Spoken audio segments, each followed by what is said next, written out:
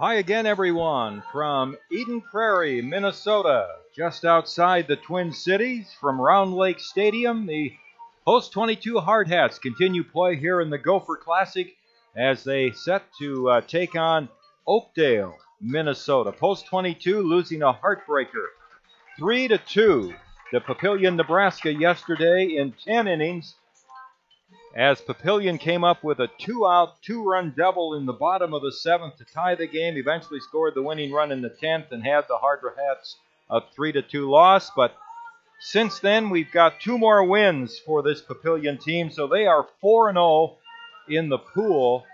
And boy, Mark Benetti, they are in charge of things here now. The only obstacle they have is Eden Prairie coming up tomorrow night. And they only have the one game to play tomorrow, too, so they don't have to worry about tiring themselves out in a game prior to arguably what will be their next toughest challenge compared to the Hardhats game yesterday. So good on this Papillion team. They rode their momentum of their pitching. They've played some solid baseball in this pool, and you got to consider with the likes of Papillion, this Hardhats club, and Eden Prairie of all clubs hosting it, this isn't an easy pool. That's half of it that could easily wreck you. So they're lucky that they don't have to play against themselves. They've only got two obstacles to overcome because they've handed everybody else a loss in this pool. So good on this Papillion team. But now for the Hardhats, it's discovery time. How are you going to rebound from such a heartbreaking loss? How are you going to rebound from being struck out 17 times last night by the opposition's pitching? What adjustments are you going to make in the plate? So here's hoping that the adjustments have been made and this Hardhats club can take a big win against Oakdale in a few moments. Looking at the current pool standings here in Eden Prairie with the other games played today, we mentioned Papillion won 2 games today, both by shutouts. So they have played 4 games in this pool. They've won 3 of them by shutouts. The only team to score against them was Post 22. They got both of their runs in 1 inning. So I think it's 30 innings of pitching for Papillion, and they've only given up runs in 1 of those 30 innings. They won 8-0 over East Grand Forks today, and then 2-0 over Grand Rapids, Minnesota. Then East Grand Forks came back and beat this Oakdale team, Post 22's opponent, 3-2. So the current standings up to the minute, Papillion is 4-0.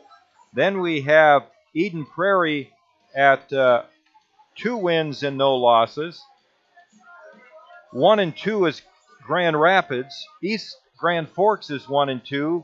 Post 22 is 0-1, and Oakdale 0-3. So Post 22 will have 2 games tonight, kind of catch up with the scheduling, with their second game being against Eden Prairie tonight. So the Hardhats come into the game with a overall record of 40 wins and 6 losses on the season. And Eden Prairie comes into the game with a record of 10 wins. I will come in with tonight, the second game, with a record of 10-5. Oakdale is 0-3 here in the Gopher Classic. Beautiful day again here in the Twin Cities area. We have lots of sunshine, some big puffy clouds, a blue sky, no chance of rain tonight, and the temperature is in the lower 80s. So it's another perfect afternoon, Mark, for baseball, and I guess it's time to maybe look at the starting line. Well, let's go ahead and take a look at what we have for the 7 innings in front of us. I don't necessarily know how they determine who's home and visitor, but the good news for Hardhats fans watching to and listening to tonight's first game is that the Hardhats have the home side. So we'll take a look at Oakdale, who will bat in the top halves of our 7 innings of regulation here in the first of 2 games Post 22 will play. Leading off for Oakdale is number 5, Corbin Reiling. He'll patrol center field. Batting second is number 2, Ray Voss. He's at shortstop.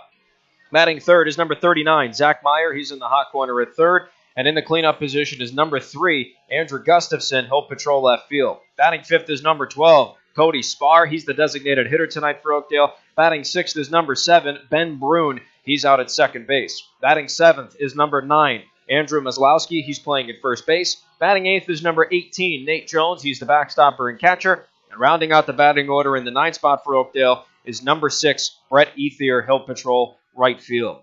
Number 4, Connor Huffman's on the mound for Oakdale tonight as he takes on Post 22, and their lineup is as follows in the bottom halves of our 7 innings. Leading off is number 11, Walker Paz, as always at home at second base. Batting second is number 13, Zach Solano. He's patrolling right field.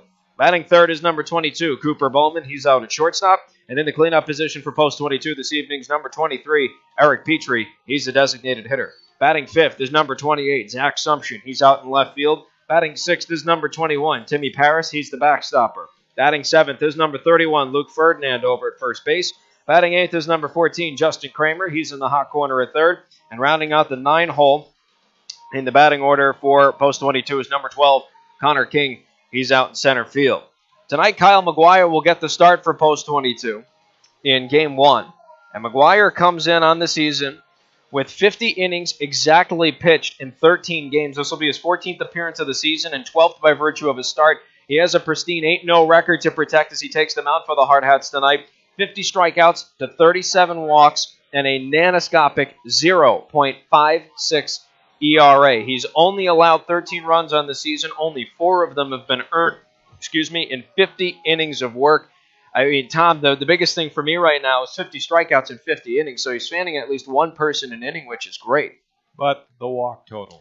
Yes, the walk total of 37 plus 4 hit batters, so 41 free base runners. That total definitely has to come down. That should be about half. But on the plus side, as you said, too, what is hits allowed? His hits allowed are 27 in 50 innings. See, I mean, he's given up more walks than hits. So that's something you can control, I think, a little bit better. If he can get those walks down, he could be a real effective pitcher. And so far, he's been kind of able to work around those walks. You know, his defense has helped him out sometimes with some double plays. He's come up with a big strikeout when he's needed it. But Kyle could make his life a lot easier if he would cut down on those bases on balls. Well, heck, Tom, here's another telling statistic. In 22 of his 50 innings, Kyle has registered the very first 2 batters out 22 times. However, only 13 has he come out with a 1-2-3 inning. So the biggest trouble right now, and you look at that across the board for a lot of these Hardhats pitchers, that seems to be the problem. I look at Riley McSherry, who 26 times out of his 57 and 2/3 innings has registered the first 2 out. However, only 11 times has registered a 1-2-3 inning. So for these Hardhats, it comes down to something we've seen all year. It's focus. You got that 2 outs on the board, a very key 2 outs. Now you've got to chomp down and get that 3rd one. And nobody's been able to do it yet, unfortunately. So, again, you look at Kyle, 22 times out of 50 innings pitched, he's registered the first 2 out, but only 13 times he's come out with a 1-2-3 inning. So his defense has to lock it down, but most importantly, number 19 has to lock it down on the mound. And a reminder again that our second game tonight will be against Eden Prairie. That will be the rubber match, so to speak, of our 3rd game during the regular season. That game will start around 6:30 Rapid City time. And then tomorrow morning, we're back with a doubleheader, both on Hardhat-TV and here on ESPN Radio Rapid City. 10:30, the first pitch tomorrow morning, post 22 in Grand Rapids, Minnesota. And then the 1 p.m. game will have post 22 taking on East Grand Forks, Minnesota. One other reminder for you that this is coming up rather quickly. It's this coming Tuesday night. It's the annual Dining on the Diamond Spaghetti Dinner Night at Fitzgerald Stadium. It's Tuesday, July 11th, this coming Tuesday night from 5 until 7 p.m. This is a free dinner to all of the season ticket holders for Post 22 and their sponsors.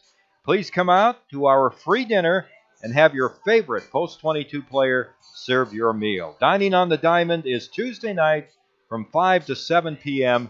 at Fitzgerald Stadium.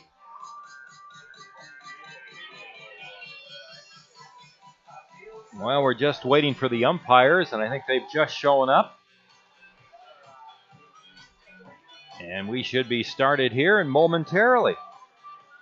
You know, Mark, you mentioned yesterday how much you enjoy this tournament, and this is the 40th anniversary of the Gopher Classic. They started it in 1977.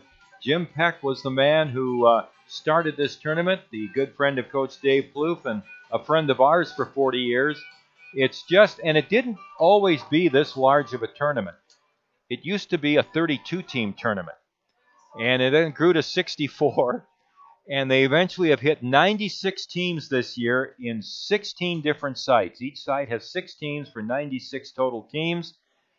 And Post 22 has been coming up to this tournament since the early 80s. They didn't come up the first couple years of the Gopher Classic, but began in the early 80s. And it's been a wonderful tournament over the years. It's just a tournament that I know we'll keep coming to for as long as they have it. You get some good competition.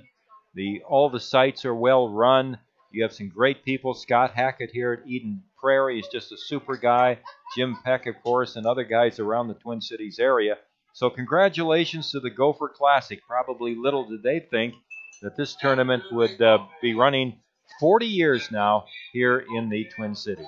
Not only do you get to see some good baseball with this American Legion level, but if the schedule works out, you get to see the Twins play too, because we like to go to Target Field and watch the Twins, and your boys pulled one off last night. They were down 6-0 at one point and rallied for a 9-6 win.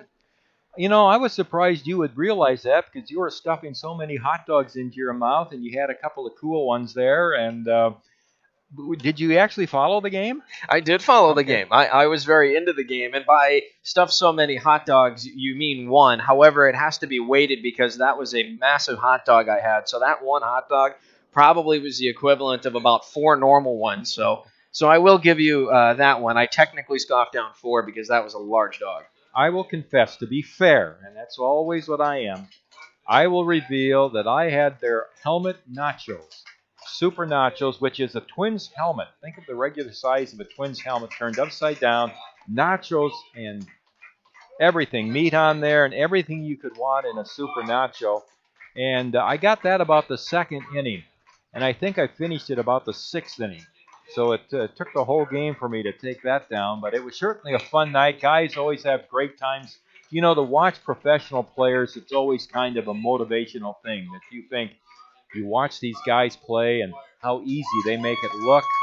And our guys, you know, coming out, it seems like we've always played well after watching the Twins play. Whether the Twins are good or not, it's just the fact you can watch a major league game. So that was a lot of fun last night. And you had a friend with you, a good friend of yours. I had a good friend with me. And, of course, we had all the teams there, so that made it an extra special night for both of us. But, boy, like I said, outside of the firecracker, if there's any place that I can go, and, of course, I've got tons of relatives up here.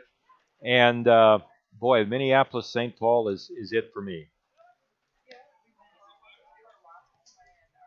Well, we have a good contingent of Rapid City people here. I was going to think, if I had to count, we might have about 40 sitting off to our right. That seems about accurate. Maybe a little bit more. And a couple more straggling in, too. Who are you referring to as stragglers? Are you referring to the Zerbinskis as stragglers?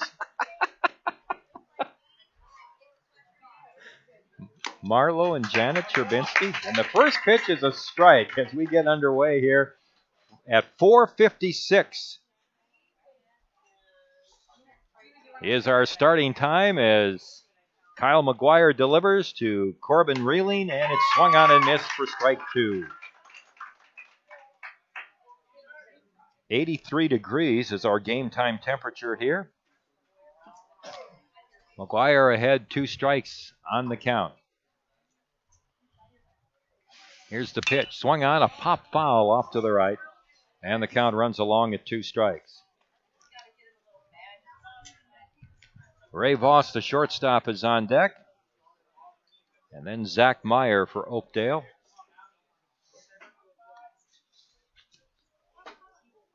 Outfield straight away.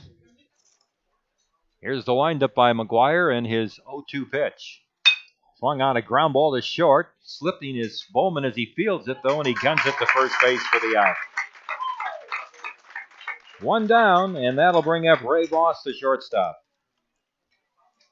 Lots of eyes are on Cooper Bowman, how young he is, how skilled he is, how poised he is at the shortstop position. And even with a minor little slip like that, he was still able to get his footing and get a nice throw right on the wire to Luke Ferdinand over at first. Ray Voss, a right-handed batter, the shortstop, and takes a pitch up over his head for ball 1. He is probably the smallest Legion player that I've seen in a long, long time. They don't list the heights or weights here, but he is not a big young fellow. He swings and pops it up in the shallow left field. Here comes Sumption, the left fielder, calling off Bowman, the shortstop, and Sumption makes the catch for the second out. So Voss is retired, and that'll bring up Zach Meyer, the third baseman. Good communication from those guys, because you and I have seen so many times where Cooper Bowman will just take over and he'll run to any fly ball that comes in that vicinity. But good on Zach to realize, hey, I've got the batter angle, so let me take care of it and get that big second out. Here's the windup by McGuire in his pitch. And it looked like a slider in for a strike, and it's 0-1.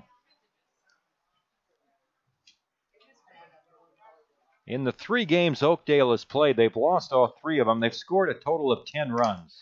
Swing and a miss at a fastball, and it's 0-2. They scored 8 runs against Eden Prairie and lost 12-8 yesterday. Here's the pitch. Swung on, a foul back. Still 2 strikes in Meyer.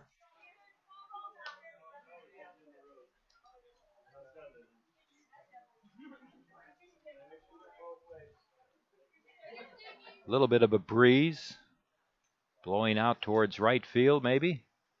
Kind of shifting around.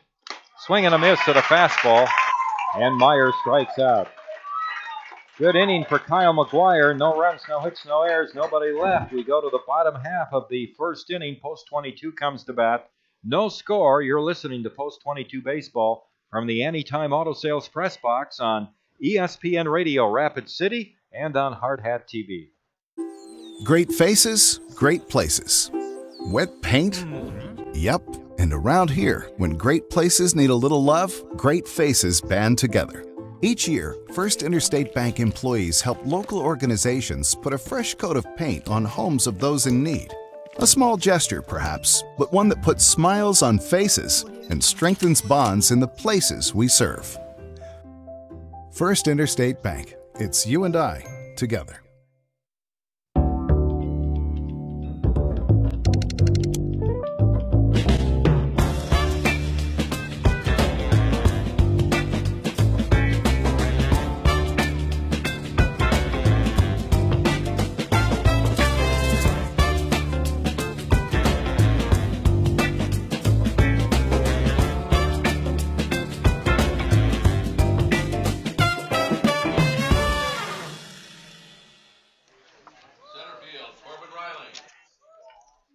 No score here in the bottom of the first. Third base, Zach Meyer.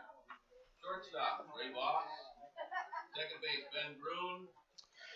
Defensively for Oakdale, they have Connor Huffman, the right-handed pitcher, on the mound. He's going to take on the top 3 of the Hardhats order in Walker Paz, Zach Solano, and Cooper Bowman. Surrounding him on defense for Oakdale, he's paired up with Nate Jones, the catcher, at first. Andrew Maslowski at second, Ben Brune. Shortstop Ray Voss. In the hot corner at third is Zach Meyer. Left to right in the outfield, Andrew Gustafson, Corbin Reiling, and Brett Ethier. Walker Paz takes a strike at the knees. Connor Hoffman. Right-hander delivers low and inside, 1-1 to Paz, who's hit 2 home runs and knocked in 27 runs on the year. 15 doubles for Walker with his .372 average. Right-hander starts his windup and delivers, and it's down and away for a ball, and it's 2-1.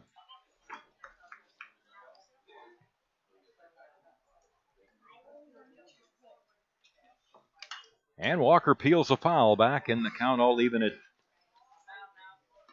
2 balls and 2 strikes. Yesterday, Walker went 1 for 5 in that marathon against Papillion, got a single in extra innings. And the pitch is a ball, and it runs the string full now on Paz at 3-2. However, he did strike out his first 3 at-bats to Caleb Feakin, who was just a monster yesterday for Papillion. The payoff pitch. Swing and a miss. Paz reached for that pitch up and away. And a strikeout for Hoffman. And it brings up Zach Solano.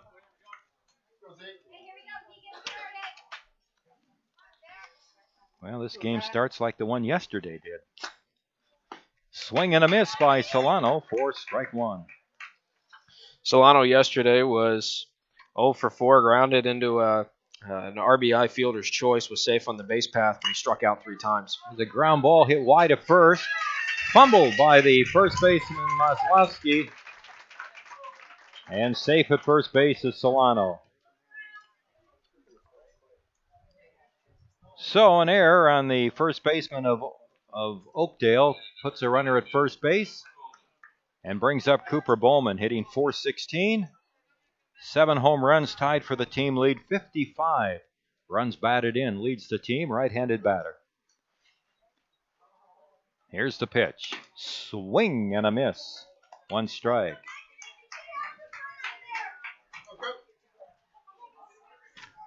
Infield double play depth. Outfield straight away.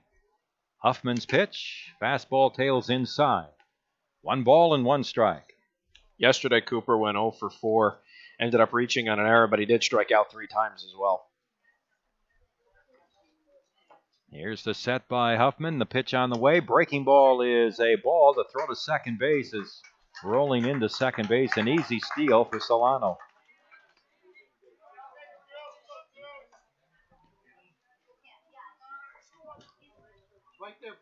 That's Zach's 21st stolen base of the season, second to only Cooper Bowman, who has 1 more. 2-1 pitch. Inside, gets away from the catcher, and that's because it brushed the leg of Cooper Bowman. And Cooper, hit by the pitch, goes down to first base. So Solano reaches on an error. Bowman has been hit by a pitch. 2 on, 1 out, and cleanup hitter Eric Petrie coming up. Eric batting .371. 6 home runs and 38 RBIs. Here's Huffman's pitch, and it's off the mitt of the catcher, and the runners move up. Solano to third, and Bowman to second. Looked like a pass ball there on the catcher, Jones, moving the runners up to second and third. Pitch was outside, but not that far off, and the ball went off of Jones' mitt. Swing and a miss by Petrie. A good pitch there, down over the outside corner. 1 ball, 1 strike to Petrie. The infield stays back at second and short. Pitch on the way is a strike just on the outside edge. And it's 1-2 on Petrie. Zach Sumption on deck. Connor Huffman works out of the windup, delivers, and that's a wild pitch. That will allow a run to score. Solano in to make it 1-0. Post 22. Bowman goes to third. So, mistakes, an error, a hit batsman. We've had a pass ball, a wild pitch. Petrie with a 2-2 count. Swung on, drives this one out into deep left center field. And Railing going back, making the catch in fairly deep left center field. That'll be a sacrifice fly for Petrie. So Eric knocks in his 39th run of the season. Make it his 34th run of the season. 34 RBIs for Petrie. 2-0 down. Here's Zach Sumption. Hitting .398, 3 home runs and 32 RBIs, and takes a pitch low and away for ball 1. So the Hardhats with 2 runs in here in the first inning without a hit. Pitch is low, and it's 2-0.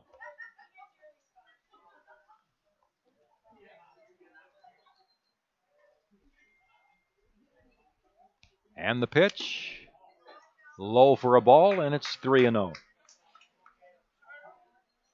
Timmy Paris on deck for post 22. Here's the pitch on the way. And a strike called. 3-1.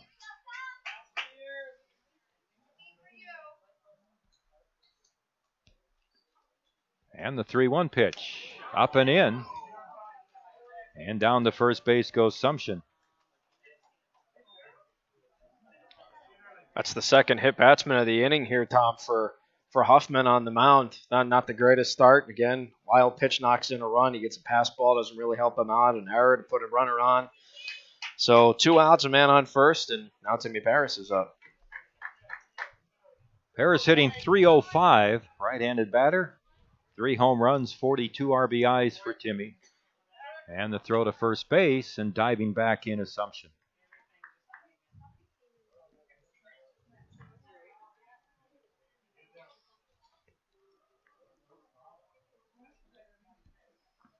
Here's the set and the pitch. Runner goes. The pitch is a ball low. The throw to second and the tag, and safe at second base, Assumption. Throw was high, allowing Assumption to slide down underneath the tag as he slides in with a steal. So he's in scoring position with 2 outs. Assumption's now 7 for 7 on steal attempts, so not many times he gets the green light there. And there's a ball down low, and it's 2 balls and no strikes. But obviously when he does get the green light, it comes through. So good on Zach, 7 for 7 on the year. A 2-run first inning here for post 22. Here's the pitch on the way, and a ball down low and outside, and the count goes to 3-0. Luke Ferdinand, left-handed batting first baseman on deck. Here's the 3-0. That's in there for a strike, and it's 3-1. Post 22's team batting average is low as it's been all season coming in. It's .341 going into the games today. There's a strike on the outside edge, and it's a full count now on Paris, 3-2. 3 balls and 2 strikes. Averaging just over 10 runs a game now. Here's the pitch. Foul back. Still 3-2 on Paris with Assumption at second and 2 out.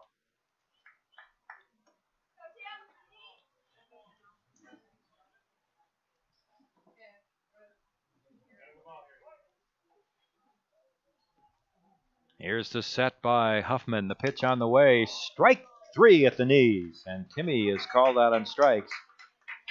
Huffman battled back from 3-0 there. Post 22 coming up with 2 runs in the top half of the first inning on no hits. There was 1 Oakdale error and 1 man left on base. We go to the bottom half of the first. Oakdale comes to bat. The Hardhats lead by a score of 2-0. And you're listening to Post 22 Baseball from the Anytime Auto Sales Press Box on ESPN Radio, Rapid City. Camping World is here to help you connect to adventure and explore the outdoors with friends and family, offering new and pre-owned RVs to fit every budget and thousands of parts and accessories for any need. Camping World has it all. With over 125 supercenters nationwide, you're never far from America's #1 RV dealer. No matter where your adventures take you, whether you need an RV, parts, or service, Camping World is here to help you every step of the way. Visit Camping World in Rapid City or shop campingworld.com today. At the end of 1, it's 2-0 Post 22 as Kyle McGuire had a 1-2-3 top of the first inning against Oakdale, and Rapid City scoring their 2 runs without a hit in the bottom of the first.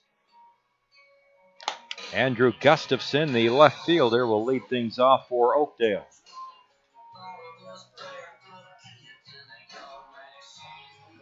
Post 22 after this tournament, as we said, dining on the diamond on Tuesday night. Then Post 22 will play in Bismarck next Friday. And Saturday and Sunday they play in Dickinson, North Dakota.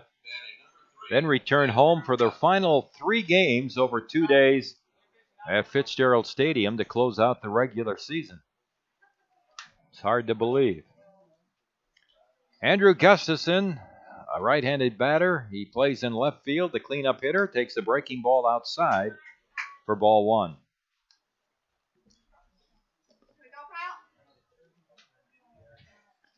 One ball and no strikes. Here's the pitch. Popped foul, back and out of play. And the count all even at 1-1. Please return all foul balls to the announcing stand for a free tip-off. 1 ball and 1 strike. Here's the pitch on the way. Fastball is hit down the left field line and deep. Chasing after it, Assumption. He can't get to it. It's a fair ball. And stopping at first base and going back to the bag is Gustafson. My goodness, why he's not at second base is beyond me.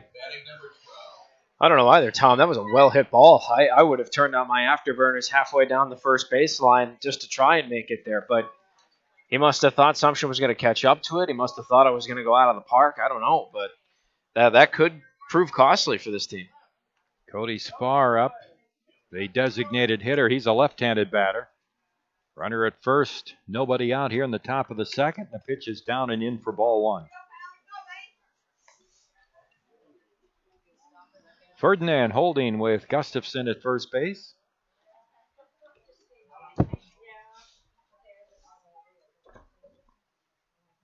McGuire working out of the set and throws to first.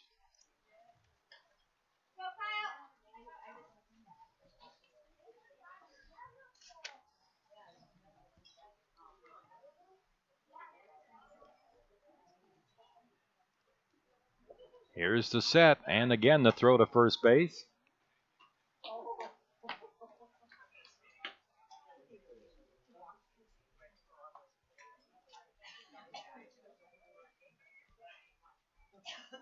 Not a big lead off at first for Gustafson, and now time is called as Spar steps out.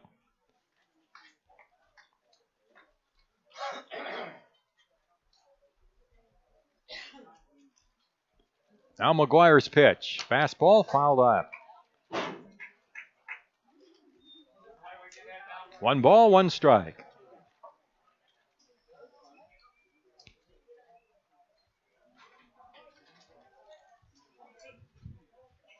McGuire trying to get that ground ball here in the second. Delivers. It's up high, a fastball. 2 balls and a strike. Leadoff single for Gustafson here in the top of the second inning.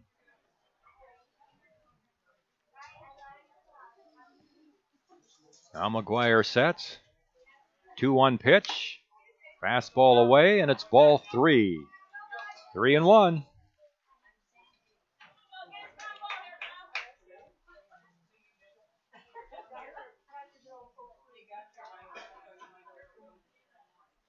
And the pitch.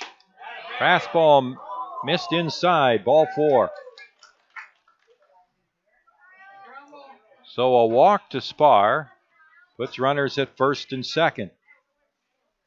Batting number 7, Ben Broom. Here's the second baseman for Oakdale, the number 6 hitter, Ben Brune. Right-handed batter. Ferdinand will play up in front of Spar now at first base. Kramer even with the bag at third.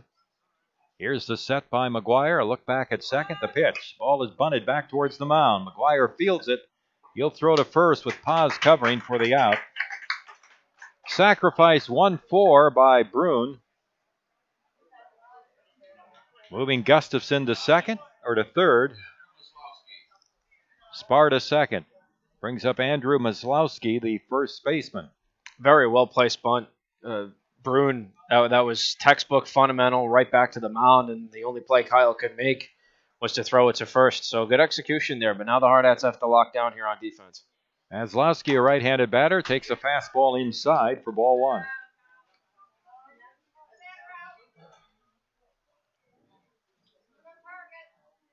Maslowski also does some pitching for this Oakdale team. Play some outfield. Here's the pitch on the way. And a strike. Low inside corner, evens the count at 1-1. 2-0. Post 22 leading. Oakdale bats here in the second inning with runners at second and third and 1 out. Infield backer, of course, for Post 22. They'll give up a run for an out. And now McGuire steps off the rubber.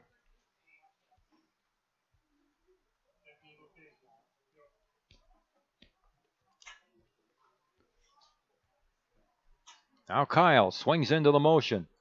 The pitch on the way. Fastball is fouled down the right field line. 1 ball and 2 strikes. Big pitch coming up here for Kyle, because if he can get that key second out, then that relieves a lot of the pressure off of him, and then the defense can go back to a normal depth and normal positioning to go and focus on that final out. 1 ball, 2 strikes. Here's the windup by McGuire. The pitch on the way. Swing and a miss. He struck him out. Second strikeout for Kyle, 2 down. And it brings up the catcher for Oakdale, Nate Jones. Great pitch from Kyle. Nice, easy fastball. That's his bread and butter. Way to go to it in a pressure situation. Now focus on that last out. Strand those 2 runners in scoring position. McGuire kicks and throws, and a fastball is high. Although Oakdale has lost their 3 games, 2 of their 3 losses have been by just a run. They lost to Papillion 1-0, and then lost their first game today to East Grand Forks by a score of 3-2. Here's the pitch. Swing and a foul back by Jones. He had a good cut at that fastball, and it's 1 ball and 1 strike. Their other loss was 12-8 in a high-scoring game to Eden Prairie. So they've lost to 2 of the unbeaten teams. Here's the 1-1 pitch. Runners at second and third. Swung on and fouled, and the count is 1-2. Same old story here for Kyle. He's got a couple of pitches to play with now. Wouldn't surprise me to go to the fastball because, again, that's his bread and butter. But anytime he's thrown off speed, he's located it well. So, again, he has a multitude of options here. 1 ball, 2 strikes, trying to work out of a jam here with 2 outs and runners at second and third. The pitch is down and in for a ball. 2-2 now on Jones, the number 9 hitter. Brett Ethier, the right fielder, is on deck.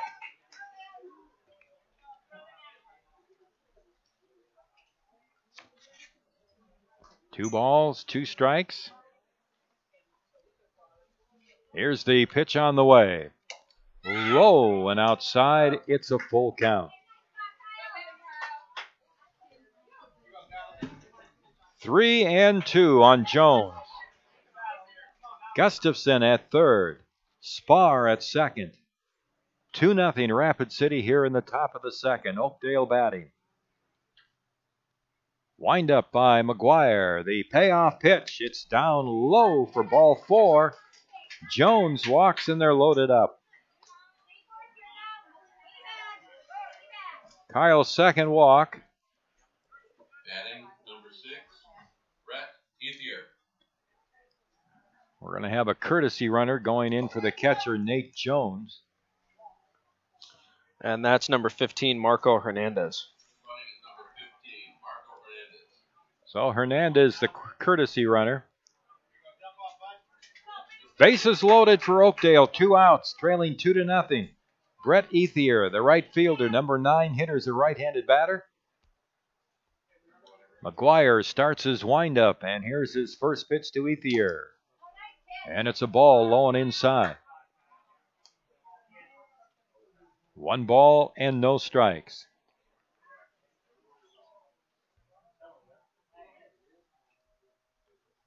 Outfield straight away. Pitch on the way is high, a fastball, and it's 2-0. Well, Kyle's got a big pitch coming up here to Ethier. 2 balls and no strikes. Runners at every base. Ferdinand playing a deep first in back of Hernandez. And now time is called as Ethier steps out. This is our first of 2 games tonight. Second game of our doubleheader has the host Eden Prairie. McGuire winds and fires 2-0. Swung on and fouled down the right field line, out of play. 2 balls and a strike.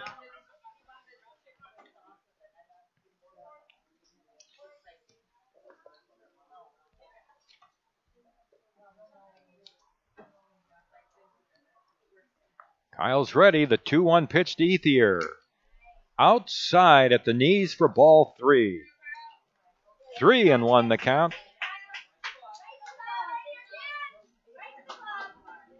McGuire's walked 2 this inning. He's given up a single. The bases are loaded. Ethier will look this pitch over. 3 balls and 1 strike. The pitch on the way. It's foul back. A full count now on the Oakdale right fielder, number 9 hitter.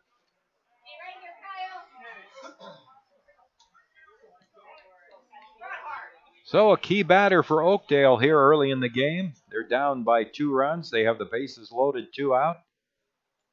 3-2 on Ethier. There go the runners. Here comes the pitch, and it's high for ball 4. That forces in a run as Gustafson scores. Spar goes to third. Pinch runner, courtesy runner Hernandez to second. Ethier gets credit for an RBI. It's 2-1. Post 22 leading.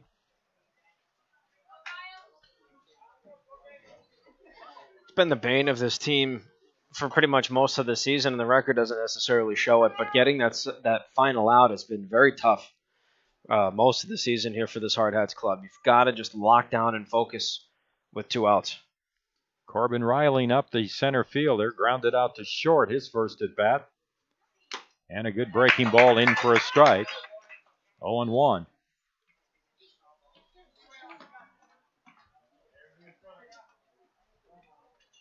McGuire jumps out in front of the Oakdale hitter, center fielder Corbin Riling, and the pitch is a ball inside. 1-1 the count.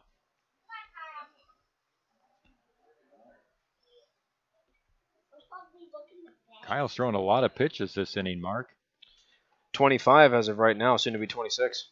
Here's the pitch. Strike on the low inside corner. And it's 1-2 now.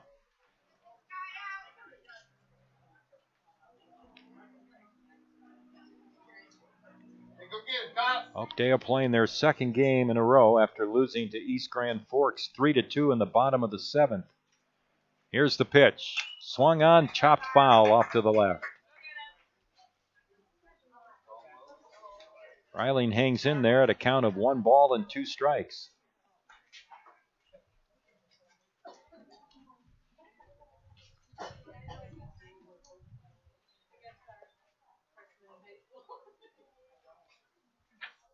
And the pitch on the way. Breaking ball, strike 3 called.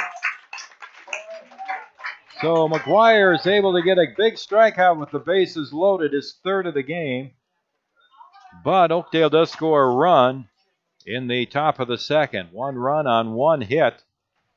No post 22 errors, 3 men left on base. They had a couple of walks, in fact 3 in that second inning, plus the single. So 2-1 is post 22's lead as we go to the bottom of the second from Round Lake Field here in Eden Prairie. It's the Gopher Classic.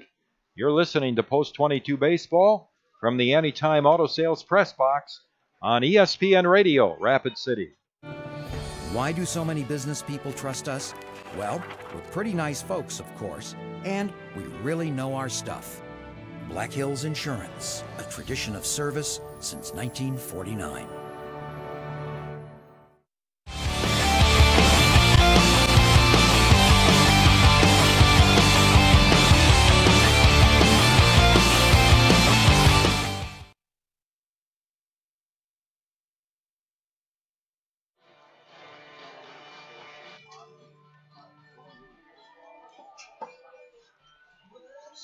Kyle McGuire able to limit the damage there in the top of the second, giving up just the 1 run. Oakdale had a chance with 2 outs to get a big inning, but a strikeout for Kyle, and he's been able to do that most of the year in those situations, limit the damage and get a big out when he's needed it, and he did it there again. He just allowed only his 5th earned run of the season, so absolutely he's been able to limit it, but that won't necessarily always work. It comes down to control, and that's what Kyle really does need to work on as this tournament progresses and as the rest of the season continues. Connor Huffman delivers low to left-handed batting first baseman Luke Ferdinand, hitting .325, 8 doubles, 20 RBIs. Here's the pitch. Fastball in for a strike. And it's 1 ball and 1 strike.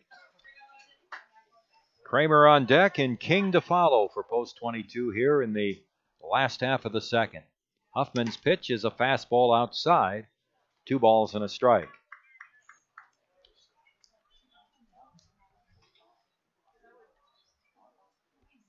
And the right-hander's pitch. Outside for a ball. It's 3-1. Luke has one of the better eyes at the plate. He doesn't offer too much at bad pitches. Pitch on the way, and he walks. A pitch down low.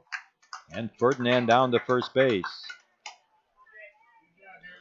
Good start for Luke, considering he only had one at-bat yesterday, and it was a big single in extra innings in which his pinch runner, Todd Stevens, came around to score on. So good on Luke to keep this going right now. 1-for-1 in the tournament, a base on balls as well.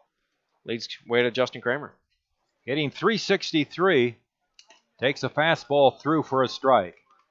3 home runs for Justin, 30 RBIs on the year.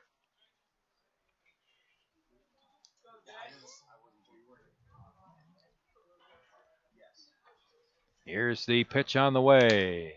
Low and outside. 1 ball and 1 strike. Maslowski holding with Ferdinand at first base. Huffman looking over there. Here's his pitch. And it's down low and inside. 2-1 now on Kramer.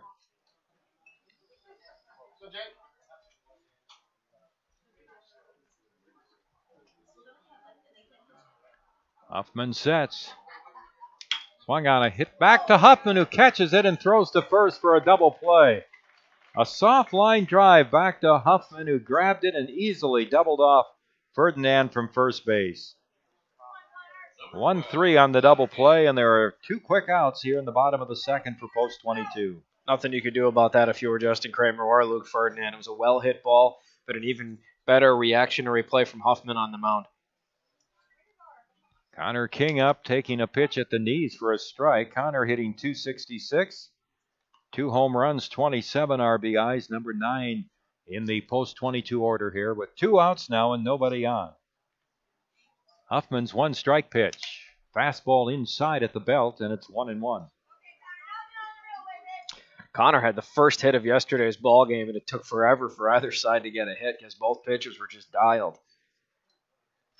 And a strike at the knees. 1-2 the count. Connor's hit came in the top of the 6th inning. However, he was stranded in scoring position. 1-2 pitch. Breaking ball struck him out.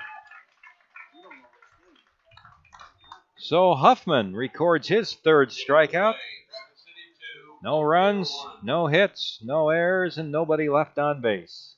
At the end of 2, from Eden Prairie, Minnesota, just outside the Twin Cities, the Hardhats have a 2-1 lead over Oakdale, Minnesota. From the Anytime Auto Sales Press Box, you're watching Post 22 Baseball on Hardhat-TV and listening here on ESPN Radio, Rapid City. With more than 300 pediatric experts in 35 specialty areas, Sanford Children's offers the care that matters to your family. At the Castle of Care, we are committed to bringing in the latest and most advanced technology and services to care for your children. And having the largest team of specialists in the region means your child can receive expert, individualized care close to home. At Sanford Children's, we promise to put your family first. To learn more, visit childrens.sanfordhealth.org.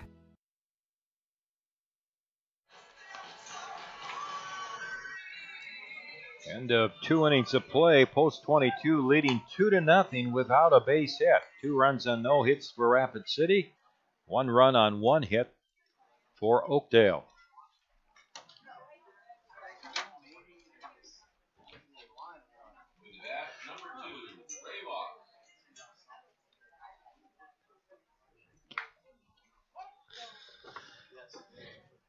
Here's the windup by Kyle McGuire now as he pitches to Ray Voss, the shortstop, number 2 hitter, and a breaking ball down in the dirt and skips away from Timmy Paris for ball 1.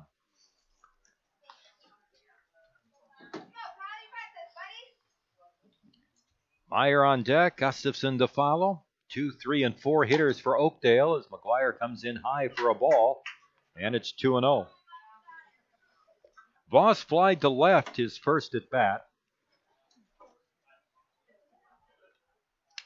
And takes a pitch low and inside, and the count runs to 3-0.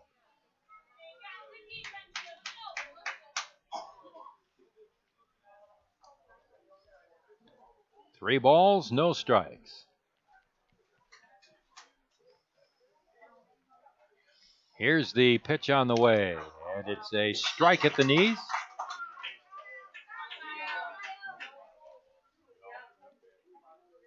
Three and 1 the count.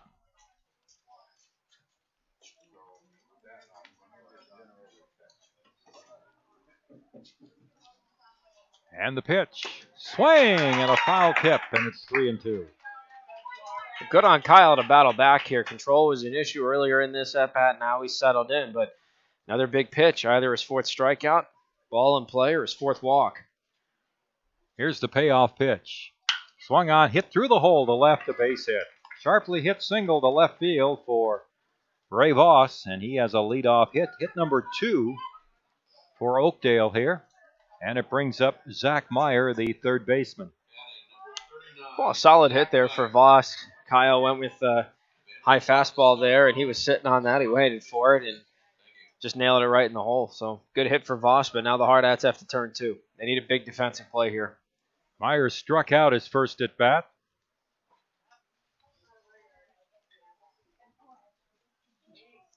And the pitch on the way. Swing and a miss.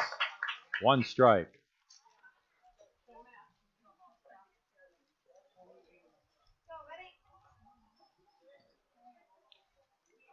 Ferdinand holding with Voss at first base. Here's the pitch, and it's very high, a ball. 1-1.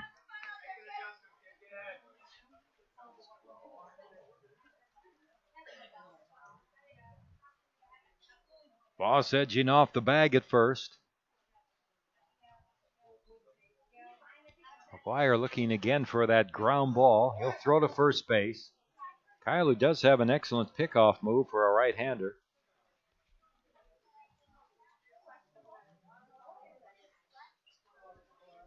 Nobody out here for Oakdale in the top of the 3rd inning. Hardhats with a 2-1 lead. Here's the pitch. Swung on and popped up in back of the plate. Timmy Paris coming back, but the ball lands just to our left. It's a nice, powerful thud off the cover. 1-2 on Meyer. Well, I'm going to increase my total of fans here from Rapid City. I would get there about 60. I'd say so. And then there's some off to my left I didn't see earlier.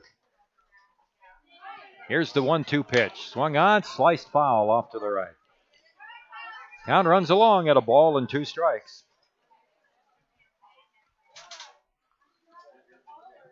Oakdale scored their run last inning off of McGuire, a bases-loaded walk to Ethier.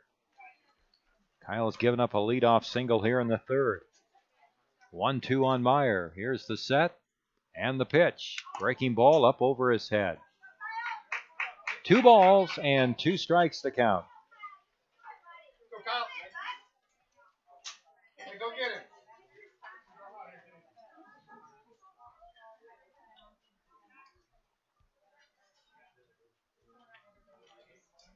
Here's the set. And McGuire's pitch is swung on and popped foul. Meyer just protecting the plate on that swing, and the count runs along at 2 balls and 2 strikes. Meyer, the number 3 hitter in the Oakdale lineup, struck out swinging in the 1st inning. 7th pitch of the at-bat here, so Meyer's really giving Kyle a run, a big battle. Here's the pitch. And it's outside. And it's now 3 balls and 2 strikes. That wasn't a terrible pitch, a breaking ball low and away, because you've got 2-2. You've been throwing fastballs, so he's going to expect some kind of breaking pitch, or maybe you just keep going to the fastball, but it's low and away, so you can try to get him to fish. It was a solid pitch. Throw to first base, and just getting back was Voss. McGuire thought they had him picked off. I'll be honest, Tom, I thought he did too. That was very, very tight. Left-handed fielding first baseman Ferdinand helped out in that play. Here's the set with the 3-2 pitch on the way, and it's low and outside for ball 4. So McGuire issues his 4th walk of the game. Now Andrew Gustafson coming up, the left fielder. Hey, turn it around. Take the man. Gustafson singled to left his first at bat, hit a fly ball down the left field line. It's only a couple of feet fair, and it looked like it would be a sure double, but Gustafson only got a single out of it. Cleanup hitter for Oakdale, the pitch. And it's down low for ball one.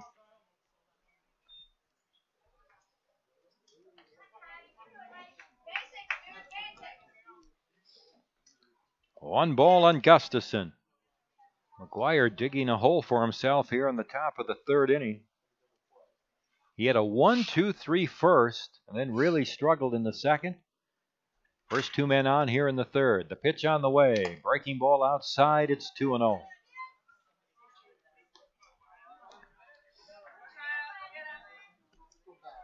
Two balls and no strikes. Second game tonight against Eden Prairie will start at 6:30. Here. Colton Sherbinsky will pitch that game. There's a drive to center field. Back goes King. He's there now in medium deep center field to make the catch. Tagging up his Voss. He goes to third, and they're runners at the corners. Gustafson with a fly ball to medium deep center field caught by King. So Voss is at third, Meyer at first with one out, and Cody Spar, the designated hitter, a left-handed batter coming up. I would have liked to have seen King gone to the relay guy instead of trying to get the throw from third to third, because then Meyer could have potentially taken second. You're lucky that he didn't, but it was still there in principle that he had all the leeway in the world to go for second base. So you're lucky it's men on the corners with the force still in effect to get your double play. I would have liked to seen him throw to second. Here's the pitch, and it's a ball down low to Spar. Spar walked in the second. Up with runners at the corners. The tying run at third here for Oakdale. In the top half of the third inning, post 22 leading 2-1. Runner at first is Meyer. Double play gets McGuire out of the inning. Here's the pitch. High for a ball. Two balls. No strikes. Time is called. Mitch Messer is going to make a quick trip to the mound out of the first base Rapid City dugout. Infield joins him. Timmy Paris comes in from the catcher position. Tuesday night again, dining on the Diamond at Fitzgerald Stadium. We hope to see you out there. It's from 5 until 7. This is a free dinner to all season ticket holders and sponsors of Post 22 Baseball, the annual Dining on the Diamond. Please come out to your free dinner and have your favorite Post 22 player serve your meal. They'll all be in black slacks, white shirts, bow ties. No tips, though, are allowed. Nope, not a single tip. You'll like that, Minetti. What are you trying to say over here? No, I meant you'll like the spaghetti dinner. Oh, yeah. Okay. I see what you did there. Nice save. Spar has a count of 2 balls and no strikes. Here's the set by McGuire. The pitch on the way. Swung on and sliced foul off to the left. 2-1 now on Spar. Hitting number 5 in the order. A 2-1 post 22 lead in jeopardy here in the top of the third inning.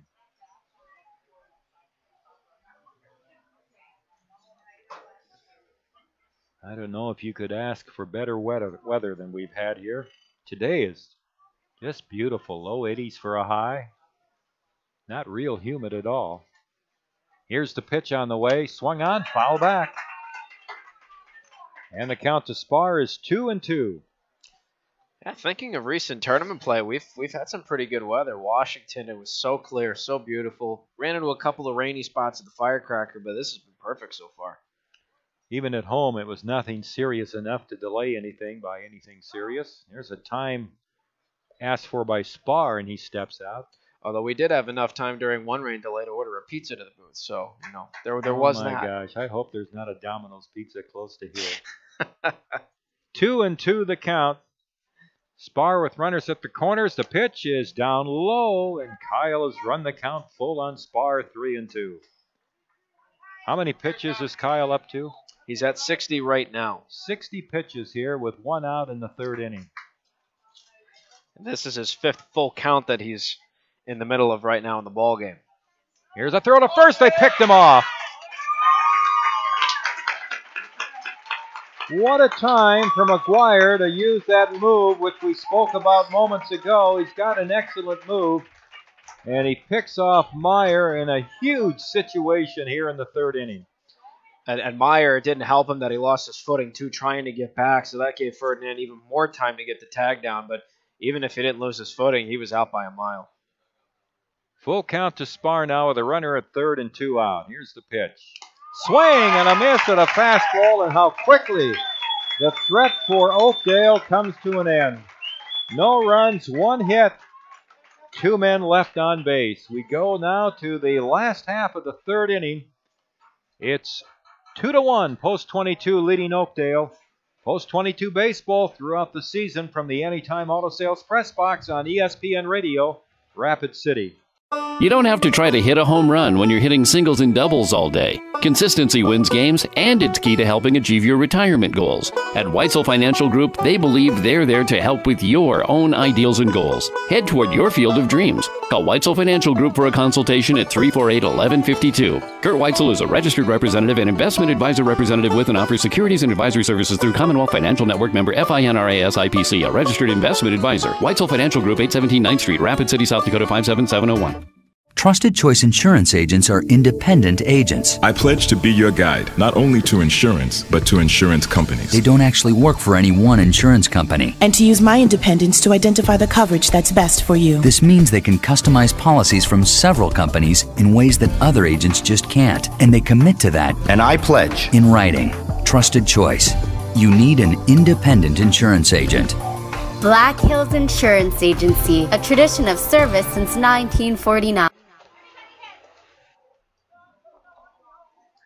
Last half of the third inning now. Let's see if the Hardhats can kind of open up a little bit of a lead here. Boy, it's been a 2-1 lead, and it's been very precarious as Walker Paz leads off here against Connor Huffman in the last half of the third inning. Paz struck out swinging his first time up, hits a drive to right. Back goes Ethier. He's looking up, and it's off the fence on the fly in right field, and it's a stand-up double for Walker Paz.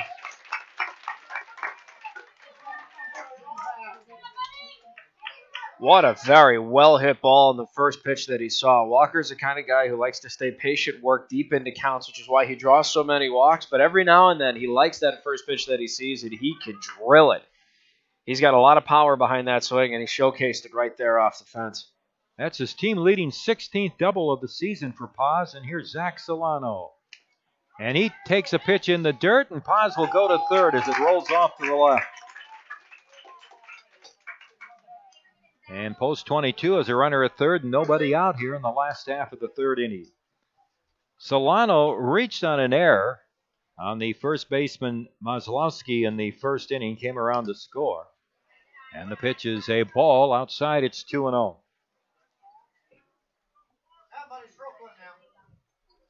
Connor Huffman winds and fires. The ball outside, 3-0. That was the first hit of the game for Post 22. The Paz double to right. Here's the pitch. Low and inside for ball 4. Solano with a walk. Runners at the corners, nobody out. Jones, the catcher, is going to run the ball back out to the pitcher Huffman. Here's Cooper Bowman, who was hit by a pitch and scored in the first inning.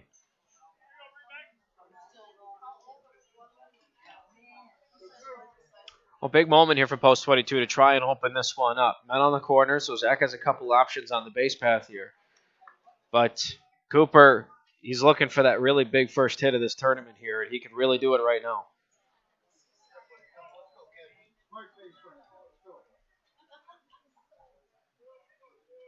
Bowman up, here's the pitch. It's a strike at the knees. Post 22 playing their 47th game of the season here today. 40 wins and 6 losses as the throw goes to first.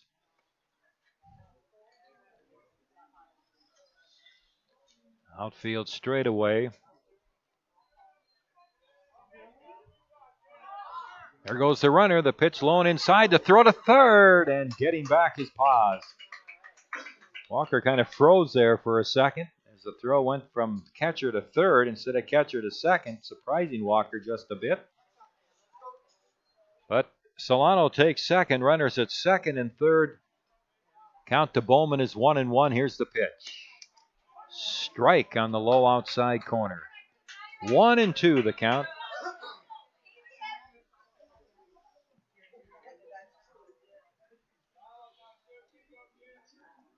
Wind up by Huffman, his pitch. Breaking ball outside. 2-2 the count.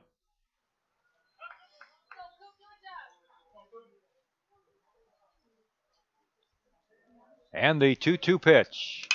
Hit foul out of play to the right. Count runs along at 2-2 on Bowman. Good protective swing, too, on that one. He laid off that first 1-2 pitch that went low and away. This one went low and away, but it was in the zone. Nice protective pitch. Swing, I mean. Pitch on the way, breaking ball in the dirt. And we have a count now of 3-2 on Bowman. Eric Petrie waiting to hit next. 2-1 Rapid City lead here in the last half of the third. The pitch to Bowman, fastball, foul back. Still 3-2.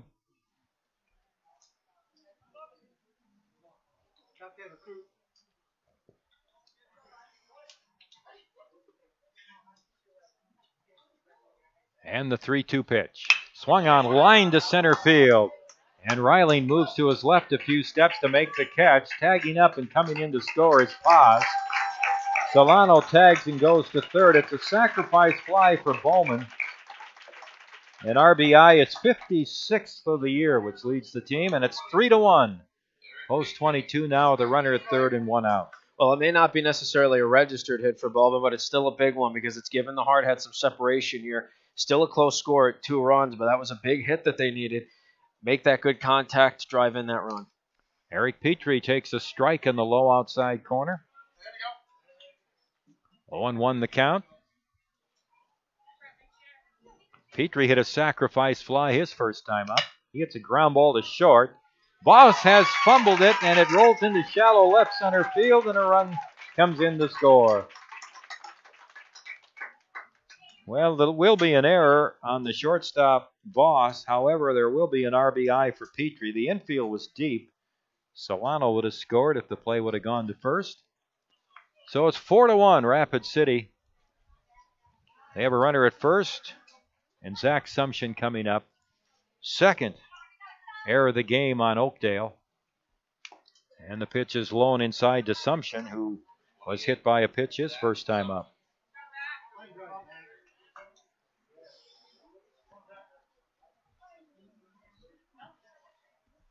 Here's the set by Huffman. Pitch on the way is low for a ball, 2-0. 4 runs in this game on 1 hit for Post 22.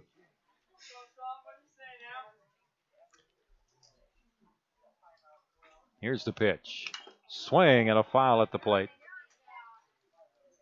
2 balls and a strike. Sumption was just a little bit ahead of that one, but he was on the right mindset. That was exactly the pitch he was looking for, just a little ahead of it. 4 runs on a hit, though. That's a lot of free base runners, a lot of mistakes by Oakdale, and the Hardhats just simply taking advantage. So good on Post 22 for making those adjustments, and when they're handed those mistakes, they capitalize. 2 balls and a strike.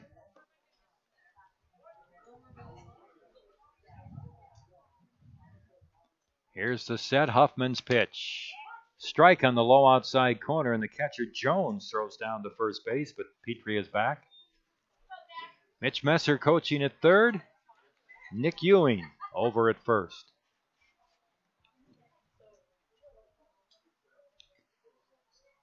Two-two pitch. Breaking ball misses outside, and we have a full count on Sumption. Wasn't a bad pitch there. Again, breaking low and away, trying to get Sumption to fish on 2-2, but he didn't go for it. Now a big moment here for Huffman on the mound. Here's the right-hander's pitch. Swinging a foul down and back. 2 runs in here for Post 22 in the last half of the third inning. They lead 4-1. They have Petrie at first and 1 out. A 3-2 count on Zach Sumption. Timmy Paris on deck. Here's the pitch. Low for ball 4. Sumption walks, forcing Petrie to second. Number 21, Timmy Paris. Third walk given up by Huffman. Timmy Paris called out on strikes his first time up. Timmy got ahead in the count 3-0, and Huffman came back to get him on strikes. 2 on, 1 out. Here's the pitch. And it's outside, ball 1.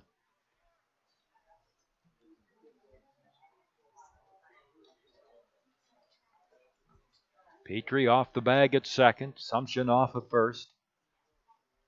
Pitch on the way is line foul off to the right. 1-1 the count.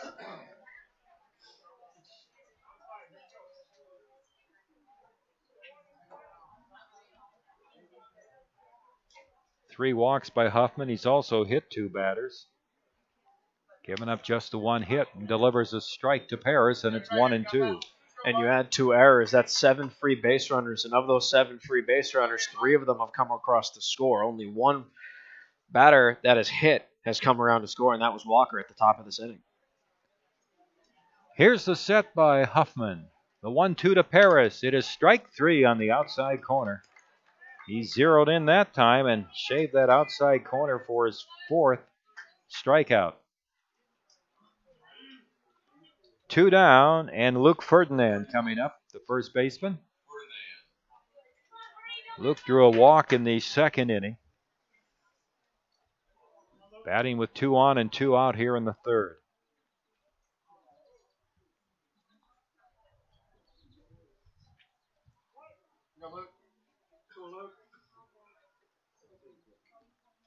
Here's the set by Huffman, the pitch, and it's a strike. Hitting the outside corner, 0-1.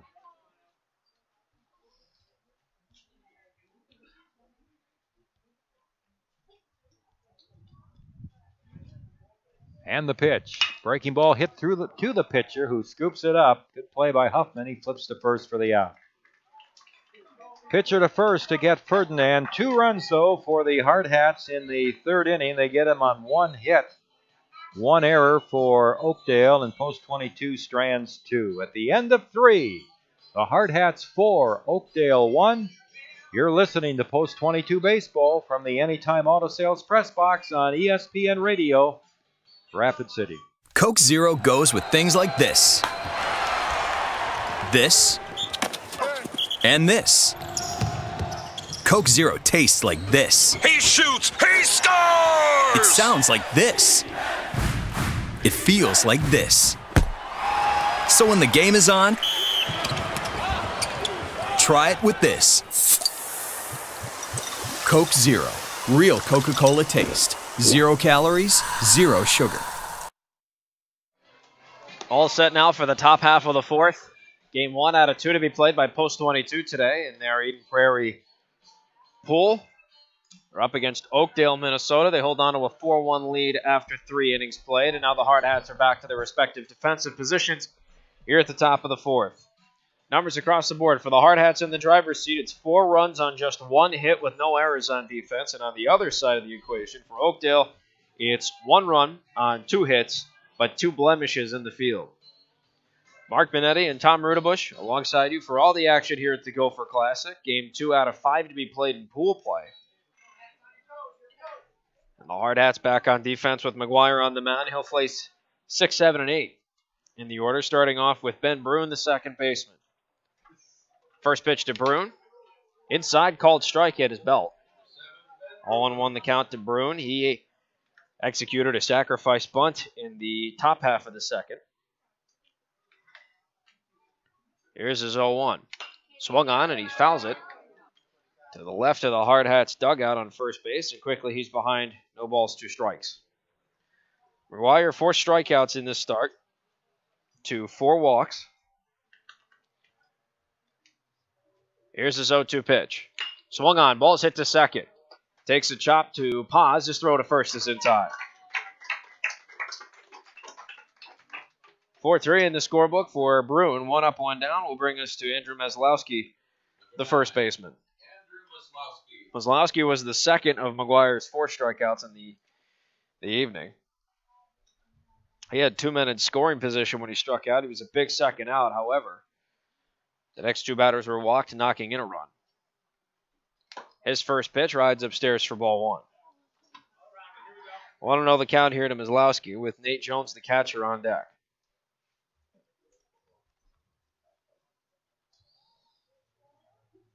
And the 1-0 from McGuire.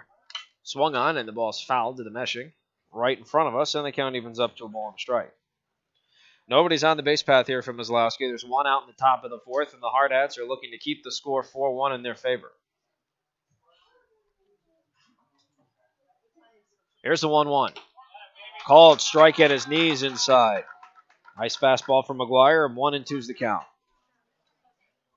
Strikeout number 5 is just a pitch away for McGuire. Full windup.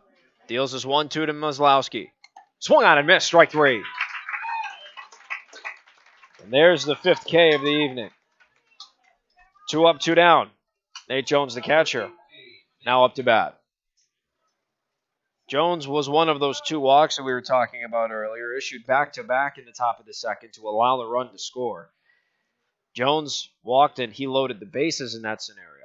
And his first pitch rides high and inside for ball 1. Following Jones, it was Brett Ethier. He was walked to knock in the only Oakdale run of the ballgame. Here's the 1-0 to Jones. Swung on and it's fouled. Right at the plate, the count evens up to a ball and a strike. Ethier's on deck if Jones can keep the inning going. If not, 8, 9, and 1 are due up for post 22 in the bottom half of this fourth. 2 outs and the base pad's empty for Oakdale's catcher. Here's his 1-1. Too far inside on the fastball, 2-1.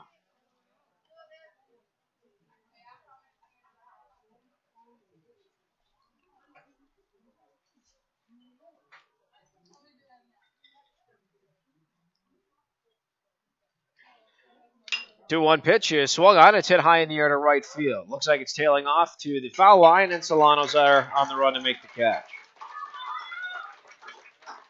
So Kyle McGuire, for the second time in this game, posts a 1-2-3 inning defensively, which of course means no runs, hits, errors, or anybody left on base. Half of regulation's been played. 3.5 innings out of 7 in the books. Post 22 has kept that 4-1 lead intact. We'll take a quick recess, and we'll be right back with Justin Kramer leading off the bottom of the fourth here on ESPN Radio, Rapid City. Great faces, great places. Wet paint? Yep. And around here, when great places need a little love, great faces band together. Each year, First Interstate Bank employees help local organizations put a fresh coat of paint on homes of those in need. A small gesture, perhaps, but one that puts smiles on faces and strengthens bonds in the places we serve. First Interstate Bank. It's you and I together.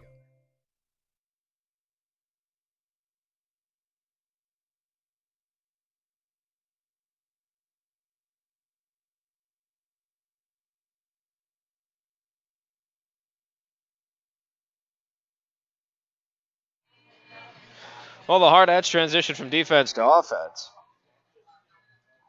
here in the bottom half of the fourth. Post 22 with a 4-1 lead. 4 runs on just a hit. No errors on defense. Oakdale on the other side, 1 run on 2 hits, but 2 errors in the field. Post 22 will send the third baseman, Justin Kramer, up to face Connor Huffman, who's now working into his 4th inning of work.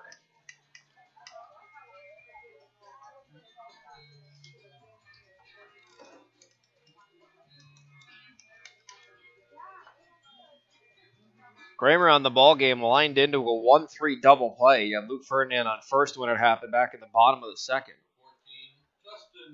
So Kramer's looking for his first hit of this game. Yesterday in the marathon, he went 0 for 3 with a sacrifice bunt thrown in the middle. So he's also looking for his first hit of the Gopher Classic. First pitch from Huffman to start off the bottom of the fourth is absolutely turned on, but it's foul. Third base side, and Kramer starts behind 0-1. It'll be Kramer, followed by Connor King, and then back up to the top of the order to Walker Paz, who has the only post-22 hit. 0-1 to Kramer. He shows bunt, however, the ball's way outside. And the count evens up at 1-1. If there's anybody on this Hard Hats roster that can hit for a bunt, it's the gentleman in the box right now. 1-1 to Kramer. Doesn't show bunt, but he looks at a called strike at his knees inside, and he's behind 1-2. Huffman struck out 4, a pitch away from number 5. And his 1-2 pitch. Swung on, and the ball's lined over the head of the shortstop, Boston, into left center for a base hit. So there's his first hit of the Gopher Classic. Justin Kramer leads off the bottom half of the fourth with a single. And that'll bring up the center fielder, Connor King. King struck out in his first at-bat. Back in the bottom half of the second, it was the third of 4 Connor Huffman strikeouts. So he has a man on first to work with here. Nobody out. In the bottom of the fourth, check down to first, not there in time, so we have yet to see King's first pitch. Hard Hats are up 4-1 in the bottom of the fourth, a man on first, and no one registered out. Here for Connor King, the 9-hole hitter and center fielder. Hoffman from the stretch deals his first pitch, and it swung on, hit high in the air to shallow right. Coming in from second is Brune, and he can't make the catch. No, he does make the catch. I thought he dropped it. I saw a flash of white, but he does make the catch. And that is one down. The post 22 on offense brings us back to the top of the order to Walker Paz. That was a tough catch for Brune to make. So 1 out and a man on first. Paz 1 for 2. And the ball gets away on the check down. Kramer's going to jet for second, and he will be there. The third error of the ball game. This one charged to the pitcher, Huffman. So now Paz has a man in scoring position to try and switch with. And has yet to see his first pitch. And it comes in low and inside for ball 1. Walker Paz, 1 for 2. Struck out in his first at-bat on a full count pitch, and then he doubled on his first pitch in the bottom of the third. Came around to score. Next pitch swung on. That ball's hit high in the air to right center. Reiling's underneath it. He makes the catch. Kramer tags up, turns on his jets, and he's in at third. So Paz flies out F8 in the book. However, he does succeed in advancing Kramer. So Kramer's now on third with 2 outs, and that'll bring us to Zach Solano, who's 0 for 1, but he's scored twice in this ballgame. He reached on an E3 in the bottom of the first, walked in the bottom of the third, and both times touched home. So 2 outs and a man standing 90 feet to his left. Hard Hats have a 4-1 lead. With 1 swing of the bat, he can knock him home. First pitch is fouled. And Solano starts off 0-1. If he's the last out, 9-1 and 2 are due up for Oakdale in the top of the 5th. If not, Cooper Bowman's in the on-deck circle. His 0-1 is fouled third base side on a chop. And quickly, Solano's behind, no balls, 2 strikes.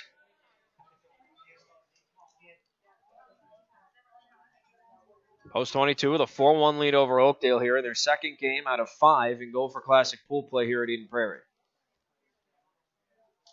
And the 0-2 to Solano. Misses low on a breaking pitch. Ball and 2 strikes now to the Hard Hats right fielder.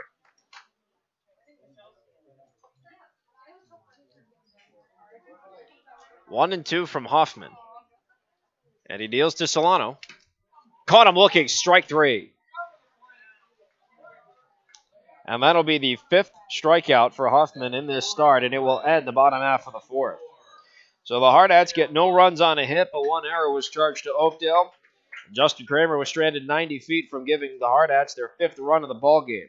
As it stands, it's a 4-1 lead for Post 22 over Oakdale, and they'll transition to the top half of the 5th with McGuire still on the bump. We'll be right back with that and more in just a few moments from the Anytime Auto Sales Grandstand, if you will, here at Eden Prairie on ESPN Radio, Rapid City.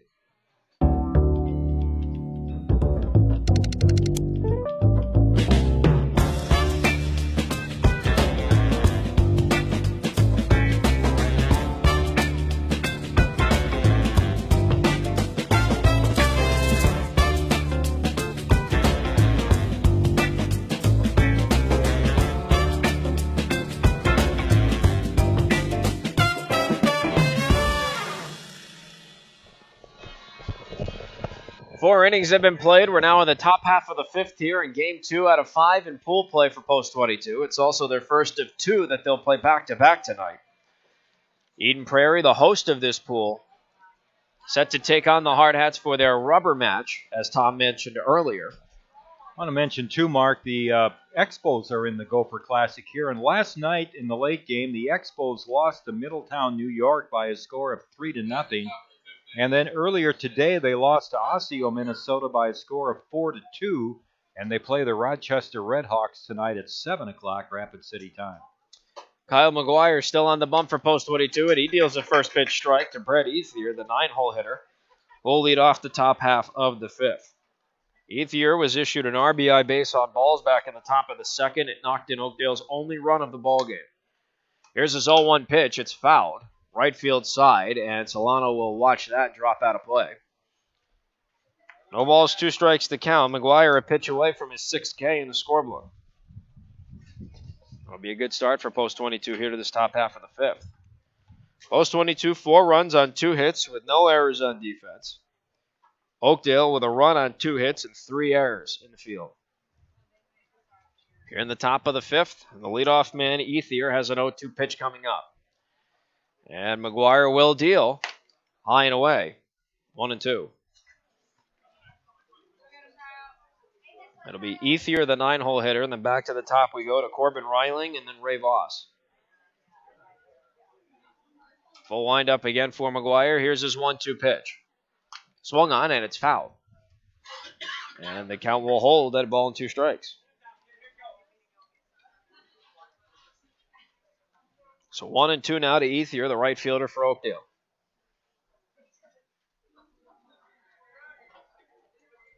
McGuire, wind up again, 1-2. Breaking ball, caught him looking, strike 3. 6th strikeout for McGuire. And he leads off the top of the 5th with a backwards K in the book, 1 up, 1 down. Here's Corbin Reiling. Corbin Reiling. Reiling's 0 for 2. A ground out just short. Also a backwards K in the book.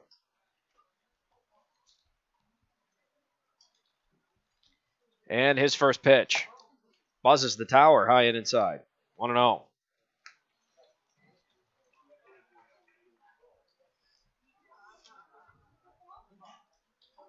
Ray Voss is on deck. The shortstop. Here's the 1-0. Swung on, and that ball's flared to right, and it will drop just foul. Foul by a couple of feet, and the count evens up at 1-strike. Look at this pool, Mark, and how much Papillion is in control, although their game against Eden Prairie will be huge if Eden Prairie beats Post 22 tonight in our second game. But 4-0 for Papillion, 2 runs allowed in the 4 games.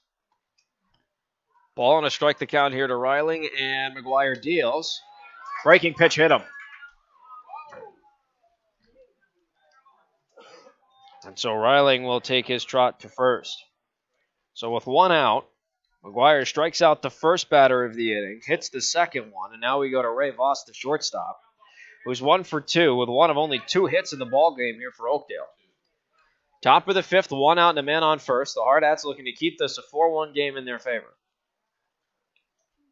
And the first pitch to Voss, called strike, hit his knees. Nice fastball from McGuire, and he starts ahead 0-1. It's only the first batter that McGuire's hit. But he's walked 4 and now hit 1, so 5 free base runners compared to 6 strikeouts. Here's his 0-1. Runner goes. It's inside, and they won't even throw to second. So a ball and a strike to count, and Reiling takes advantage of second. So now it's a man in scoring position for Oakdale. The Boss has a 1-1 pitch coming up. 1 out here in the top of the 5th. Post 22's up 4-1. And the 1-1 from McGuire. Swung on. Ball's hit to second. Runner's going to take third. Paz gets the scoop, and his throw to first is in time. So 4-3 in the scorebook gets Post 22 a big second out. However, Corbin Reiling's now 90 feet away from cutting the Hardhats lead in half. That'll bring up Zach Meyer, the third baseman. Hitting in the 3-hole. He's 0 for 1. He struck out the first of now 6 McGuire Ks in the book. And he walked back in the top of the third. However, he was picked off on the base path. Here's his first pitch. Called strike, fastball at his knees.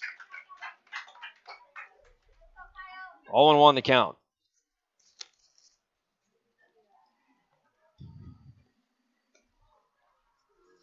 No balls and a strike. And his next pitch swung on, and it's chopped to the left side of the infield. Bowman gets the stop from the grass. His throw to first isn't there in time, but what a stellar effort. It'll be an infield RBI single for Zach Meyer. And now the Hardhats lead is 4-2 with 2 outs here in the top of the 5th, and that'll bring up the cleanup hitter, Andrew Gustafson. Still a stellar effort by Bowman.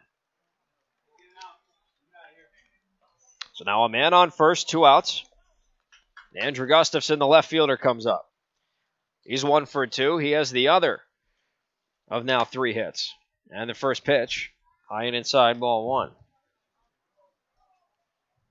So Zach Meyer with the infield single. Ray Voss hitting the top of the 3rd. Gustafson hitting the top of the 2nd, and he came around to score the first of now 2 Oakdale runs. 1 for 2 on the ball game. Check to first. Not there in time. Meyer learned from the last time he was on the base path. He was picked off.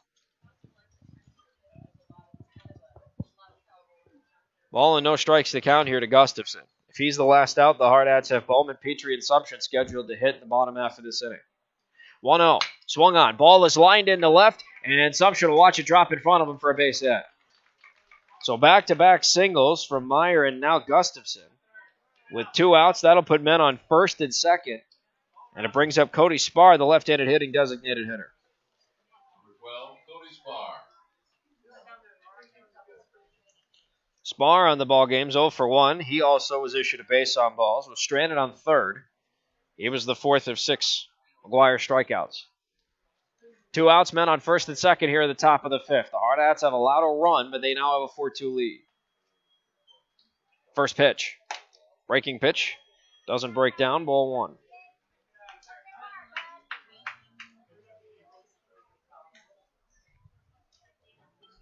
Spar has men on first and second here. 2 outs in this top of the 5th. Oakdale's already scored once. And now Spar calls for time before McGuire can throw. If Spar's the last out, again, 3, 4, and 5 are due up for post 22, starting off with Cooper Bowman. If Spar keeps the inning going, then Ben Brune, the second baseman's on deck. He's 0 for 1 with a sacrifice bunt. Here's his 1-0. Pitch is swung on, and it's fouled first base side. And the count evens up to a ball and a strike.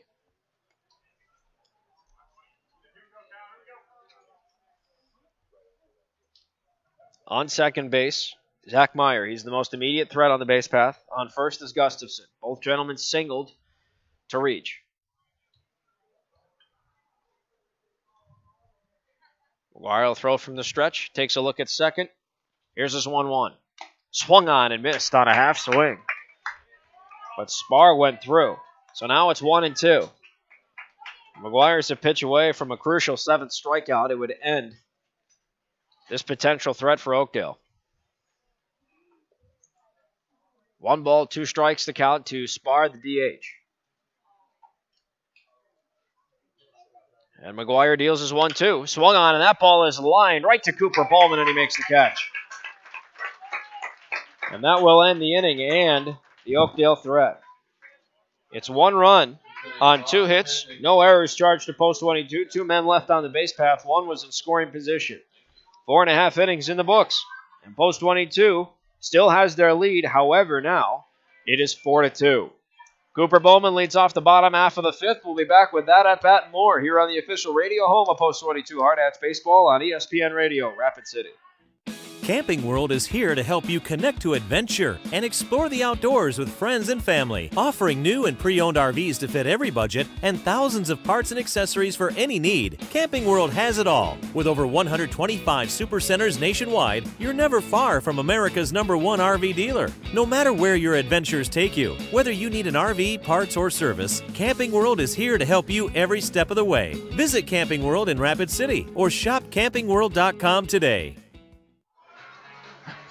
Mark, as we look at some of the other sites here at the Gopher Classic, some familiar teams that we played in the past. Over at the Bloomington site, Creighton Prep is 4-0. And, of course, we've seen them in the regional tournament, so it looks like they're strong again. West Fargo is 3-0 at the Anoka site. And Papillion, of course, 4-0 at our site. 3-0 Mankato in the Northwestern site. Some of these other pools with unbeaten teams. Cooper Bowman looks at ball one low and away on a breaking pitch to start off his third trip to the batter's box. Bowman hit by a pitch in the bottom of the first. Sac fly RBI in the bottom of the third. Next pitch misses low. 2 balls, no strikes to count. And Connor Huffman still on the mound here for Oakdale. So this will be the third time that Bowman's faced him. Hardhats have a 4-2 lead here in the bottom of the fifth. Bowman, the leadoff batter, looks at a 2-0. And that misses low to push his count to 3 balls and no strikes. It'll be Bowman, Petrie, and Sumption scheduled to hit in the bottom half of this fifth. And the 3-0 to Bowman, inside for ball 4. So Bowman walks on 4 consecutive pitches. That is the 4th walk in this ball game for Connor Huffman on the mound. So the leadoff man's aboard. That'll bring up the DH, Eric Petrie. Petrie, 0 for 1. Reached on an error, but he has 2 RBIs in this ball game. And his first pitch rides low and inside for ball 1. So 5 straight balls to start off the inning for Hoffman here. Ready now, ready to hit. Bowman takes his lead off at first. No outs here in the bottom of the fifth. Hardhats have a 4-2 lead, looking to blow it open. And the 1-0, once again too far inside, and it's 2-0 to the Hardhats DH. Sumption on deck has been hit by a pitch, and he's been handed a free pass. So he's been on the base path twice. Here's his 2-0. That's outside for ball 3, and a throw to first isn't in time. So Bowman's back safely, and Petrie is going to look at a 3-0 pitch. Trey Eberline is throwing down in the bullpen for post 22. So we might see Trey in the top of the 6th. 3-0 to Petrie. High and away, ball 4. So Hoffman has issued back-to-back 4-pitch walks. And on first and second, time is called. Looks like we may have a conference, potentially a pitching substitution. So Zach Sumption is now up for the Hardhats. And now it looks like there's some action in the Oakdale bullpen. So head coach is out there to give a pep talk to his infield and to his pitcher. Try to get out of this jam. Cooper Bowman, the most immediate threat on the base path. He's on second base in scoring position. 90 feet behind him is Zach Sumption on first. Is Eric Petrie at first. Zach Sumption's in the batter's box, and he's looking for his first hit to try and knock both of those gentlemen home. He was hit by a pitch in the bottom half of the first, ended up stealing second, but that's all he got. And then he was walked in the bottom of the third and didn't move past first. So now Sumption has a chance for his first hit of this Gopher Classic, and it could possibly knock in a run. Here's his first pitch from Hoffman. Called strike at his knees. 0-1 the count here to Sumption. Timmy Paris is on deck. He's still looking for his first hit of the ballgame. He has 2 backwards Ks on his stat line. First and second for Sumption. Here's his 0-1 pitch. He shows bunt, but he pulls it back, and the pitch is low and away. 1-1 now to the Hardhats left fielder.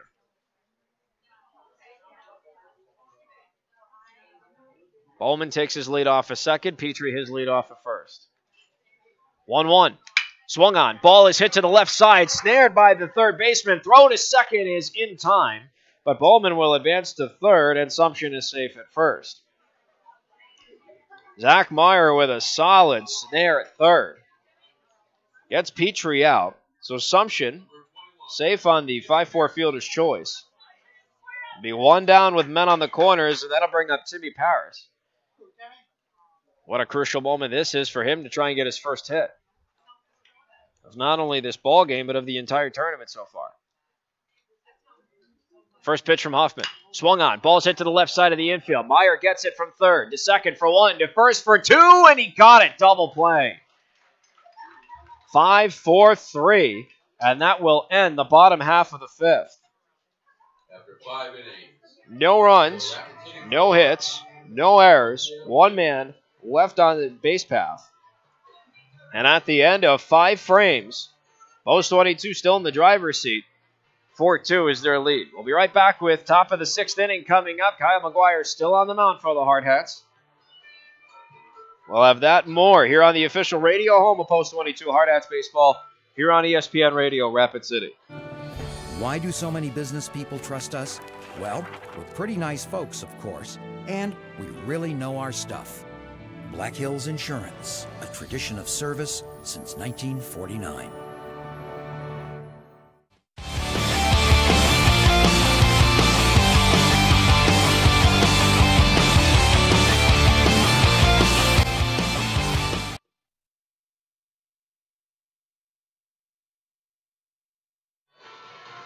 Well, both pitchers in this game have thrown quite the copious amounts of pitches.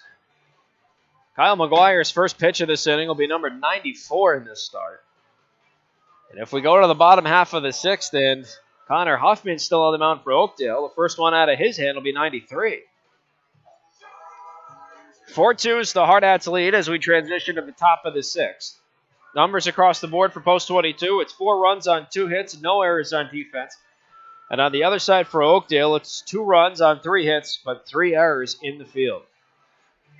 Mark Videtti and Tom Rudabush alongside you for all the action here at the Gopher Classic on ESPN Radio Rapid City. Oakdale looking for their first win in pool play of this Gopher Classic. They come in with an 0-3 record. Post 22 looking for their first win as well. However, only 1 game out of 5 has been played. So this is game number 2, and they'll have another one coming up after this in just a few moments against the host of the pool, Eden Prairie. 6, 7, and 8-2 up for Oakdale here in this top half of the 6th. And we start off with Ben Bruin, the second baseman, who's 0 for 1 with a sacrifice bunt and a ground out to second. His first pitch is swung on and hit foul first base side, and that goes out of the park. And he starts behind 0-1. So it'll be Bruin, Maslowski, and Jones scheduled to hit for Oakdale. Here's the 0-1 to Bruin. Swung on, and it's fouled again out of the park. 0-2, McGuire in the driver's seat looking for that 7th K.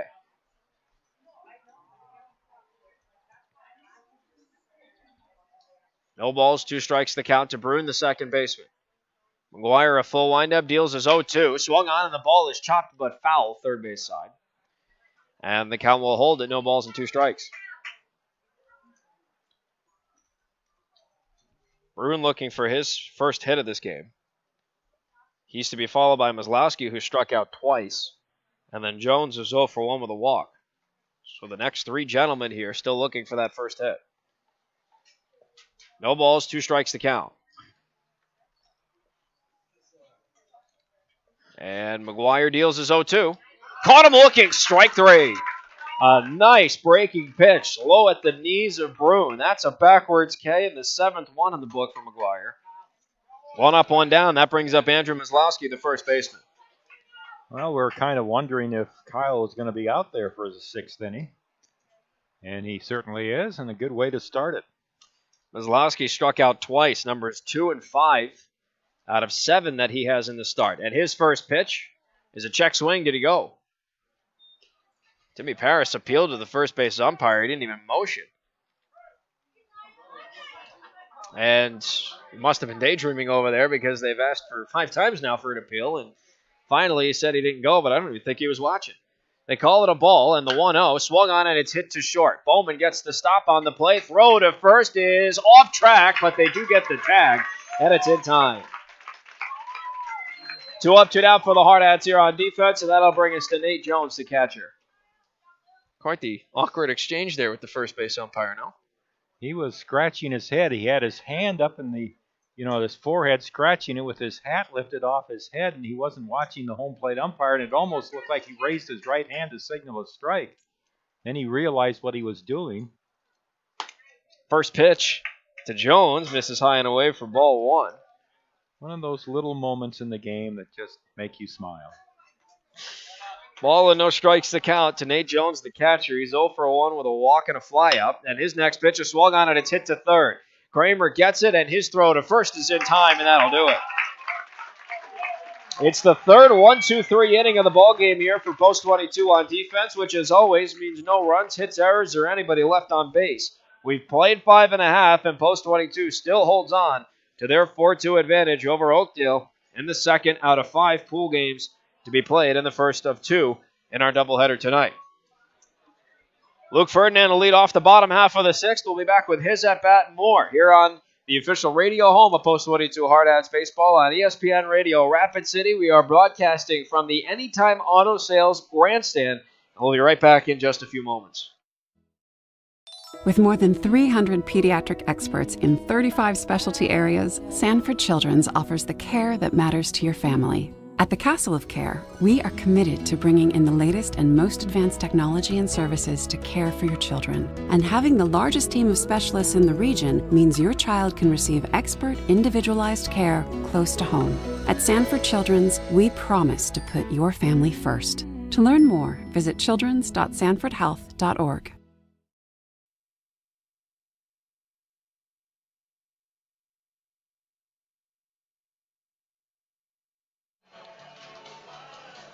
The new pitcher on the mound here for Oakdale as we start off the bottom half of the sixth. Connor Huffman's start ends after 5 innings of play.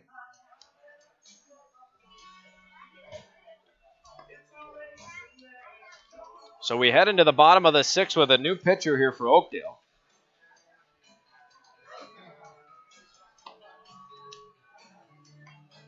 And he will throw to Luke Ferdinand, Justin Kramer, and Connor King. So Huffman struck out 5 on 92 pitches. He allowed 4 runs, 3 of which were earned, 2 hits, and he ended up walking 4. He did hit 2.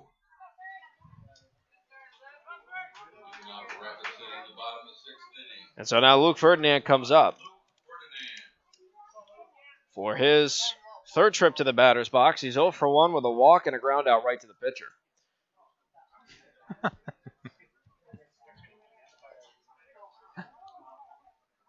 Another one of those little moments that make you smile at a game. Luke Ferdinand was in the batter's box ready to rail, and the umpire was standing 5 feet behind him, off to the right of home plate. And Luke was ready to go, and he couldn't understand why there was no pitch.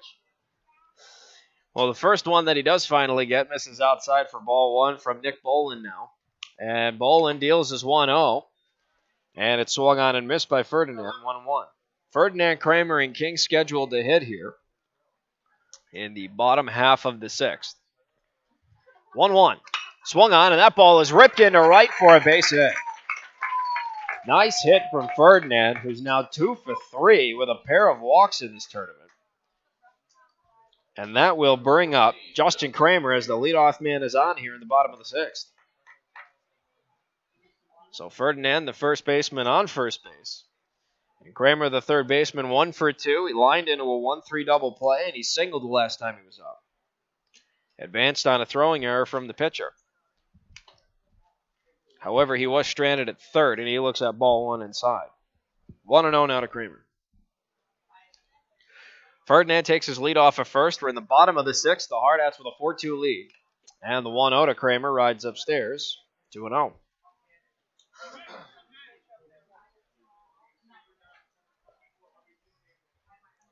Two balls, no strikes to count.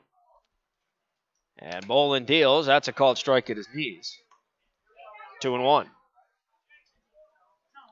Connor King, the center fielder, on deck, looking for his first hit of the ballgame. He's 0 for 2. 2-1 to Kramer. Swung on, and that ball is lined and hit off the shortstop's head. It took a hop, and Voss nearly decapitated. That is what I believe you would call, Tom, a bad hop single. Well, I'll tell you one thing. The only person who would call it an error is a nut. Oh, we learned that lesson yesterday. at quite a length, and Voss is all right. He gets up. That took a skip off of something in the dirt, and it went off of his glove that went then off of his head. So a bad hop single credited to Kramer. Ferdinand will advance to second. Men on first and second with no one out here in the bottom of the sixth. And that'll bring us to Connor King. And a good bunt situation here for the Hardhats with a 2-run lead in the bottom of the sixth. Any type of insurance you can get would be greatly appreciated by the pitcher in the top of the seventh. And Connor King can drop the bunt. Ian Kramer by far, maybe even Bowman, the top 3 bunters on the team.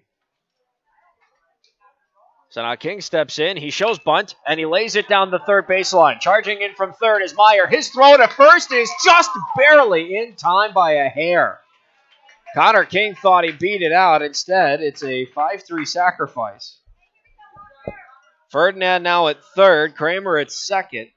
2 men in scoring position with 1 out. Back to Walker Paz we go, but boy, that was close. Bang, bang at first base. Great bunt, though, by Connor. Even though he was called out, he did exactly what he was asked to do. So now Walker Paz comes in. He's 1 for 3 with a double and a run scored. He's flown out and he struck out as well. And his first pitch is low and inside for ball 1. By the way, the infield is in defensively for Oakdale. They're trying to prevent any run from coming across. 4-2 is the Hardhats lead. Oakdale needs to keep this as close as they can. Next pitch to Paz, hit right up the middle for a base hit. Ferdinand's going to come in and score. Kramer gets the red light at third, so he'll hang on, and an overthrow will allow Walker Paz to advance to second. So Walker Paz gets an RBI single. He'll advance to second on the throw, and the Hardhats lead is 5-2 here with men on second and third and 1 out here in the bottom of the sixth.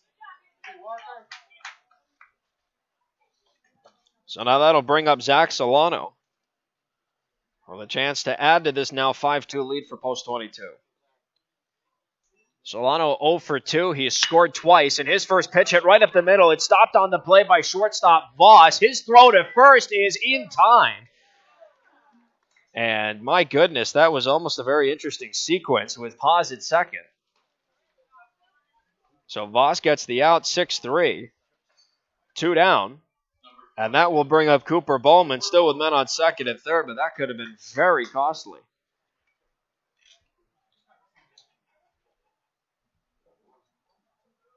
Bowman on the ball game is 0 for 0, and the first pitch gets by him. And Kramer will come in to score, and Paz will take third, and it's now a 6-2 Hardhats advantage with 2 outs and a man on third here in the bottom of the sixth. That, again, was a pitch that was outside, but not that bad of a pitch. I mean, it wasn't 4 feet off the plate by any means, and Jones got half his mid on it, but for some reason couldn't hold it, and a pass ball. 1-0 to Bowman is high and inside. 2 balls, no strikes to the Hardhat shortstop. Hit by a pitch and scored. Sac fly RBI and a walk. 2-0. Swung on and foul tipped into the glove. 2 balls and a strike. 2 outs and a man on third. That's Walker Paz 90 feet to his left. 2 outs here in the bottom of the sixth. It's a 6-2 Hardhats lead. And the next pitch is chopped foul, third base side. 2 balls, 2 strikes to count to Bowman. If he's the final out, Oakdale's down to their last 3 then in the top of the seventh. It'll be 9-1 and 2 due up, starting off with Brett Ethier. If not, Eric Petrie's in the on-deck circle. Here's the 2-2. Check swing, and he didn't go. It was low and outside. Full count now to Bowman.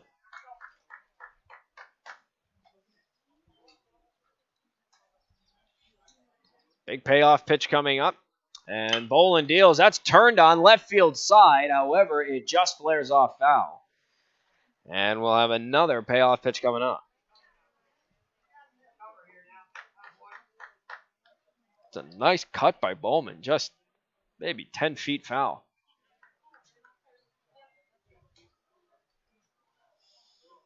So payoff pitch number 2 coming up to Bowman. He has a man on third. Walker Paz 90 feet to his left. His team's up 6-2. Payoff pitch, swung on, and it's turned again foul, but this time it's way out of the park.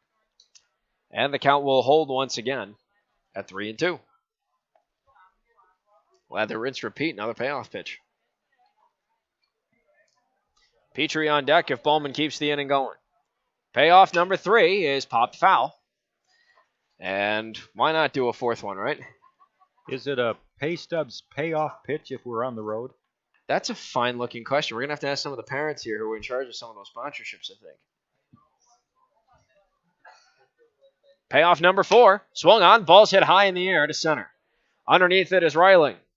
And Reiling will make the catch, and that'll end it. So the Hardhats 3 outs away from claiming their first victory in pool play. They get 2 runs in this inning on the power of 3 hits. No errors were charged. And there was Walker Paw stranded 90 feet from home. 6 innings in the books. Hardhats up 6-2. 3 outs away from 2ing it.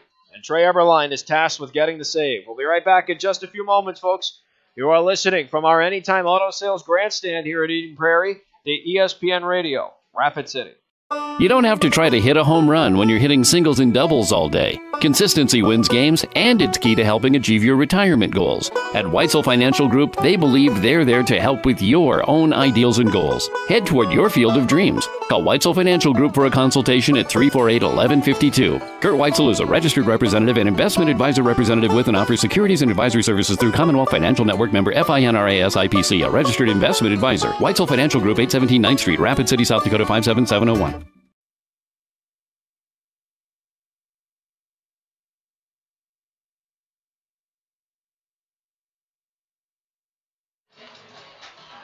So at the end of 6, Post 22 takes a 6-2 lead into the 7th inning here. And Trey Eberline comes on to try to finish this game off for Post 22. And 6 good innings for Kyle McGuire, allowing the 2 runs. Mark, you've got his line, I think. Kyle went 2 runs. All of them were earned on 4 hits in 6 innings pitched. 7 strikeouts to 4 walks, 1 hit batsman on 101 pitches. And like you said, he gives way to Trey Eberline with 22 2/3 innings of work under his belt. His 13th appearance of the season, 12th in relief. He has a 3-0 record and is 3 for 3 on save opportunities. 21 strikeouts to 19 walks and a 2.47 ERA for number 27 on the mound. Well, Post 22 has a 4-run lead, so this is not a save opportunity for Trey. If it was a 3-run margin, it would be. But let's just have a good, solid inning and finish this one off.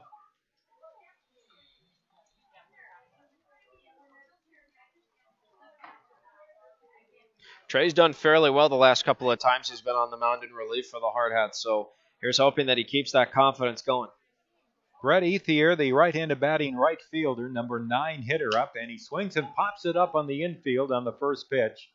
Bowman coming in just a step on the infield grass behind the pitching mound, and there's the first out. Ethier on a first ball, popping out to Bowman at short.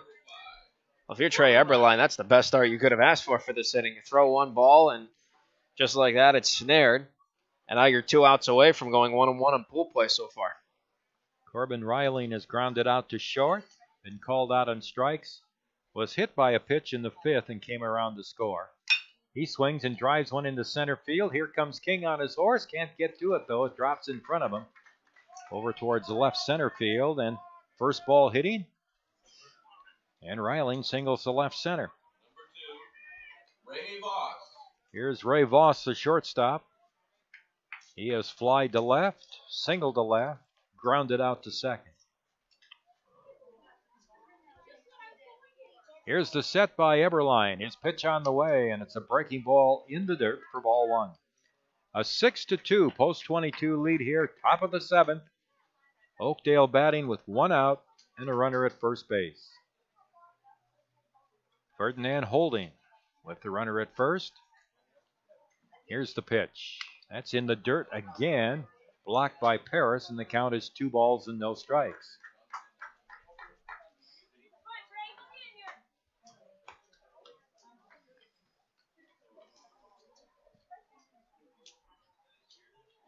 Here's the set by Trey Eberline. His pitch low for ball 3. 3-0 the count. Trey located the zone very well on his first 2 pitches of the inning. They were both contacted, so just get back to throwing strikes. Hit that zone. You got a 4-run lead, so you've got some leeway to work with, and if the ball's put in play, then let your defense end it. Here's the pitch. Strike on the outside corner, belt high, and it's 3-1 to Voss. Because keep in mind, the double play ends the ball game. So if Eberlein keeps hitting that zone and a ground ball's induced, then as many double plays as post 22's turn. This one's it. Pitch is low for ball 4, and Voss walks. That forces Reiling to second. Voss at first, 1 out. Zach Meyer, the third baseman, coming up. Right-handed batter. He is struck out. Walked. Had an infield hit to short and an RBI. So Eberlein has given up a hit and a walk after he retired the first batter here in the 7th. Delivers, and that fastball, a strike at the letters.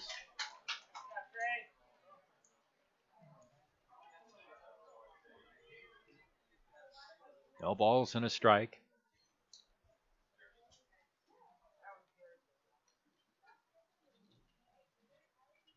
Eberlein sets, looks back at second, delivers, fastball, line foul down the left field side. And the count is no balls and 2 strikes.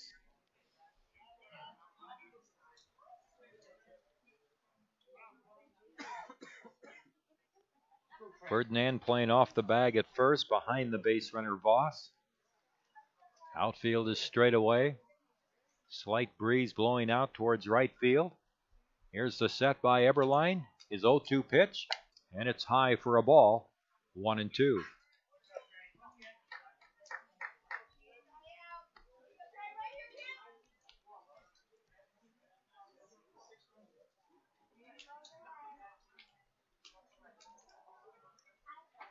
Now Eberlein, after a long look into Paris, he has a 1-2 pitch on the way, and he misses high and inside.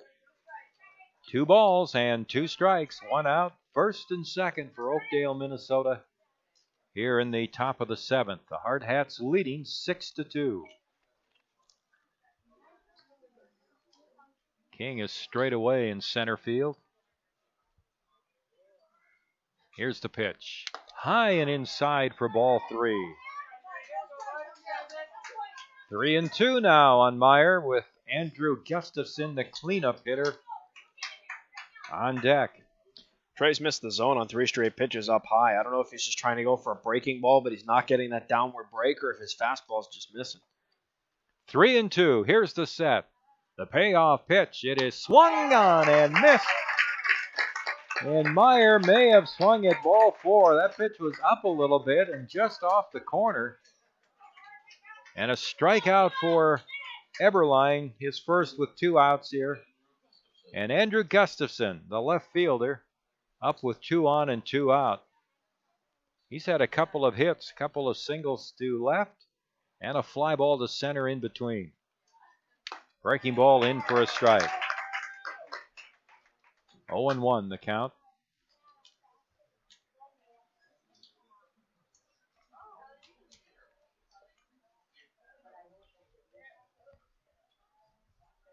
Here's the set and the pitch. Breaking ball just missed outside. It's 1 ball and 1 strike.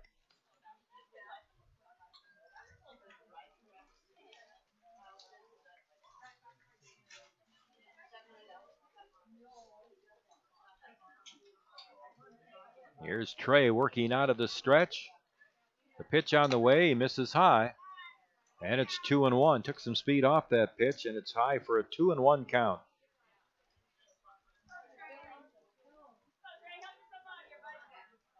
Post 22 trying to nail down this final out in the 7th. Even their Gopher Classic record at 1-1 going into the game against Eden Prairie here tonight. The pitch swung on, ground ball to Kramer. He scoops it up nicely, runs to third base, forces out Reiling, and that retires the side. In the 7th inning, no runs on 1 hit.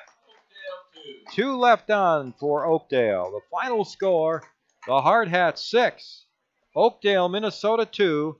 Mark and I will be back with the totals and highlights from this post-22 victory here from the Anytime Auto Sales Press Box on ESPN Radio, Rapid City.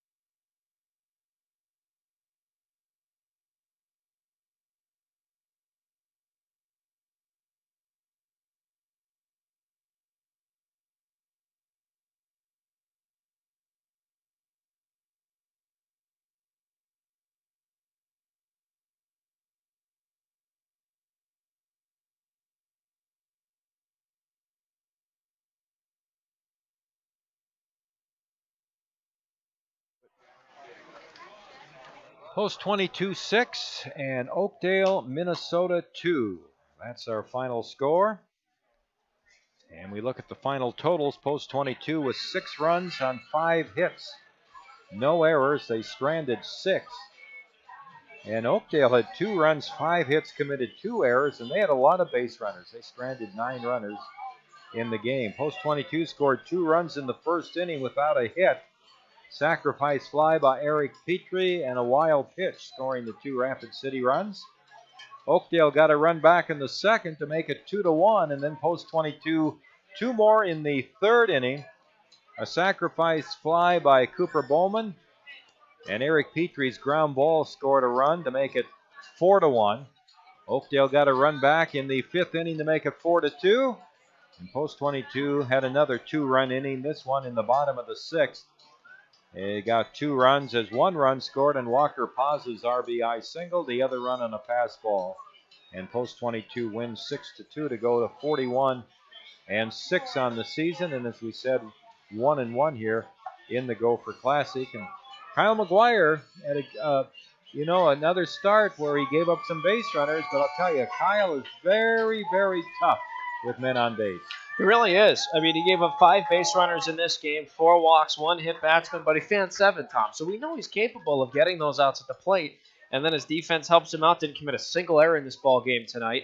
So again, you know that he's capable of fanning guys, and you know that he's capable of such great baseball out there. But those free base runners, that is cause for concern. He's now got 57 strikeouts to 41 walks, and that's not the greatest ratio in the world, but he's gotten the job done. He's 9-0, and he has a microscopic ERA. I still think it's under 1. We might have to calculate that. I still think it's under 1, though. So he's getting the job done. He's putting up W's on the board, and he's striking people out. So you can't really be that disappointed with it, but you do hope that those walks, those free base runners, those hit batsmen, they don't creep up on you, especially as you get to the postseason. So Post 22 is now 1-1 in our pool. And that puts Oakdale at 0-4 in pool play as Post 22 wins here by a score of 6-1. We'll take a break here, probably around 30 minutes, and come back with our second game as Post 22 will take on Eden Prairie, Minnesota. That game coming up here on ESPN Radio and on Hardhats-TV here from Eden Prairie, Minnesota. 6-2, the final. The Hardhats win. For Mark Benetti, this is Tom Rudebush, and we'll return to our second game here, I would estimate, in about a half hour.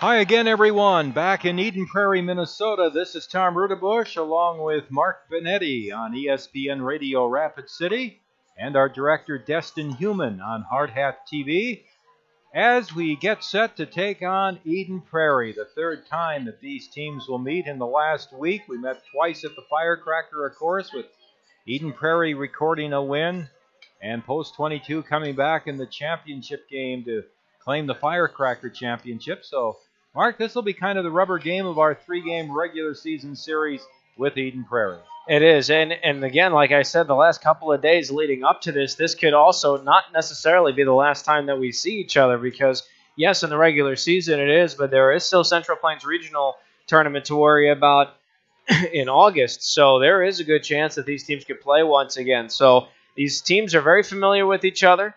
Eden Prairie took a 6-1 win this last Monday. The Hardhats fired back 10-2 on 5 Eden Prairiers. It was insanely uncharacteristic of this Eden Prairie team, and I can almost guarantee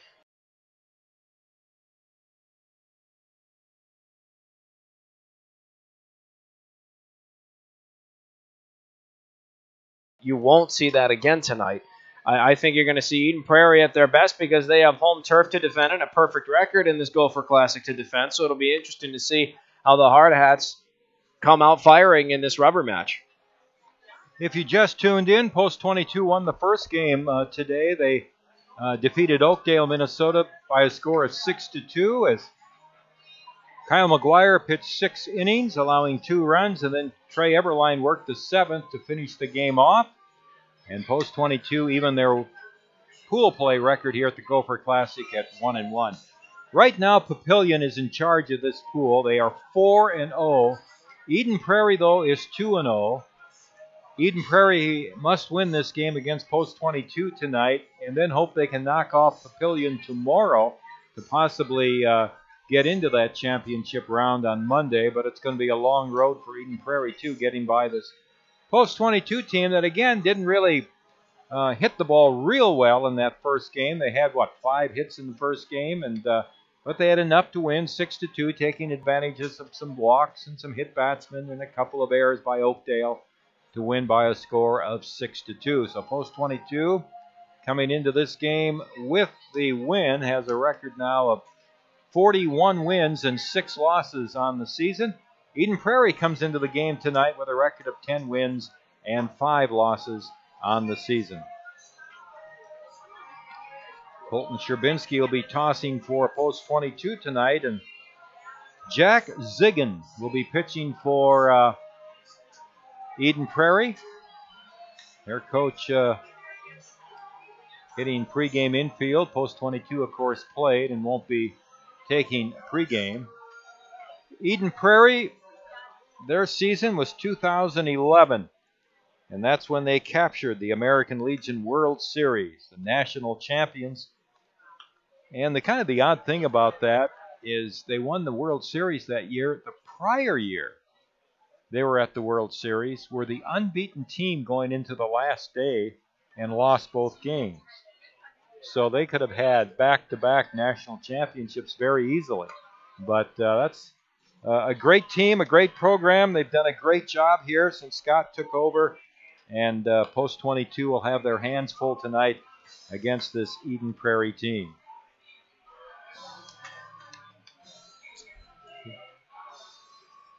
Beautiful night. It'll be a great night for baseball as we look forward to this game. And again, it's going to be interesting for me from a standpoint of how well Post 22 handles the pitching of Eden Prairie. Again, if they can get a little more offense generated, not rely so much on the opposing team to help us out with a walk or a hit batsman or an error. So let's see. Let's get the starting lineups for tonight's game. See who's going to be in what position in the batting orders with Mark Benetti. So the Hardhats are going to bat in our top halves of our 7 innings today of this second game of the doubleheader and third in pool play for both teams. So the Hardhats will lead off as they always do with number 11, Walker Paz. He's back out at second base. Batting second is number 13, Zach Solano, patrolling right field. Batting third, number 22, Cooper Bowman. He's at the shortstop position, and hitting cleanup for Post 22 once again is number 23, Eric Petrie, he is the designated hitter. Batting fifth is number 28, Zach Sumption. He's patrolling left field. Batting sixth this time is number 31, Luke Ferdinand. He's out at first base. And a big switch, batting seventh from the 8 spot normally is number 14, Justin Kramer. He's in the hot corner at third. Batting eighth, his lowest spot in the order this season is number 21, Timmy Paris. He is the backstopper and catcher. And rounding out the batting order for post 22 in the 9th spot is number 12, Connor King. And as always, he is patrolling center field. Colton Trubinsky's on the bump tonight for the Hardhats. A very crucial start for him in this rubber match against Eden Prairie. And for the Hardhats trying to keep their pool hopes alive here in the Gopher Classic.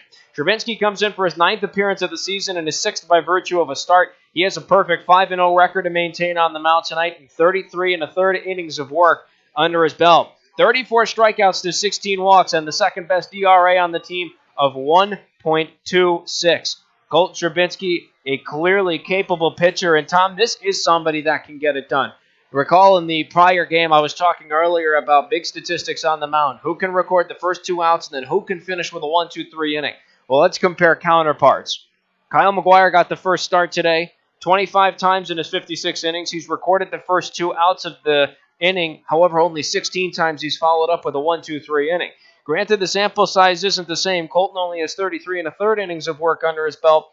12 times he's recorded the first 2 outs. 10 times he's finished with a 1-2-3 inning. So if there's anybody that can get things done on the mound after a hot start in the inning, it's definitely Colton Trubinsky, and the Hardhats are going to need all of that tonight here against Eden Prairie, a team that they are very familiar with, but likewise is also very familiar with them.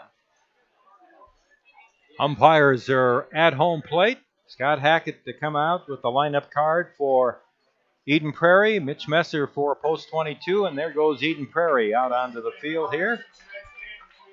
Let's take a look at the Eden Prairie starting lineup and defensive alignment while we're at it as well. Leading off for Eden Prairie is number 2, Zach Elliott. He's out at shortstop. Batting second, number 8, Mike Espy. He's patrolling center field. Batting third is number 12, Will Paul. He's in the hot corner at third. And in the cleanup position for Eden Prairie is number 3, Connor Keel. He's at second base. Batting fifth is number 10, Connor Young. He's the designated hitter. Batting sixth is number 2, Trevor Davinsky. You'll recall he was the starting pitcher on Monday in the final game of pool play in the Firecracker. He's playing at first base tonight. Batting seventh is number 23, Joey Danielson, the backstopper and catcher. Batting eighth is number 13, Mitchell Olson, patrolling left field. Rounding out the batting order in the 9th spot is number 7, Colin Farris. He is patrolling right field. Jack Ziggin is on the mound for Eden Prairie. He is a massive right-handed pitcher. And to start off this top half of the first, he'll take on the top third of the Hardhats order in Walker Paz, Zach Solano, and Cooper Bowman. Number 3, Connor Keel. At third base. Number 12. This is kind of the matchup we've all been waiting for here, Tom. Now, the whole talk of the Gopher Classic wasn't just necessarily Papillion. It was Eden Prairie, and everybody circled this one on the calendar for Saturday night. So this is a very big matchup, and we all know it's on the line, forgetting even pool play and what have you with regards to the season series. This is a big regional rivalry, and like I've been talking about, there's the possibility that these teams could meet again next month when there's a possible berth to the World Series on the line.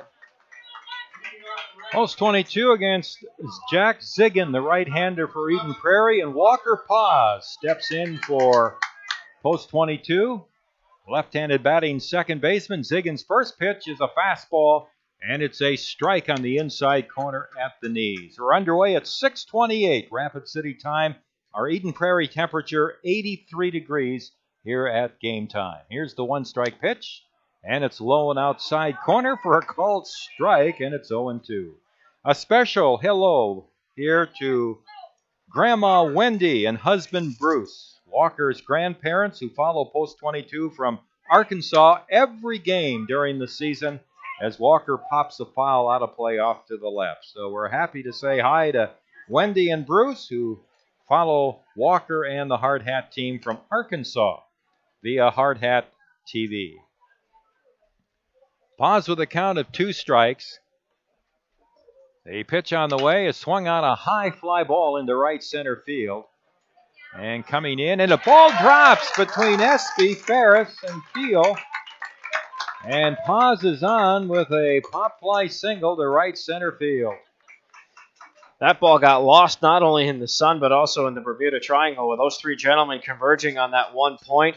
Solid start for the Hard Hats. Walker will probably have to work a little harder for his next hit because you know that they'll adjust to that when he comes back up through his second time in the lineup. But good for the Hard Hats to get that first hit. And now it's on the shoulders of Zach Solano to keep it rolling. Solano hitting .368 going into this game. Walker was hitting .376. Zach at .368, 7 homers and 52 RBIs. Ziggins' pitch. Fastball low and outside for ball 1. By the way, that was Walker's third hit of the day. He went 2 for 4 with a double and an RBI single in game 1, so he starts off game 2 with a doubleheader, 1 for 1 with a single. Here's the throw going to first base, and Paz is back. It's 330 down the left field line, 330 down the right field line here, and 380 to straightaway center. So it's not overly deep to straightaway center. Runner goes. Pitch is a strike. The throw to second base, head first slide, and Paz steals second base. Pitch was a strike to Solano, and it's 1 ball and 1 strike. Stolen base for Walker.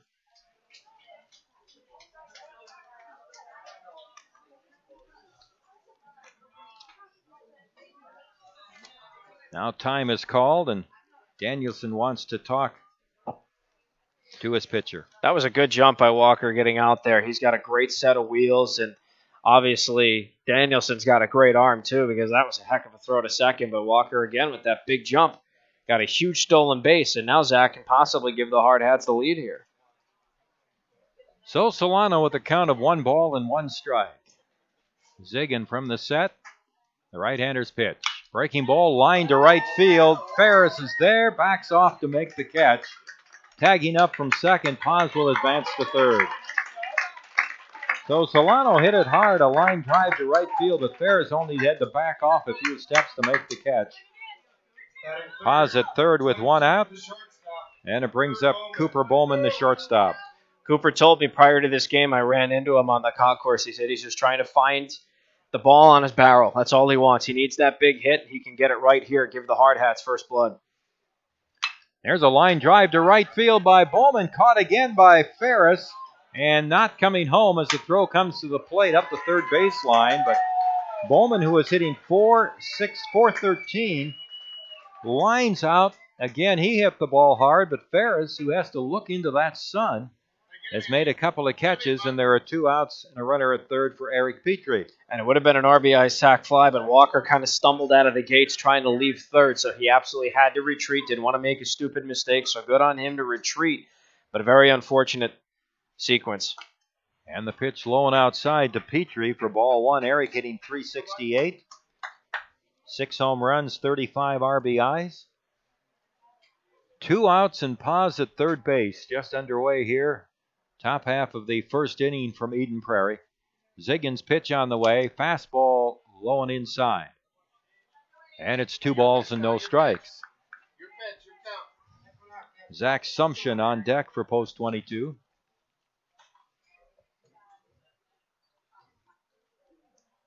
Ziggin out of the set. And he delivers. Fastball low, and it's 3-0. Petrie had an RBI hit earlier in the ballgame. It was a sac fly, but nonetheless, he knocked in a run in the first game of the doubleheader. So he's capable of knocking in runs, doing some damage, and he's hoping to do it right here. Here's the pitch. Fastball right over for a strike, and it's 3-1. Of course, when he's ahead 3-0, he's going to carefully look over each pitch, and unless it's a meatball, that bat's going to stand on the shoulder. 3 balls and a strike. The pitch on the way. Another fastball. It's hit on the ground is short. Fielded by Elliott. Here's his long throw to first base for the out. But Walker Paz comes in to score from third base, and the Hard Hats take a lead of 1-0. Oh, I'm sorry. That's the third out of the inning. I was hoping. 3 outs. A ground ball to short by Petrie, and Paz is stranded at third base. No runs, 1 hit, and 1 man left on base. Mark looked at me thinking, is this a new rule? We get 4 outs in an inning? Go to the bottom of the first, post 22-0 at Eden Prairie, Minnesota 0. And you're listening to Hard Hat Baseball here from the Anytime Auto Sales Press Box. and on Hardhats-TV. Great faces, great places. Wet paint? Yep. And around here, when great places need a little love, great faces band together. Each year, First Interstate Bank employees help local organizations put a fresh coat of paint on homes of those in need. A small gesture, perhaps, but one that puts smiles on faces and strengthens bonds in the places we serve. First Interstate Bank. It's you and I together.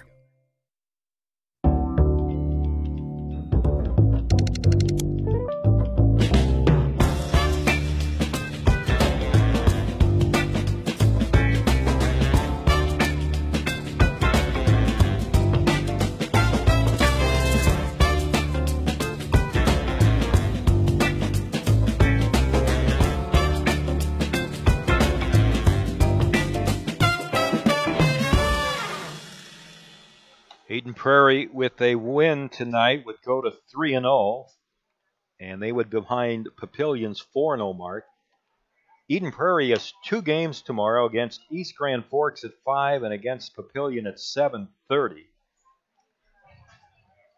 East Grand Forks has been shut out 5-0, 8-0, and then won 3-2 against Oakdale.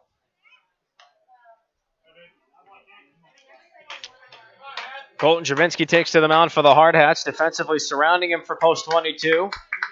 Sees Timmy Parrish behind the plate, paired up with him as his catcher. At first is Luke Ferdinand, second Walker Paz, shortstop Cooper Bowman, and in the hot corner at third is Justin Kramer. Left to right in the outfield, Zach Sumption, Connor King, and Zach Solano. Zach Elliott, the shortstop, leads off for Eden Prairie. Right-handed batter. And Sherbinski's first pitch. Fastball high.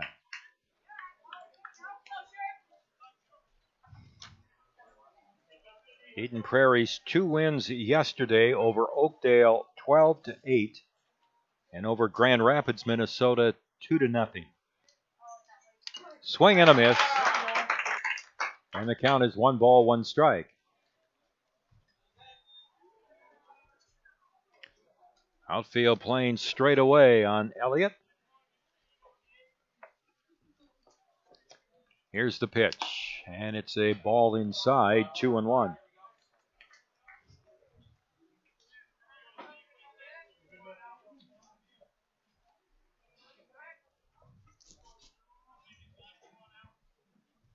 And the 2-1 pitch. Swing and a miss. A good pitch down. And it's 2 balls and 2 strikes.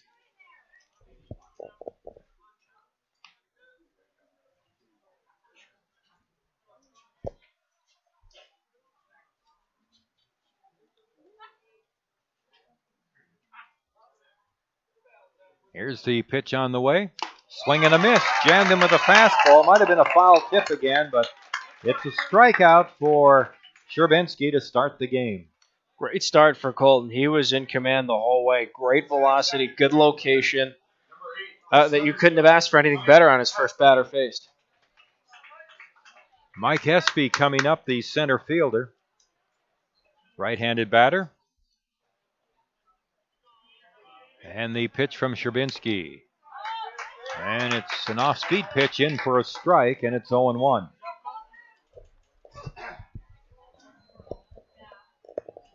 No balls and 1 strike. Here's the pitch. Fastball up and away. 1 ball, 1 strike. Ball has not carried well in this tournament so far from the games that we've played and the other action we've seen. For some reason, there's just no carry. 1-1 pitch. Up and in for a ball. And it's 2 balls and a strike.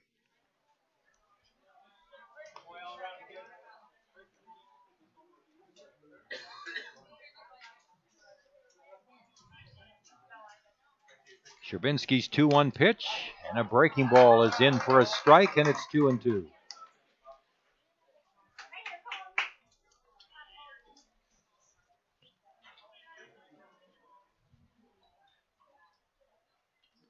And the pitch. Swung on, hit off the bat handle weakly towards short. Bowman bare hands throws. The first is high over the head of the first baseman Ferdinand, but that'll be an infield hit for Espy. Great effort by Bowman, but even if his throw would have been on target, Espy would have been safe.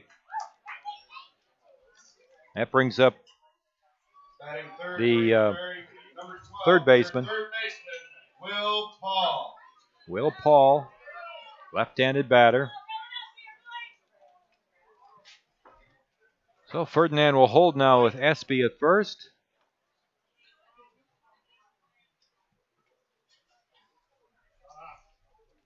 Here's the set by Sherbinski. The pitch on the way, and a fastball misses inside. 1 ball and no strikes.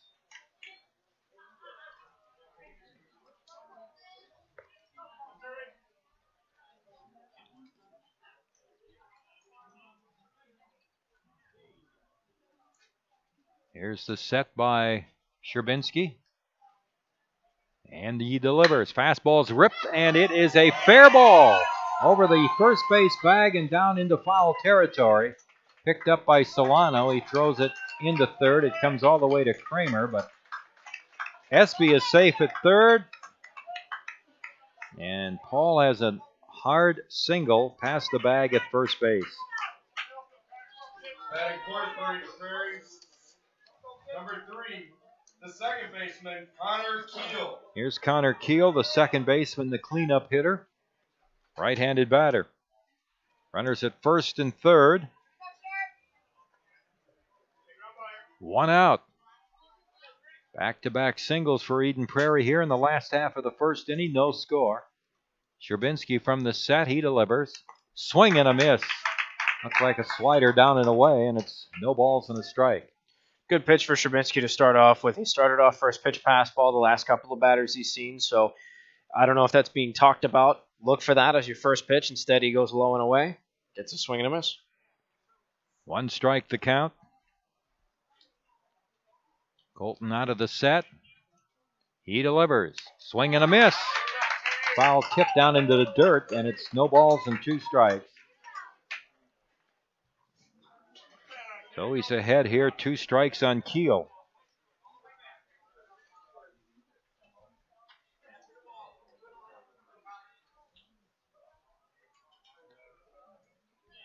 Connor Young, the designated hitter, is on deck for Eden Prairie.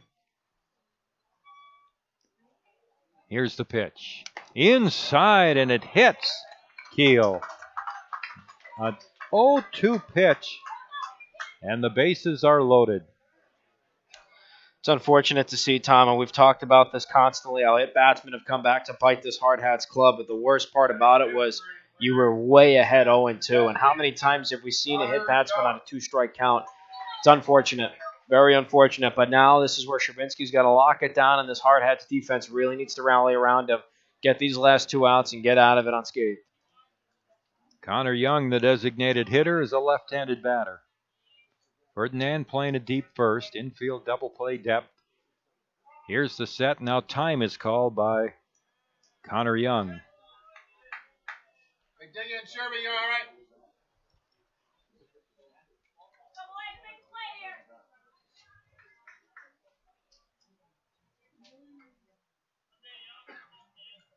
Now Sherbinski sets with the bases loaded. He throws, and a fastball is low for ball 1.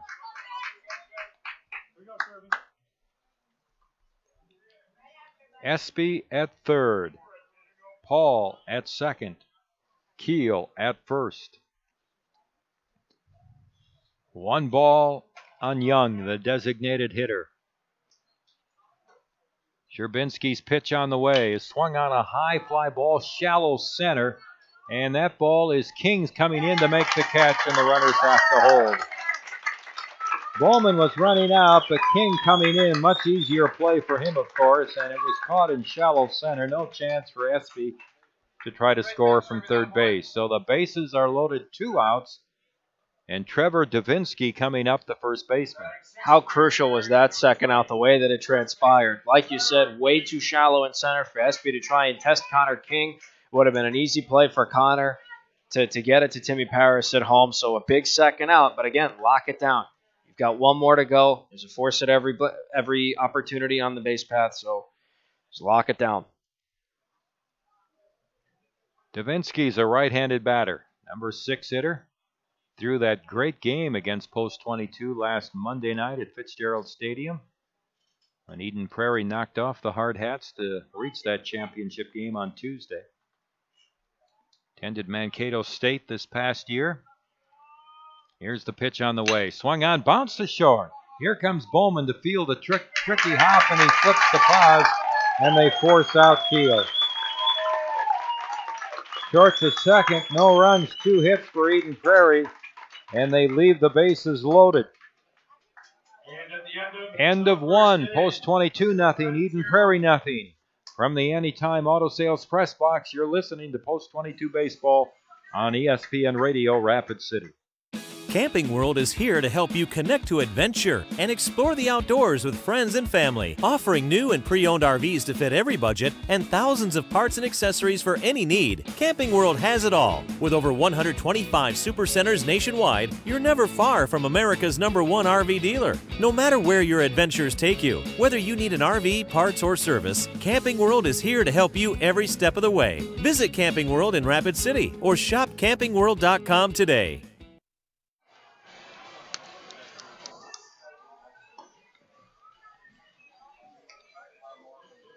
Zach Sumption will lead off for Rapid City here in the top of the second.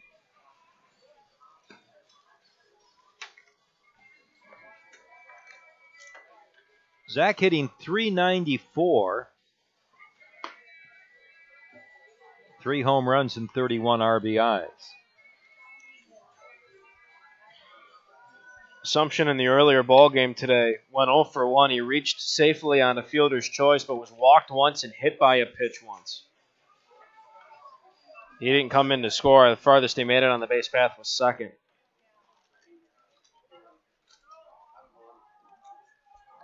So Zach getting set to step in here. Now batting for Rapid City, number 28, the left fielder, Zach Sumption.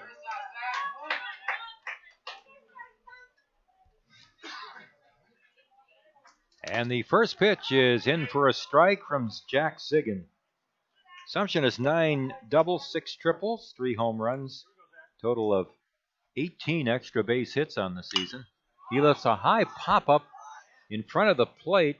Off on the left side comes the third baseman, and it's caught by Paul for the out. So Sumption pops out, 1 away in the Post 22 second, and that brings up Luke Ferdinand, the first baseman. Luke hasn't seen too much action in this tournament in the early stages here. Again, we're only in our 3rd game out of 5 to be played, but I've liked what we've seen from Luke. Anytime he's been called upon to make a play, he's made it. And he takes a pitch low for a ball, 329 for Luke with no home runs, 20 RBIs. He has 8 doubles on the year. Here's the motion by Zigan, his pitch. Swing and a miss at a fastball. 1-1. Doubleheader here tomorrow morning for Post 22. We'll be on the air at 10:30 tomorrow morning for 2. Pitch to Ferdinand is a check swing. He had a notion but didn't offer at the pitch, and it's 2-1. First game tomorrow against Grand Rapids, Minnesota at 10:30, and then at 1 o'clock East Grand Forks, Minnesota, the opponent. Swing and a foul back by Ferdinand. 2 balls and 2 strikes. Justin Kramer on deck. We're scoreless here in the top of the second.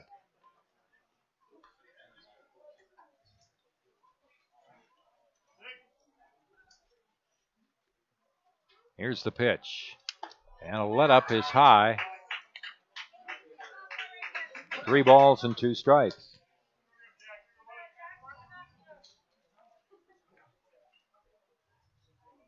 And the pitch. Swung on, a fly ball, hit the deep left center field, but again, no legs to it, and back goes Espy to make the catch. Fairly deep left center. And there are 2 down.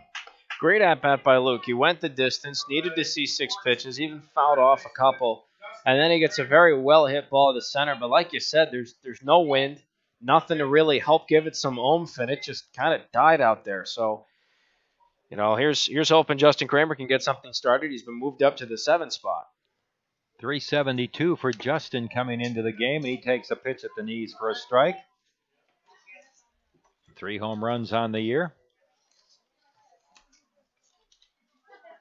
Been phenomenal at third base here the last month of the season. He lifts a foul out of play to the right.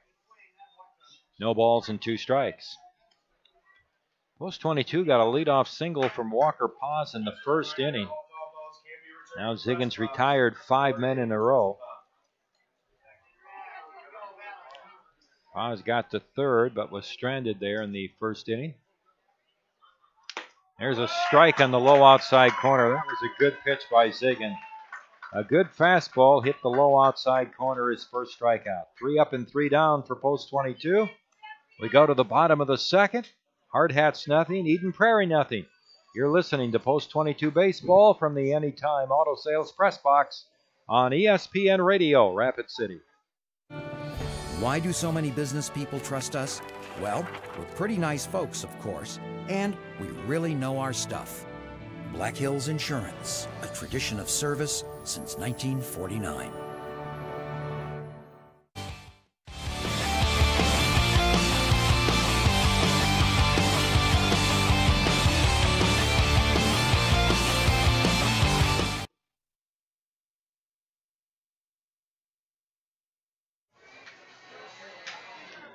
Last of the second, it will be 7, 8, and 9 coming up for Eden Prairie against Colton Sherbinski, who gave up a couple of hits and a hit batsman in the first inning. He had the bases loaded against him with only 1 out, but Colton worked out of it.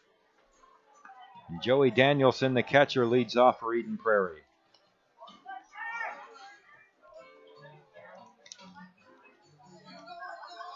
Only 3 total hits between both sides in the early stages. We're only through an inning and a half of work.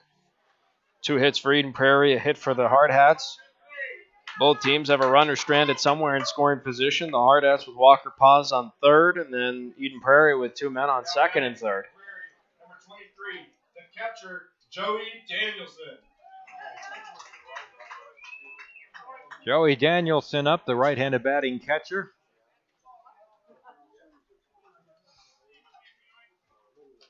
Here's the pitch on the way. And a fastball tails inside, ball 1.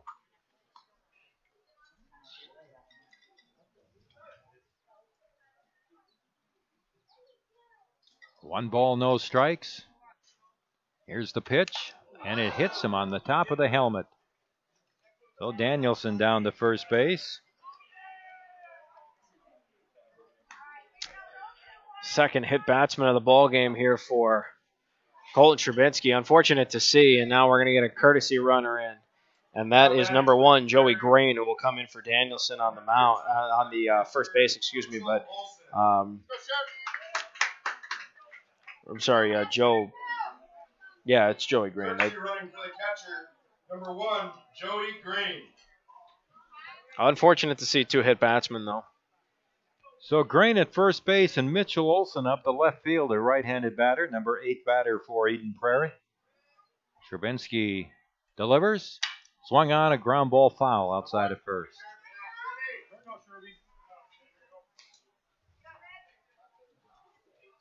One strike on Olson.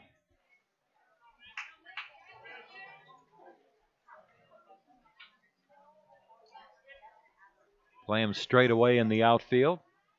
Kramer is up to the edge of the grass at third. Ferdinand holding with Grain at first base. Here's the set by Sherbinski, the 1-strike pitch. Fastball lifted down the right field line. It's going off into foul territory. Solano's getting to the ball over there and makes the catch in foul territory near the fence running down the right field line. 1 out. Grain still at first base. Brings up the number 9 hitter, right fielder Colin Ferris. That was a very big first out for this Hardhats club, not only because you let the first guy on, but Zach had to cover a lot of ground getting out there in foul territory. So good on him to get on his horse. Now the double play can end it.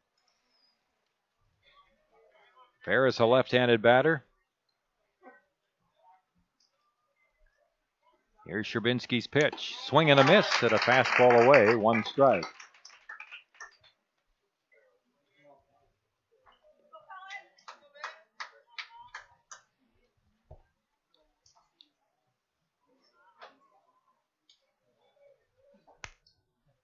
Here's the set. And he tosses to first base. Just a lob over there to let Gray know that he knows he's there. Zach Elliott, the top of the batting order, on deck for Eden Prairie. Here's the pitch. And it's high for a ball, 1-0. Eden Prairie and their two make it 1-1. 1 ball, 1 strike. Eden Prairie had scored a total of 14 runs in their first 2 games of the Gopher Classic. 1-1 pitch, and it's high for ball 2, 2-1.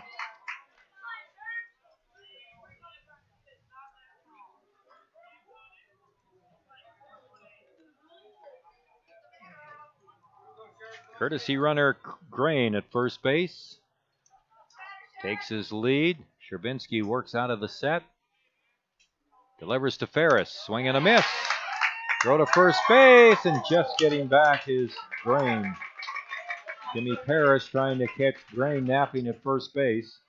Count is 2 balls and 2 strikes on Ferris. Awfully close. Very close. Good heads-up play by Paris just to try and make Grain realize that he's here and he's got a gun too. Here's the set, and again the throw to first base.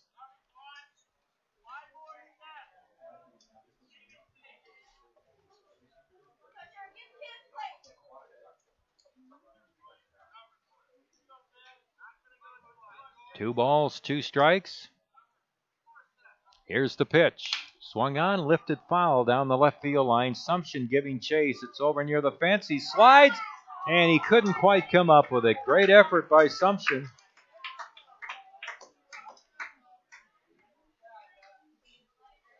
Count remains at 2 balls and 2 strikes.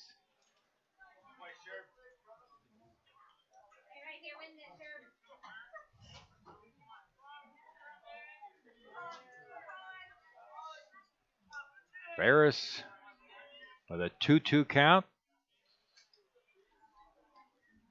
Here's Sherbinski from the set. And his pitch. Swung on, lined into right center field for a base hit. That's going to be scooped up by Solano near the warning track. Got to it quickly. Holds Ferris to a single. But Grain, the pinch runner, advances to third. So we have Grain at third. And Ferris at first base with 1 out. Zach Elliott coming up. Number 2, your shortstop, Zach Well, Sherbinski Elliott. just left that one up, and it was a great cut by Ferris. A good battle, too, between the both of them, but now Elliott's up. He's already struck out, and still the double play can get you out of it with that force at second. It's interesting, too. One thing I've noticed here, the grass is very thick in the infield and in the outfield here at Eden Prairie. And after playing on AstroTurf a few games recently, or artificial surface, check swing, but he went too far. A breaking ball low and outside. We've seen those balls skip through. But Solano made a good play. He got to that ball very quickly to hold Ferris to that single. Elliott struck out his first at bat. He has a 1-strike count. Runners at the corners. Eden Prairie loaded the bases with 1 out last inning, but failed to score. Here's the set by Colton. His pitch. Swung on, line to third, caught by Kramer, no other play. Elliott's retired. Grain holds on at third, Ferris at first. Justin was even with the bag when he caught that, about 10 feet off the bag.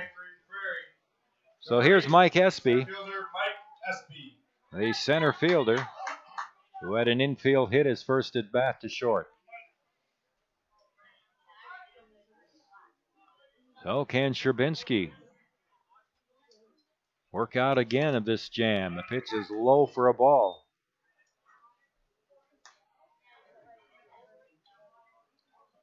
Want to know the count. Espy, the number 2 hitter for Eden Prairie.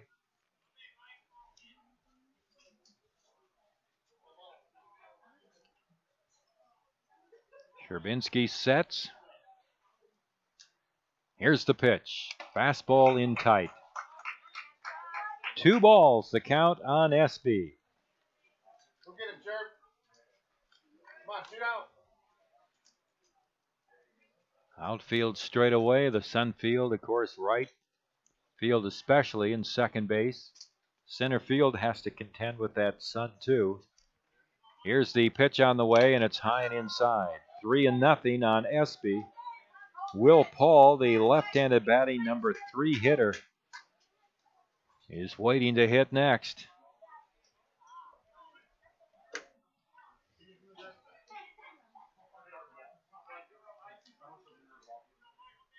Here's the set.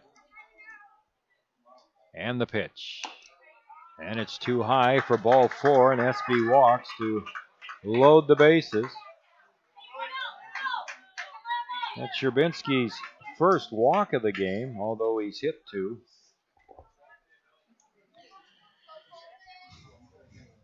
So Will Paul comes up with the bases loaded and 2 outs in this scoreless game. Bottom of the second. Paul single to right, his first at bat. The left-handed batter, slightly open stance as he faces Sherbinski. Here's the set by Colton. His pitch, and a breaking ball is in there for a strike.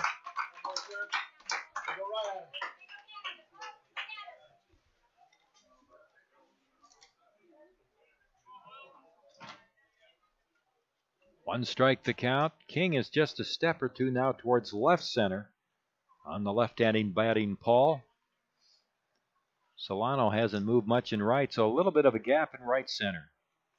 There's a pitch down low in the dirt for a ball. It's 1-1.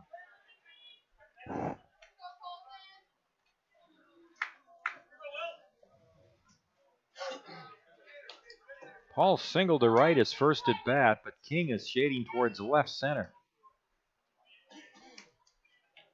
1 ball, 1 strike.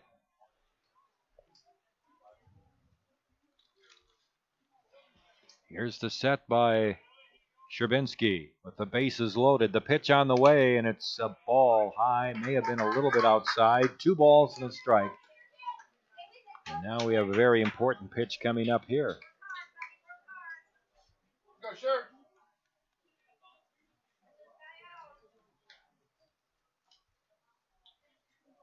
Two balls and a strike. The bases loaded for Eden Prairie. 2 outs. The pitch on the way, and it's a ball low and inside. 3-1 on Paul. No place to put him. Grain the pinch runner, courtesy runner at third. Ferris at second. Espy the runner at first. Paul steps back in with a 3-1 count.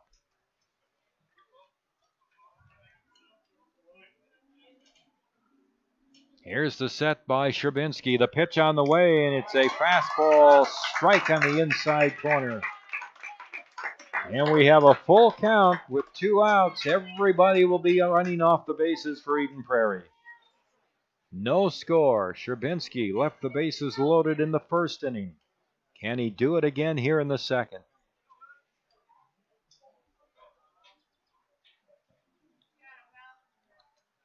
Here's the set. The payoff pitch, swung on, hit to left field. Sumption is there, waiting for it. He has it to retire the side.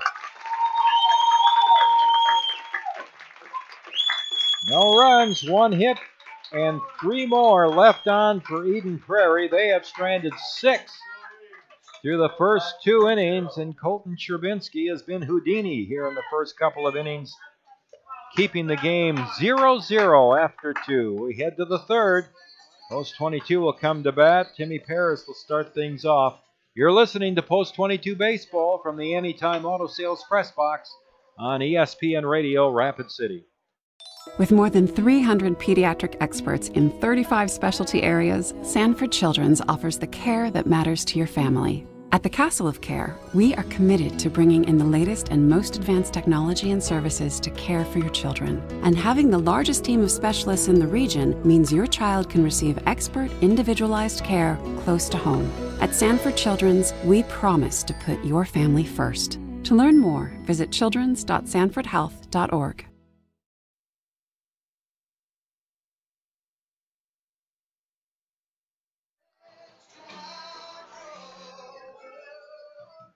Head to the third inning. Timmy Paris leading off for post 22. As you go into the game tonight, the second game, post 22's runs per game has dipped below the double-digit mark. They're down to 9.9, which is the first time this season they've been below an average of 10 runs per game or higher. And the team batting average is at its low point right now at 340. And of course, as we've often talked about during the season, as the season goes on, the schedule gets a little tougher. Tournaments get tougher, you see better teams, and that's what you expect to happen. Pitch is high to Paris for ball one from Jack Ziggin. Ziggin's retired 6 in a row after giving up that leadoff single to Paz in the first inning. And throws a pitch outside at the knees, and it's 2-0 on Timmy, hitting .299, 3 home runs and 42 RBIs. Here's the pitch. Swung on, fouled at the plate. And it's 2-1. Timmy earlier today went 0 for 3 in the doubleheader, backwards Ks, 2 of them, and then he hit into a 5-4-3 double play. 2-1 pitch, swung on, lined out in the center field for a base hit. So Paris starts the bottom of the top of the third inning with a single to center. Second hit for post 22. And it brings up Connor King. We'll have a courtesy runner now. Riley McSherry is going to run for Paris. Courtesy running for the catcher, number 10, Riley McSherry. Now batting, number 12, center fielder Connor King. Connor King up, hitting .259, 2 homers, 27 RBIs. He's around the bunt, but takes the pitch outside. Ball one. Scoreless here in the top of the third, and now post 22 with the leadoff man on, with Paris a single. McSherry, courtesy runner, leads from first. 1 ball on King, and the throw over to first base. Connor with 6 doubles, a triple on the year.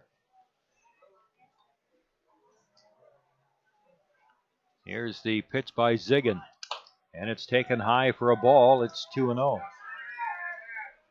Connor probably made the catch of the season up to this point with that grab at Lean Field at the post 320 game towards the end of May. Guess that might have been early June, but in any event, it was a tremendous catch by Connor at the center field fence. Leaping up. I think that's my catch of the year. 2-0 the count. Here's the pitch. Ball is bunted up the first baseline. Fielded by the pitcher, Ziggin. He'll throw to first base for the out. Connor King again does what he's asked to do. He lays down the sacrifice bunt. Post 22 trying to break the scoreless tie here in the top of the third. Paris' leadoff single. He's given way to McSherry, who's running for him at second. Walker Paz, single to right, his first time up. Second sacrifice of the day, by the way, for Connor King. So like you said earlier, he's called upon to sacrifice, get that bunt down, and execute it to perfection. And the pitch is a breaking ball low and inside, ball one. Walker's first hit of the game tonight came off of an 0-2 pitch, so he's very capable today. He's played some great baseball in this doubleheader. 1 ball, no strikes.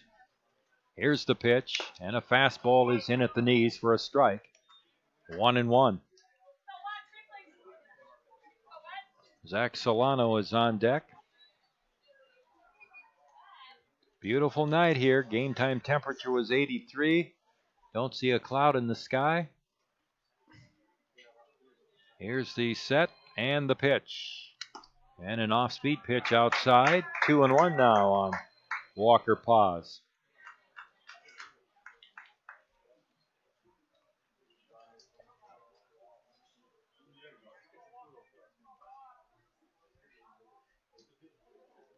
Two and one the count. Here's the pitch. Swing and a foul back. 2-2 on Walker.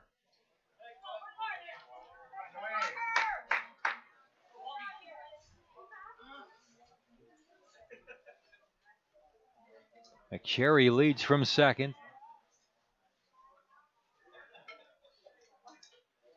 Ziggin, the right-hander for Eden Prairie, sets. Looks back at second. 2-2 pitch. Breaking ball low and inside. He's run the string out. 3-2 now on Walker Paz.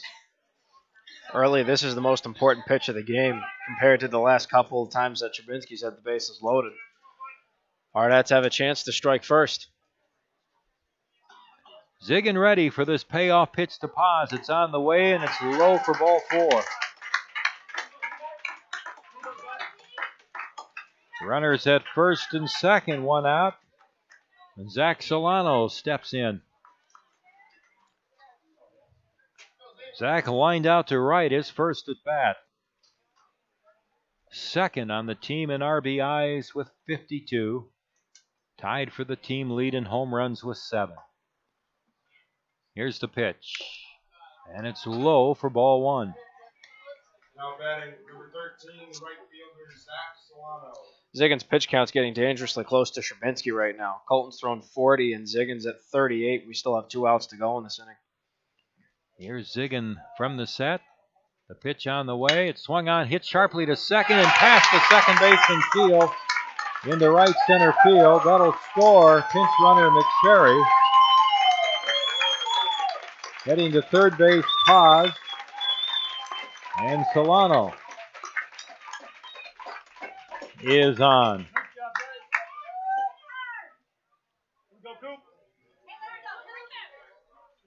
Now batting number 22, shortstop Cooper Bowman. They haven't put up anything on the scoreboard. That's one of those plays that you have to think about a little bit. My initial reaction was that he should have fielded the ball. So it will probably be an error on the second baseman.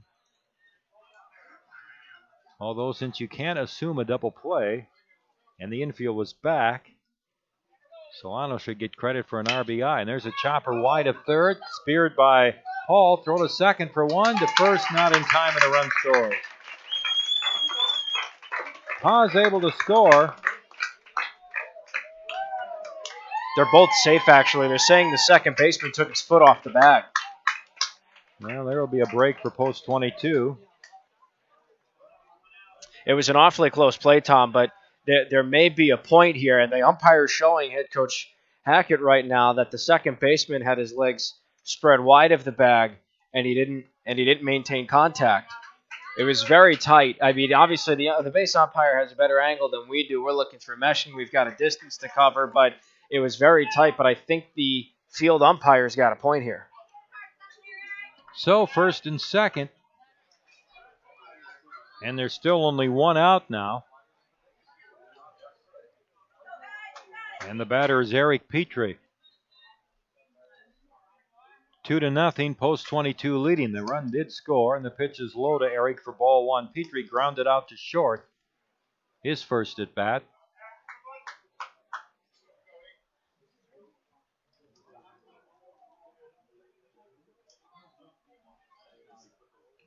One and 0 the count. Pitch on the way, and it's low and outside for ball 2.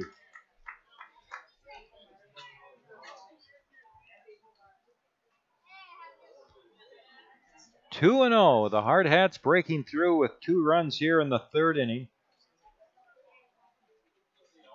The pitch on the way is a ball low, and it's 3-0. 3 balls and no strikes.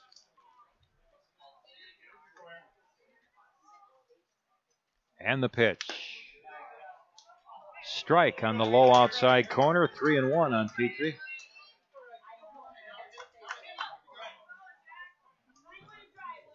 Solano at second. Bowman on at first. 3-1 pitch. Swinging a foul back. 3-2 on Petrie.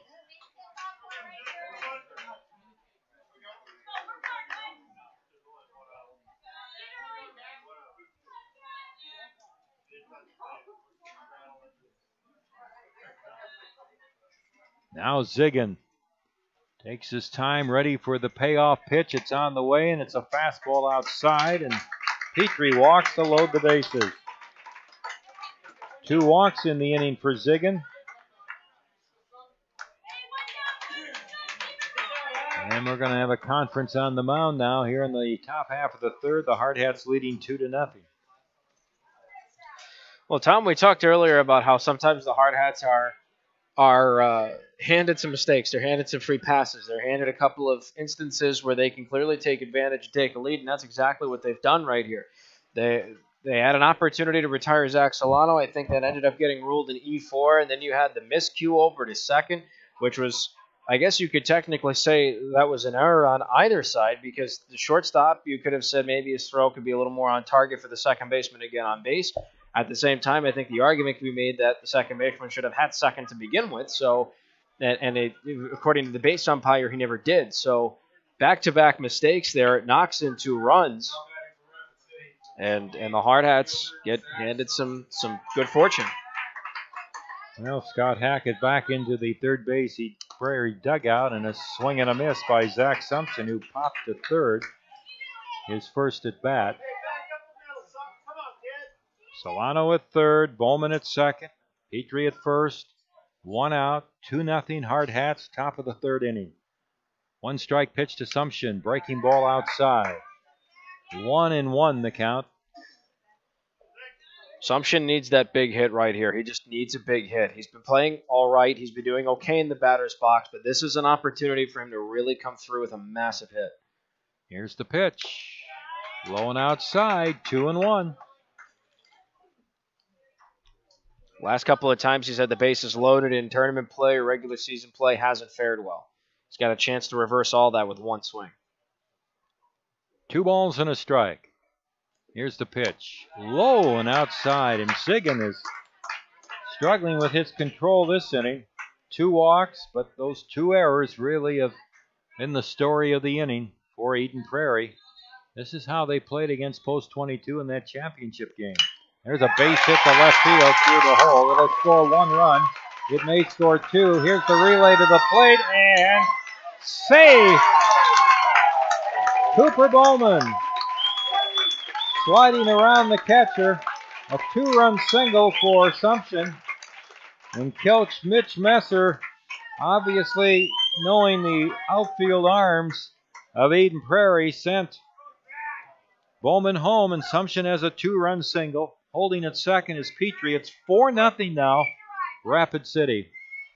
What did I say about that big hit? He nailed it right into that gap between third and short. A great hit, a solid hit, knocks in 2, and just like that, you've separated yourself. 33 RBIs now for Sumption on the year, and here's Ferdinand. Checks his swing and takes a strike. Luke fly to left center, his first at bat. That's the second hit of the inning for Rapid City, their 3rd hit in the game. And they've jumped out now 4-0. Here's the pitch. Swing and a miss at a breaking ball, and it's 0-2.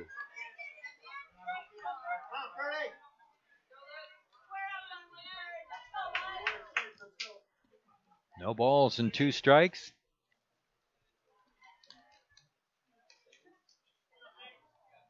Here's Ziggin out of the set. And he delivers. Inside hits Ferdinand, and the bases are loaded. And Ziggin, you can just tell he is just so frustrated out there right now. We're getting somebody beginning to toss down in the bullpen for Eden Prairie. I could be wrong on that, Tom. I think I saw a number 6 for Ben Shepard. I could be wrong on that. And it's hard to tell with all these stripes on the numbers and whatnot. It could be him. It could be 5, Grant Randall, but I think it's something along those lines. So the hitter is Justin Kramer. Post 22's batted around now, the 9th man to hit here in the inning. And the pitch is a strike at the knees. And it's 0-1. By the way, that was just the 31st pitch of the inning here for Ziggin, so the Hardhats really racked him up in this inning.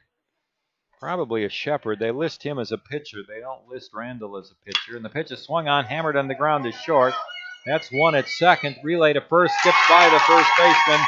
One run is going to score, and the second one comes home as the Hardhats take advantage of another Eden Prairie error. They get one out at second, but Petrie came home to score, and then when the throw skipped past the first baseman, Sumption came around to score. Ferdinand was forced out at second. Kramer will get an RBI. 6 runs in here for post 22 in the third inning. They lead 6-0, have 2 outs. And Timmy Paris started this whole inning off with a single to center. And a breaking ball is outside. 1 ball and no strikes.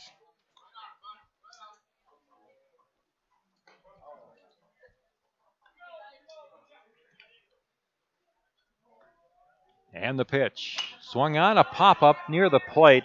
The catcher, Olson, in foul territory, grabs it off to the right of home plate to retire the side. 6 runs in the top of the third inning for post 22. I have just 2 hits in the inning. I have 3 Eden Prairie errors and 1 man left on base. So we go to the bottom half of the third. Post 22 has jumped in front 6-0, and Colton Sherbinski, after being Houdini the first 2 innings to work out of 2 bases loaded jams, worked out of 2 of those to leave 6 men on base, starts the third. You're listening to Post 22 Baseball on ESPN Radio Rapid City. You don't have to try to hit a home run when you're hitting singles and doubles all day. Consistency wins games, and it's key to helping achieve your retirement goals. At Weitzel Financial Group, they believe they're there to help with your own ideals and goals. Head toward your field of dreams. Call Weitzel Financial Group for a consultation at 348-1152. Kurt Weitzel is a registered representative and investment advisor representative with and offers securities and advisory services through Commonwealth Financial Network member FINRA SIPC, a registered investment advisor. Weitzel Financial Group, 817 9th Street, Rapid City, South Dakota, 57701.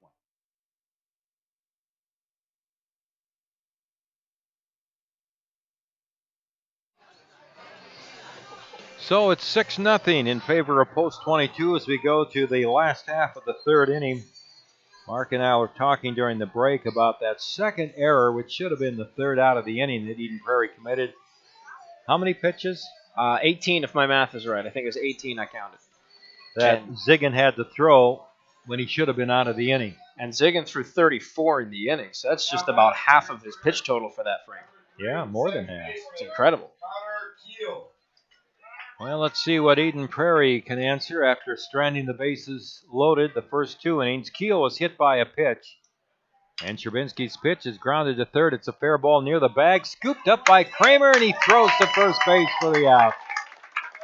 Justin Kramer makes another good play right around the bag at third.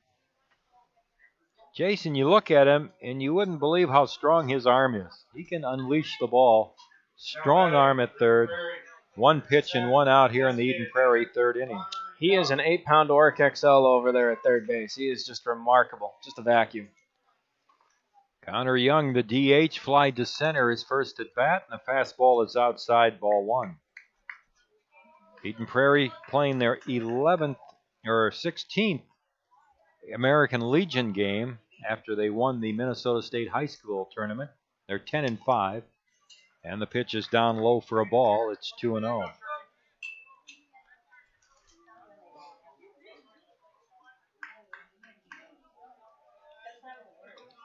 And Sherbinski's 2-0 pitch. Outside, it's 3-0.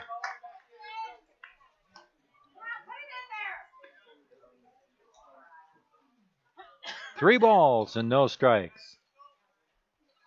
Here's the pitch. And that's a fastball in for a strike, 3-1. 1 out here for Eden Prairie in the last half of the third inning. Bases are empty. They trail 6-0. There's a ground ball hit to the left of Paz, who's over to field it on the edge of the outfield grass and throw to Ferdinand for the out. Good range there by Connor, moving to his left. I should say to Walker. And it's now 2 outs and nobody on. That wasn't an easy play either. Again, moving to his glove hand side. Then he had to settle the ball and spun a little bit to make sure he had control. Then he had to throw to first. Wasn't necessarily too off balance, but it wasn't the easiest thing to do either. Trevor Davinsky, the first baseman, up, swing and a miss to the fastball. He grounded into a short to second force in the first inning. That was with the bases loaded, too. Here's the one-strike pitch. Inside. Almost hit him.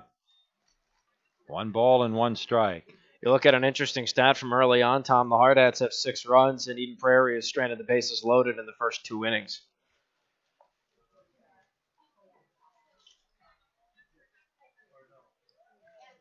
Here's the pitch on the way. Breaking ball outside. 2 balls and a strike.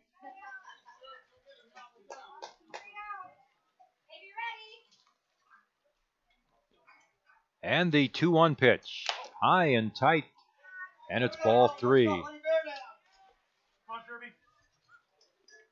Joey Danielson, the catcher, on deck for Eden Prairie, hoping to bat if Davinsky gets on.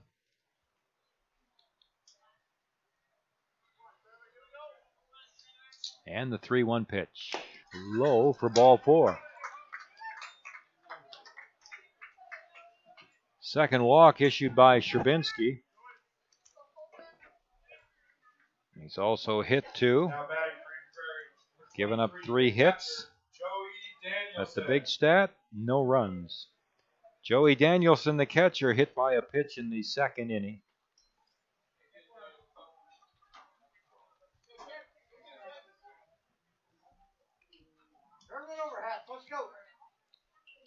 Here's Colton's pitch. Swung on and fouled off to the right. 1 strike on Danielson. You know, Tom, we were talking earlier how many times Colton's recorded the first 2 outs and then followed through with the 1-2-3 inning. Well, 13th time now in the season he's gotten the first 2, but it's only the 3rd time in which he's failed to finish that 1-2-3. So nothing to be too alarmed about, but it is something to think about. Here's the 1-strike pitch. Fastball outside at the knees. And it's 1-1. And especially after you fire back with a 6-run top half of this inning, you want to fire back 1-2-3 and really punch these guys in the jaw, and unfortunately just couldn't follow through with it. But still 2 outs, still have the chance to nail it at either first or second. 1-1 on Danielson. Sherbinski's pitch, and a breaking ball is in there for a strike, and it's 1-2. That was a beautifully placed breaking ball. Great 1-1 pitch. I think even if Danielson wanted to swing at it, he would have whiffed. Not a big lead off of first base for Davinsky. He's barely off the bag. Here's the pitch. Fastball struck him out. Sherbinski throws a fastball by Danielson to end the Eden Prairie 3rd inning. And for Colton Sherbinski, that's strikeout number 2. No runs, no hits, no errors. 1 man left on base. Eden Prairie has stranded 7 through the first 3. And at the end of 3, the Hardhats 6, Eden Prairie nothing. From the Anytime Auto Sales press box, you're listening to Post 22 Baseball on ESPN Radio, Rapid City. Trusted Choice Insurance agents are independent agents. I pledge to be your guide, not only to insurance, but to insurance companies. They don't actually work for any one insurance company. And to use my independence to identify the coverage that's best for you. This means they can customize policies from several companies in ways that other agents just can't. And they commit to that. And I pledge. In writing. Trusted Choice. You need an independent insurance agent. Black Hills Insurance Agency, a tradition of service since 1940.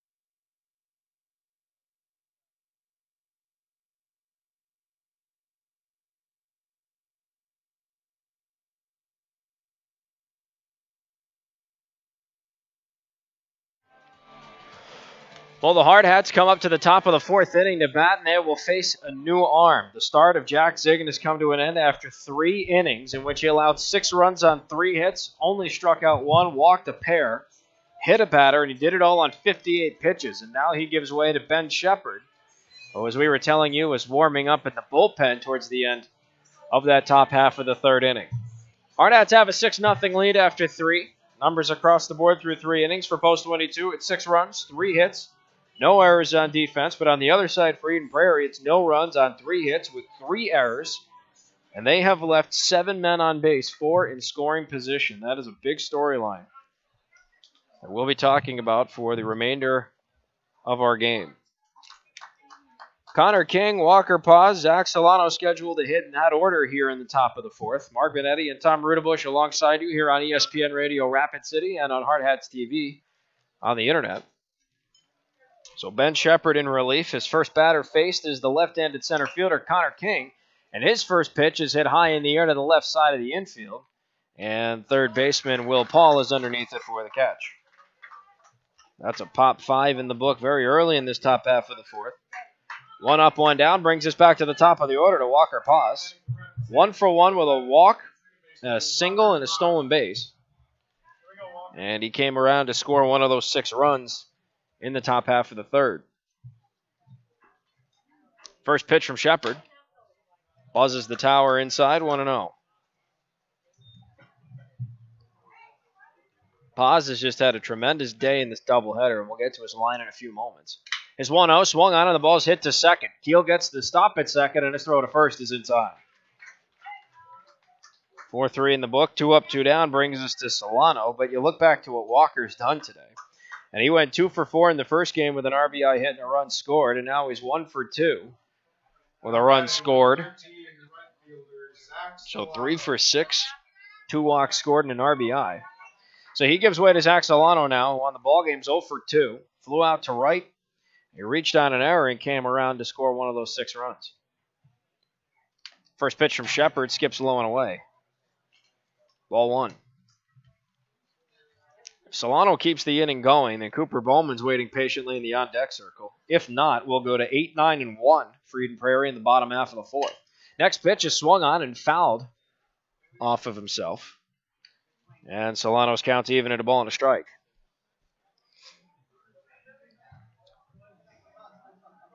Hardhats have a 6-0 lead. Base path's empty here for Solano in the top of the 4th, and there's 2 outs. Here's the 1-1.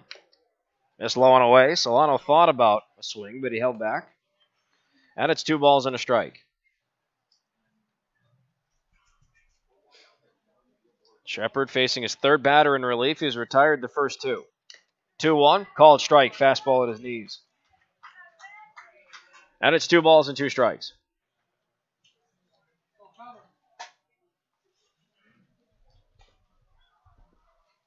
Shepard trying to get out of the inning. 2-2 to Solano. Swung on, and it's hit high in the air. Foul territory, right field side. Farris is coming in from right, and he can't make the catch.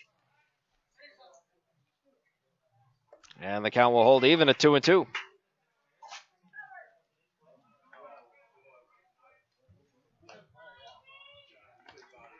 Solano in the earlier game today went 0 for 3, reached on an error, walked, scored twice, struck out and grounded out.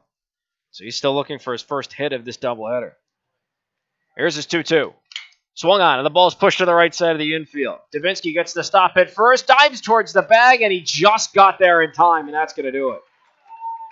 He just barely beat out Solano. It's a 1-2-3 inning for Post 22 on offense. No runs, hits, errors, or anybody left on base. We've officially completed half of regulation. Post 22 still has their 6-0 lead to defend. We'll be right back with the bottom half of the 4th. You're on the official radio home of Post 22 Hardhats Baseball on ESPN Radio, Rapid City. Coke Zero goes with things like this. This. And this. Coke Zero tastes like this. He shoots, he scores! It sounds like this. It feels like this. So when the game is on, try it with this. Coke Zero, real Coca-Cola taste. 0 calories, 0 sugar. Coke Zero goes with things like this. Transition from offense to defense. They take back to their respective positions in the field, and Colton Chervinsky's back out on the mound for the bottom half of the fourth. He'll take on 8, 9, and 1 in the Eden Prairie order. Mitchell Olson, the left fielder. Colin Farris, the right fielder, and then back up to the top of the order to Zach Elliott, the shortstop. 3.5 innings have been played. We're officially halfway through regulation. And the Hardhats now have a 6-0 lead to defend. Mitchell Olson starts off the left fielder. He's 0 for 1. With a fly out to right field. And Chervinsky's first pitch at the bottom of the fourth is swung on and missed. 0-1 the count. Chervinsky got out of the last inning with only 15 pitches. Let's see if he can replicate that this inning.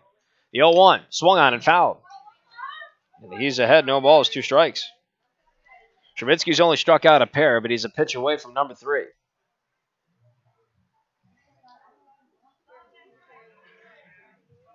He's walked 1 and hit 2 batters in the start as well. No balls, 2 strikes, and he deals. High and tight, 1-2. So 1-2 now the count here to Mitchell Olson. He'll be followed by Colin Farris and Zach Elliott in that order. 3 gentlemen scheduled to hit for Eden Prairie in the bottom of the fourth. 1-2 to Olson. High and inside again, and the count evens up, 2-2.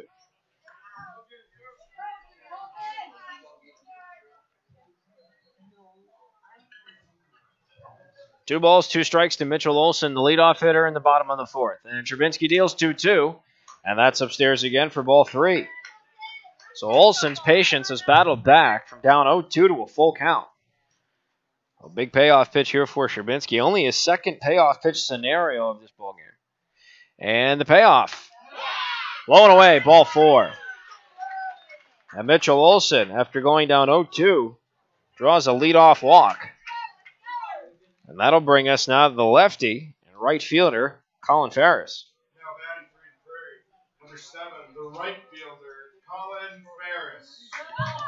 Farris singled the last time he was up. He was stranded, though, at second in a bases-loaded scenario in the bottom half of the second. First pitch from Chervinsky. Breaking ball, called strike. 0-1 to Farris. Farris, a left-handed batter against the right-handed throwing Chervinsky, has a man on first and no one out here in the bottom of the fourth. Eden Prairie at bat trails 6-0 to post 22. Here's his 0-1. Just missed low, and the count evens up at a ball and a strike. So 1-1 the count. Chervinsky up against Colin Farris, the right fielder. Checks his man at first. And he checks to first, and it's not there in time. So we have yet to see a 1-1 thrown to Farris.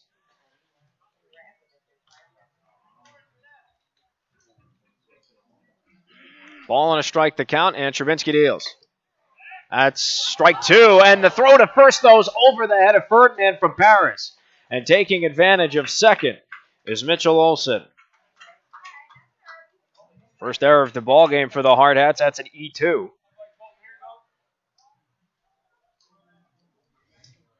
So it's a man on second now for Farris.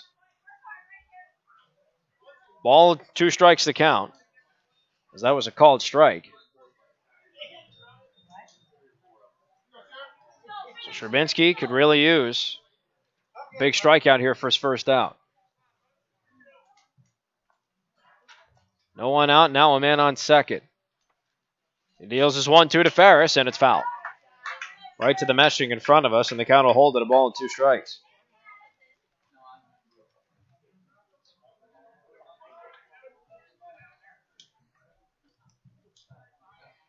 Still 1-2.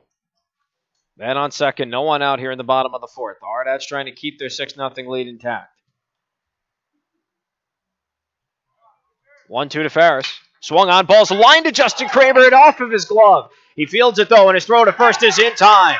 Ferdinand to second. Can he double him? No, he couldn't. Just missed.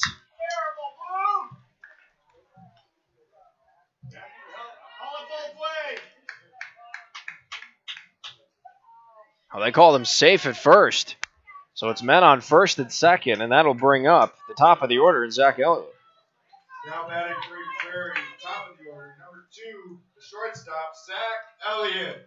So Elliott has men on first and second and no one out. Elliott's 0 for 2 with a strikeout and a line out to third.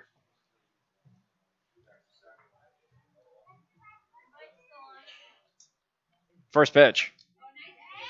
Called strike outside corner. 0-1 the count.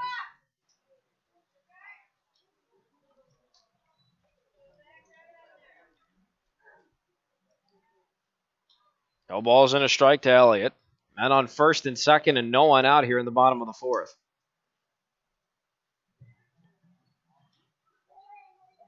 Oh, 1 pitch. Breaking ball down low, but Elliott didn't offer. 1-1.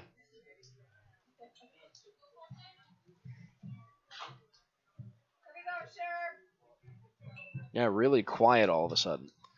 Ball and a strike to count.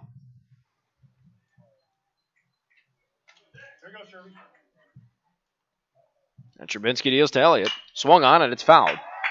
And off the light pole. That took one heck of a ricochet. Ball and 2 strikes to count. So Trubinsky's in his third 2-strike count of this inning, but has a walk and an error to show for it. Looking for that third K would give him a big first out with men on first and second here in the bottom of the fourth. He's already struck out Elliott once. Here's his 1-2. Just missed inside, and the count evens up 2-2.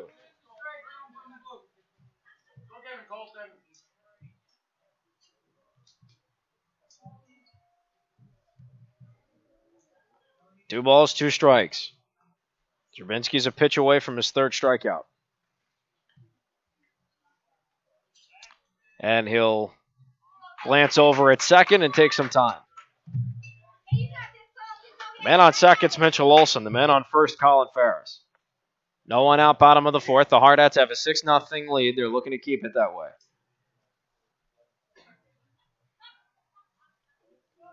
Trubinsky has a 2-2 pitch to deal to Zach Elliott. Then he throws. High and inside, and the count goes full. Second full count of this inning for Trubinsky and third overall in the ballgame. He's only registered one of those 3 men out. And now time is called.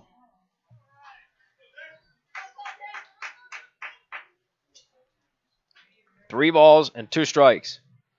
Men on first and second, no one out. Trubinsky a glance around the base path. And here comes his payoff pitch. Foul ball. Elliott with a check swing, and it went just off of his hands. So Trubinsky's got another pitch coming up. He has a quick conference with Timmy Paris.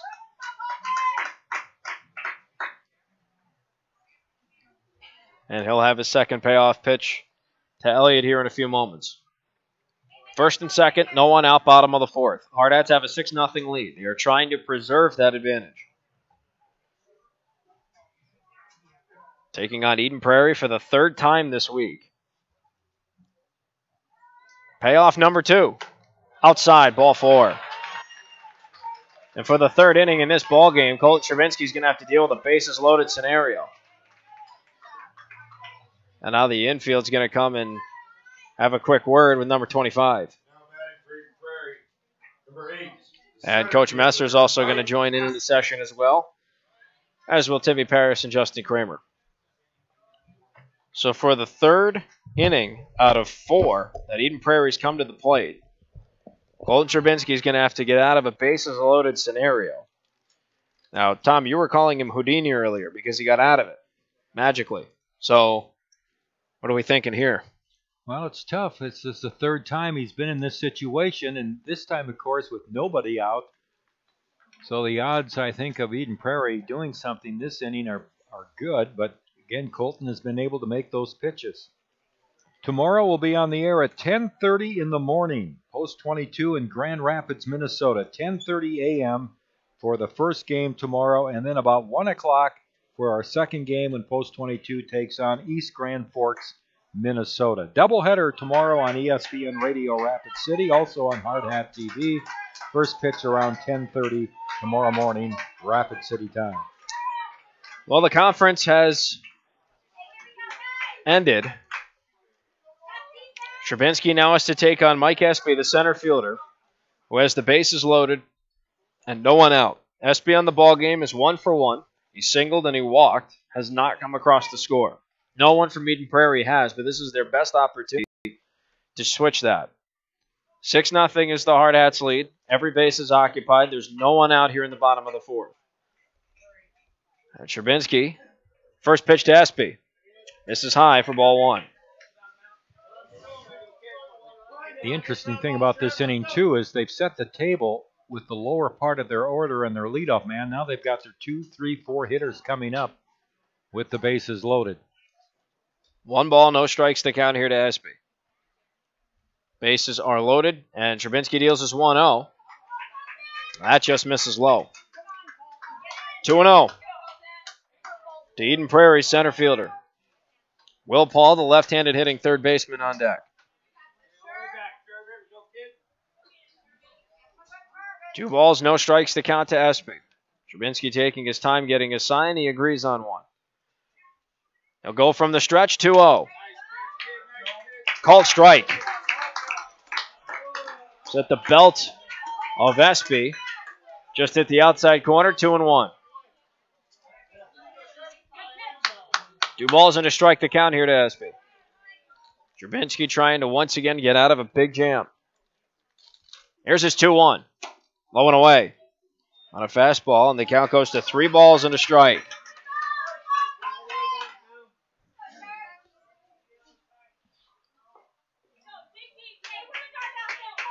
Stravinsky taking his time around the mound. There is nowhere to stick Espy, so if he walks him, it's going to knock in a run. 3 balls and a strike. And Stravinsky deals his 3-1. Swung on, ball's hit high in the air to right.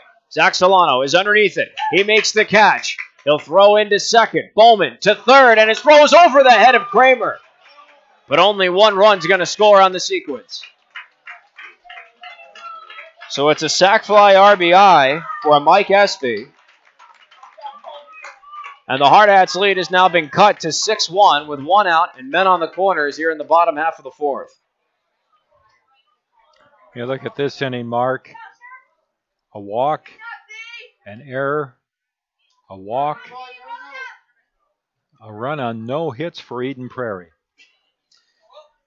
And they still have a man that they could potentially knock in. 1 out, the sacrifice fly still in effect. And it brings up Will Paul, the left-handed hitting third baseman. So Paul has men on the corners and 1 out here in the bottom of the fourth. And Stravinsky's first pitch. Called strike at his knees. 0-1 the count here to Paul. Paul on the ball game is 1 for 2. He singled and he flew out to left. He flew out to left to end the bottom of the second and strand runners on all 3 bases. Here's the 0-1. Called strike at his knees again on another breaking pitch. 0-2 to Paul.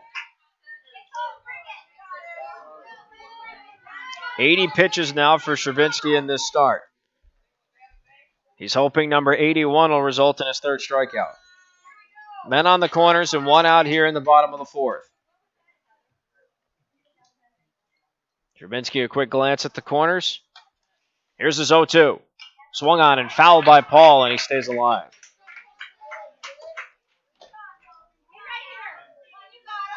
Hardhats have a 6-1 lead. 1 run has been scored on no hits, as Tom pointed out. 2 walks, a sac fly, RBI, and an error. No balls, 2 strikes to count to Will Paul. He has men on the corners and 1 out. And Stravinsky once again deals his 0-2. Swung on, ball's popped up. Foul territory, it'll go out of play, third base side. Lather, rinse, repeat. 0-2 pitch.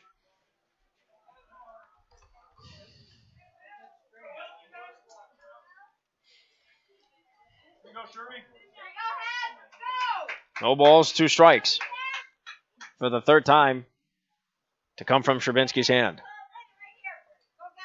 Men on the corners, 1 out in the bottom of the fourth. It's 6-1 post 22. 0-2 pitch. Swung on. Ball's hit high in the air to left. Sumption's on his horse, and the ball's going to land for a base hit. 1 run's going to come in and score. Everybody else will advance an extra base. So it's a 1-out RBI single for Will Paul. And Eden Prairie is struck twice in this bottom half of the fourth and now trails post 22, 6-2. Boy, he worked for that blue pit. He fought off a couple of good pitches by Colton. Just a little pop fly single down the left field line off the left-handed batting Paul. Joey Grain is in to bat for Connor Keel, the second baseman. So Keel ends with a hit by pitch and 0 for 1. And Joey Grain's going to take over. He's a lefty. Big matchup move here. And the first pitch is swung on, hit high in the air, foul territory. Kramer's on his horse from third, and he makes the catch. What an outstanding catch from Kramer at third in foul territory on the first pitch to Grain. A crucial second out. 2 down, men on first and second. Here comes Connor Young, the left-handed hitting DH.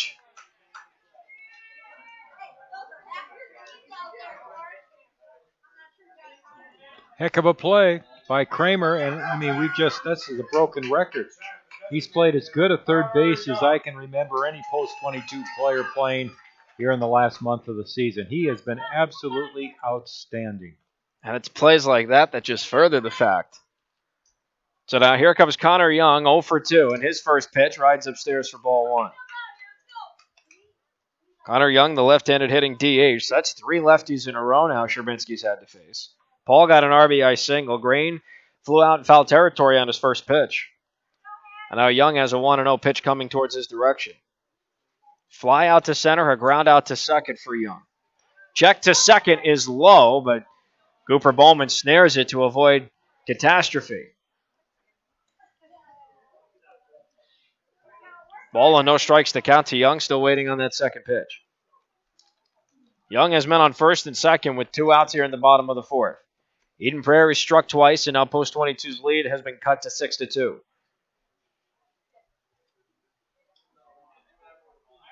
And Sherbinsky again will make a motion to second, but nothing comes of it. If Young's the last out, the Hardhats will start off with Bowman, and he'll be followed by Petrie and Sumption in the top of the fifth. 1 ball, no strikes. And Sherbinsky deals. Swung on, and it's fouled. 1-1 now, the count to Connor Young. Colton's still throwing a pretty good fastball. These left-handed hitters fouling the ball off to the left or late on the fastballs. Ball and a strike to count from Sherbinsky to Young. Takes a look at first and second, and the runner's occupying. Here's the 1-1. Inside. 2-1 now to Young.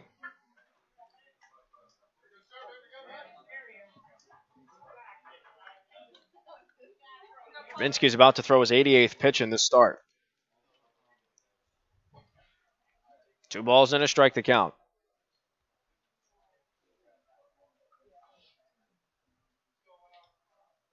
Here's his 2-1. Called strike on a fastball inside. What a pitch. That had a nice pop to it. 2-2. And if Sherbinsky gets this third strikeout at the start, it'll strand another Eden Prairie base runner in scoring position. 2 balls, 2 strikes, 2 outs, 2 men on. 2-2 pitch. Swung on and it's fouled, and Young stays alive as that ball goes flying out third base side. And judging by the crowd, that must have narrowly missed a car in the parking lot. Well, you and I don't have to worry about that. No, we don't, thankfully. Our cars are a full state away right now. 2 balls, 2 strikes to count. Trubinsky's looking for that third strikeout, and if he gets it, it ends the bottom of the 4th.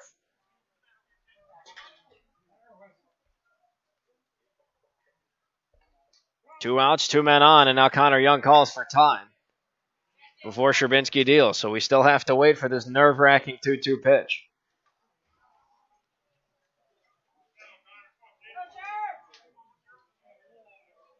Two men on, first and second. 2 outs, bottom of the 4th. A 2-2 pitch coming to Connor Young. And Trubinsky deals upstairs. And the count goes full.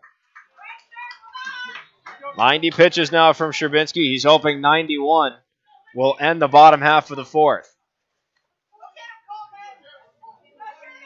Payoff pitch to come to the left-handed DH, Connor Young. Trevor Davinsky on deck if we keep going. Payoff pitch. Swung on. Ball's popped up. Foul territory. Parrish trying to locate it. It's down the third base line. Kramer comes in and he makes the catch. And that is going to end the bottom half of the 4th. Justin Kramer, have yourself a night. He has been sensational. Well, Eden Prairie strikes twice. It's 2 runs on the power of 1 hit, 1 error charged to post 22. And 2 men left on the base path. And at the end of 4 innings, post 22 still in the driver's seat. However, they now have their lead cut to 4. It's 6-2. We'll be right back with the top half of the 5th. Cooper Bowman will lead us off in just a few moments here on ESPN Radio, Rapid City. Great faces, great places. Wet paint? Yep. And around here, when great places need a little love, great faces band together. Each year, First Interstate Bank employees help local organizations put a fresh coat of paint on homes of those in need. A small gesture, perhaps, but one that puts smiles on faces and strengthens bonds in the places we serve. First Interstate Bank. It's you and I together. Slight correction to the stat line from the bottom half of the 4th. It was 2 runs on a hit with 2 errors charged to post 22. And 2 men left on the base path. So we now transition to the top half of the 5th. Post 22 got out of a big inning. However, they did surrender 2 runs in that bottom half of the 4th and now hold on to a 6-2 lead over Eden Prairie. With Cooper Bowman, Eric Petrie, and Zach Sumption scheduled to hit in the top half of the 5th. Numbers across the board for the Hardhats. It's 6 runs on 3 hits with 2 errors. And on the other side for Eden Prairie, 2 runs on 4 hits with 3 errors defensively. Mark Benetti and Tom Rudebush alongside you for all the action here in the Gopher Classic. The second game of our doubleheader tonight. Post 22 beat Oakdale, Minnesota 6-2 in Game 1 and are looking to complete the doubleheader sweep. Bowman takes his first pitch low and away from Ben Shepard in his second inning of relief. 1-0. Rides up, called strike at his belt, and the count evens up at 1-1. Over at Edina tonight, the Expos are leading the Rochester Redhawks 6-0 in the bottom of the 5th inning. Rochester batting. 1-1's fouled to the backstop. A ball and 2 strikes now to the Hardhats shortstop. It was 0 for 2. Flew out to right, and he reached on an error. Expos are 0-2 so far in the Gopher Classic, but leading 6-0. Here's the 1-2. And that just misses outside. The ooze from the crowd pretty much gave that one away. 2-2. Expos have had a good season. They're 25-10. 2-2 to Bowman. Swung on. That ball's pushed high in the air to right field. Colin Farris towards the fence. Underneath it. Makes the catch. F9 in the scorebook. 1 up, 1 down for the Hardhats on offense. And that'll bring us to Eric Petrie with no one on the base path and 1 out here in the top of the 5th. Excuse me. Petrie on the ball game is 0 for 1. A ground out to short. A walk. Came in to score one of those 6 runs back at the top of the 3rd. And the first pitch from Shepard. Breaking ball called strike at his belt. And Petrie's behind 0-1. Here's the 0-1 from Shepard. Swung on and missed on a fastball. And the count goes to 0-2. Petrie quickly behind 0-2, looking for his first hit of this ball game to get something started here in the top of the fifth. 0-2, skips way outside, and the count holds at 1-2. Zach Sumption on deck, the final gentleman scheduled to hit in this inning. Luke Ferdinand behind him if we get that far. 1-2 from Shepard to Petrie. Swung on and it's fouled off. And the Hardhats DH stays alive.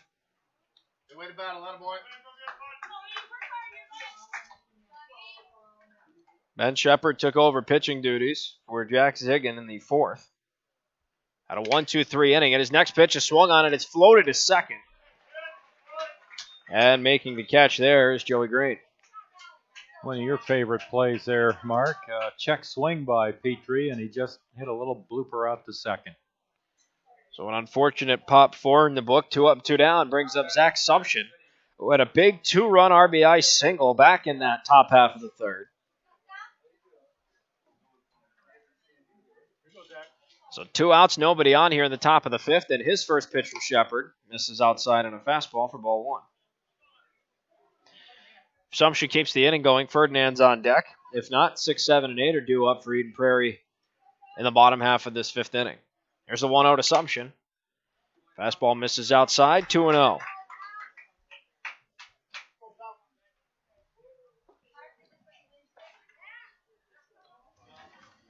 Two-0 Sumption. Swung on, and the ball is hit high in the air. Foul territory, first base side. Davinsky is underneath it at the foul line, and he makes the catch. And that will retire the side. 1-2-3 inning for the Hardhats on offense, which unfortunately means no runs, hits, errors, or anybody left on base. And at the end of 4.5, Hardhats still have a lead to protect. It's at 6-2. Bottom half of the fifth coming up in just a few moments with 6, 7, and 8 due up for Eden Prairie. We'll be back with their at-bats and more. They're on the official radio home of Post 22 Hardhats Baseball here on ESPN Radio, Rapid City.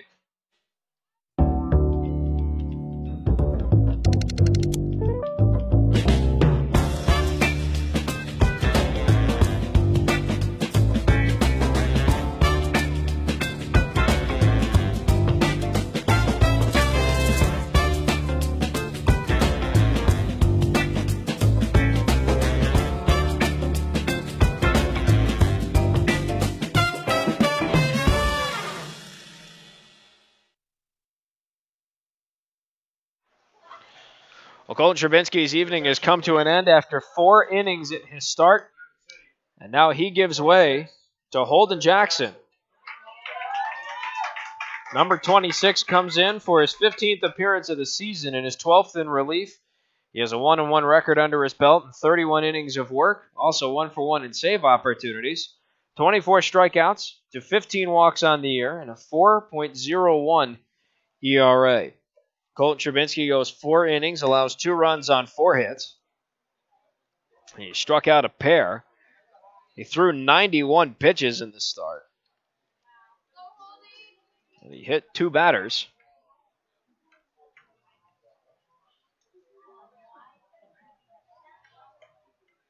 And he walked 4. So now Holden Jackson will take on 6, 7, and 8. Trevor Davinsky, the first baseman, to lead off. He's 0-for-1, grounded into an inning-ending fielder's choice with the bases loaded back in the bottom of the first. He walked in the bottom of the third. That's all he got. So Holden Jackson, his first batter in relief, Trevor Davinsky. Bottom of the fifth, and the leadoff man looks at a first pitch called strike on a fastball inside. 0-1 the count. The last time Holden made an appearance for the Hardhats was against Rocky Mountain in the Firecracker. And it's 0-1. Nice curveball in there for strike 2. What a beautiful pitch. And Davinsky's behind 0-2. Now that was a stellar start. He retired the first 10 batters he saw in that start, and the Hardhats won in extras. 0-2 to Davinsky. Swung on and missed. Strike 3. And there's his first strikeout in relief on his first batter. 1 up, 1 down. And Joey Danielson, is going to come up. Joey Danielson. We had Joey Green in there as a courtesy runner, and he ended up moving to second in place of Connor Keel. So Joey Danielson comes up. He's 0 for 1. He was hit by a pitch, and he was the second of 2 Sherbinsky strikeouts. And his first pitch from Jackson swung on and missed. 0-1 to Danielson. Mitchell Olson is to follow. He's 0 for 1 with a walk, a run scored, and a fly out to right. 1 out, base path's empty here for Danielson in the bottom of the 5th. Hardhats still up 6-2. Here's the 0-1. Misses low and away, and the count evens up at a ball and a strike. So 1-1. Now to Danielson. Jackson deals his 1-1 pitch. Called strike 2 at his knees. 1-2 from Jackson. He fanned his first batter in relief, looking to accomplish that task on his second batter faced. Here's the 1-2 from Jackson. Swung on, and the ball's hit to the right side of the infield. Ferdinand gets the stop on a crazy skip. Tosses to Jackson covering first for the out. Great recovery by Luke Ferdinand. That ball took a crazy roll towards him, but he was able to snare it, toss it to Jackson. 2 up, 2 down. Here comes Mitchell Olson, the left fielder. Ball's been taking some crazy skips here on this field. Well, the first 2 are up and down for Jackson in relief. Olson 0 for 1, a walk, a run scored, a fly out to right. And his first pitch is a called strike on that curveball. That's got some nasty bend to it. 0-1 from Jackson Olson. Here's the 0-1. Fastball just missed, low and away, and the count evens up at a ball and a strike. So 1-1 the count. And Jackson deals to Olson. Breaking pitch misses. 2-1. That curveball is devastating. When Holden's throwing it well, it is a great pitch for him. He can set up his fastball with it. 2-1. Fastball missed low. 3 balls and a strike now the count here to Olson.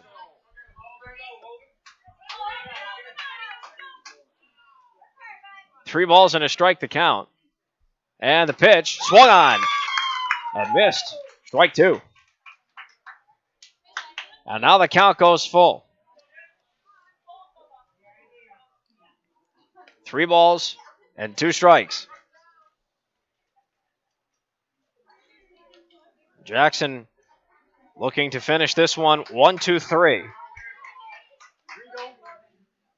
on his next pitch. Jackson gets his sign. Here comes the payoff to Olson. Swung on and missed. Strike 3. Now that's his second strikeout on 3 batters faced in relief. A 1-2-3 inning for the Hardhats on defense. No runs, hits, errors, or anybody left on base. We have played 5 and Post 22 still has a 6-2 lead. Top of the 6th inning coming up. Luke Ferdinand will lead us off. We'll be right back with that and more here on the official radio home of Post 22 Hardhats baseball from the Anytime Auto Sales Grandstand here on ESPN Radio, Rapid City. Camping World is here to help you connect to adventure and explore the outdoors with friends and family, offering new and pre-owned RVs to fit every budget and thousands of parts and accessories for any need. Camping World has it all. With over 125 supercenters nationwide, you're never far from America's #1 RV dealer. No matter where your adventures take you, whether you need an RV, parts, or service, Camping World is here to help you every step of the way. Visit Camping World in Rapid City or shop campingworld.com today. Ben Shepherd's back on the mound for Eden Prairie as we're about to get underway here in the top half of the 6th. Post 22 will send Luke Ferdinand, Justin Kramer, and Timmy Paris to face Shepherd, who's now in his 3rd inning of relief for Jack Ziggin, who allowed 6 runs on 3 hits in 3 innings. Tom's calculations indicate that none of those 6 runs were earned. Struck out 1, walked a pair, hit 1 on 58 pitches, excuse me. And so Shepard will now take on Luke Ferdinand. Won the ball game 0 for 1 with a fly out to center field. He was also hit by a pitch. Here's the first pitch to Ferdinand. Swung on and it's hit foul, first base side. And he starts behind 0-1. No balls and a strike to count to the Hardhats first baseman. He is the leadoff hitter here in the top of the 6th. Next pitch, swung on, and that ball's hit high in the air to center. Mike Espy shades to his right, and he makes the catch. That's an F8 in the scorebook to start off the top half of the 6th.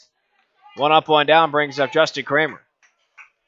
Kramer in the ball game, 0 for 2. He struck out, reached on an error, was given credit for an RBI because of the ball hit with the bases loaded and 1 out. And had he beaten the throw out, the run would have scored anyway. So he was credited with an RBI. And his first pitch misses low and away from Shepard for ball 1. Kramer's biggest attribute tonight's been his glove. He's made some phenomenal plays over there at third. Here's his 1-0 pitch. He shows bunt. He drops at third base side. Charging in is Paul. Paul barehands it, and his throw to first is off track. And Kramer is safe. I think Justin would have beaten that one out anyway. Oh, yeah. Bunt single for Kramer there. Nicely done, Justin. So Kramer gets his first hit of the ball game, a bunt single with 1 out. That'll bring up Timmy Paris, who's 1 for 2 with a single and a pop out to his respective position of catcher. So the Hardhats catcher looking for his second hit. He has Kramer on the base path on first, 1 out in the top of the 6th. Hardhats have a 6-2 lead. First pitch, swung on and missed on a breaking ball. 0-1 to Paris. Connor King, the left-handed hitting center fielder, is on deck. He's 0 for 1, a sacrifice bunt, and a pop out to third. Shepard looks at Kramer at first. He takes his lead, and he throws back to first. It's not there in time.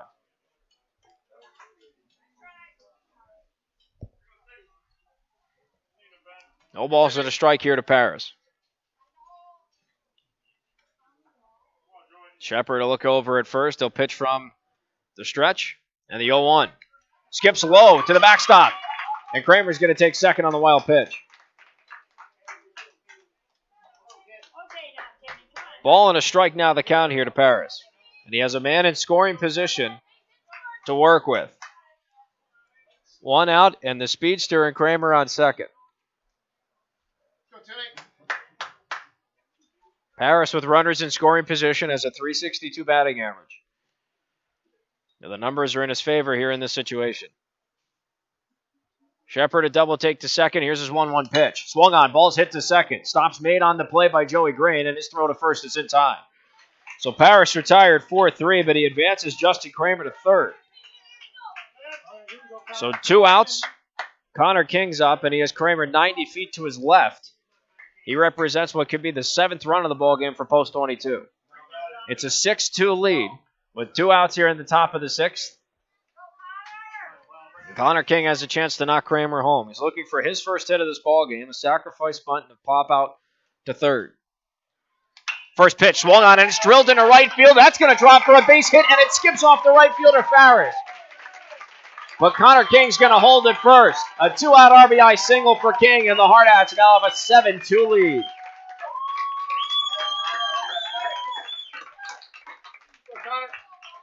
So Connor King drives in Justin Kramer with 2 outs, an RBI single to right. That brings us back to the top of the order to Walker Paz. Paz 1 for 2 on the ball game, a single, a base on balls, a ground out to his position at second, and he came around to score once. He also has a stolen base under his belt. Check to first, and King's back. 2 outs here in the top of the 6th. The Hardhats have plated 1. It's a 7-2 lead now over Eden Prairie. Third game of pool play here at the Gopher Classic. The Hardhats are looking to go 2-1. Another check to first, not there in time. If Paz keeps the inning going, Solano's on deck. 0 for 3. Reached on an error. He came around to score once. First pitch to Paz. Low and inside, it skips, and Connor King's going to take second. So King will advance on another wild pitch. Walker pauses a 1-0 count, another man in scoring position.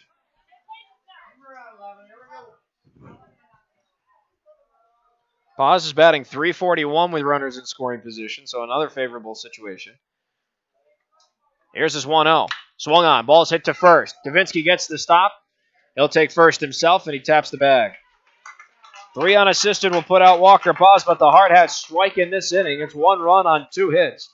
No errors charged to Eden Prairie, and 1 man left in scoring position on the base path. We have played 5.5. And Post 22 now has a 7-2 lead over Eden Prairie. Alden Jackson will face 9-1 and 2 when we come back in the Eden Prairie order. You are listening from the Anytime Auto Sales Grandstand to ESPN Radio Rapid City, the official radio home of Post 22 Hardhats baseball. Why do so many business people trust us? Well, we're pretty nice folks, of course, and we really know our stuff. Black Hills Insurance, a tradition of service since 1949.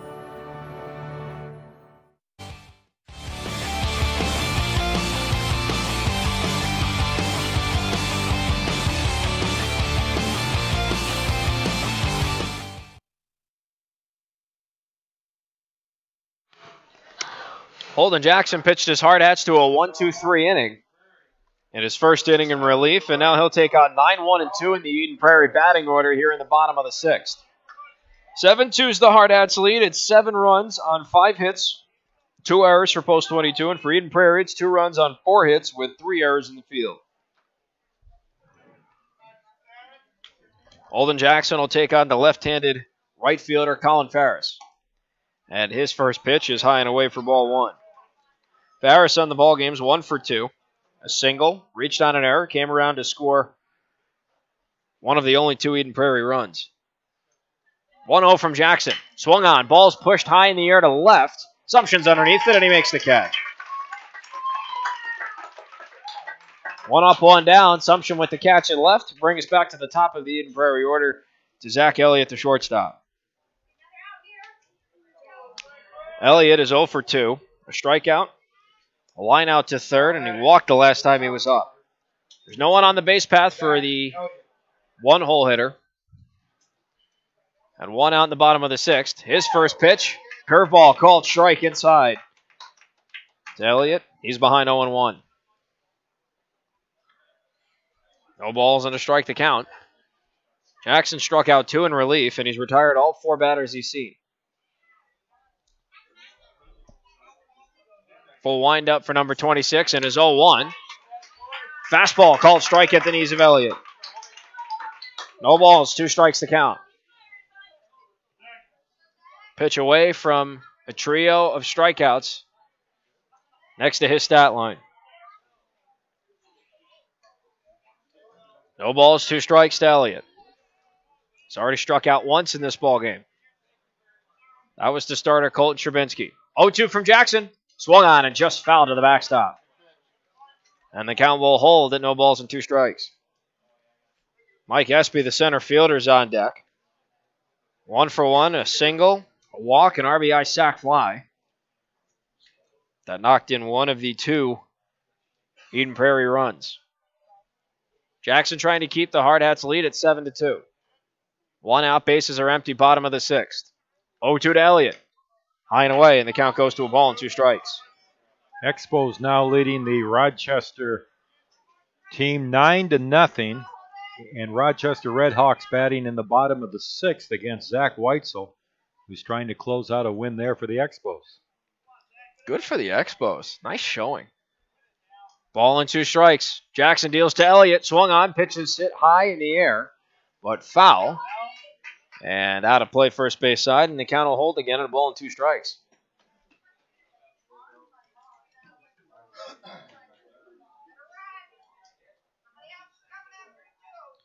So 1-2 the count.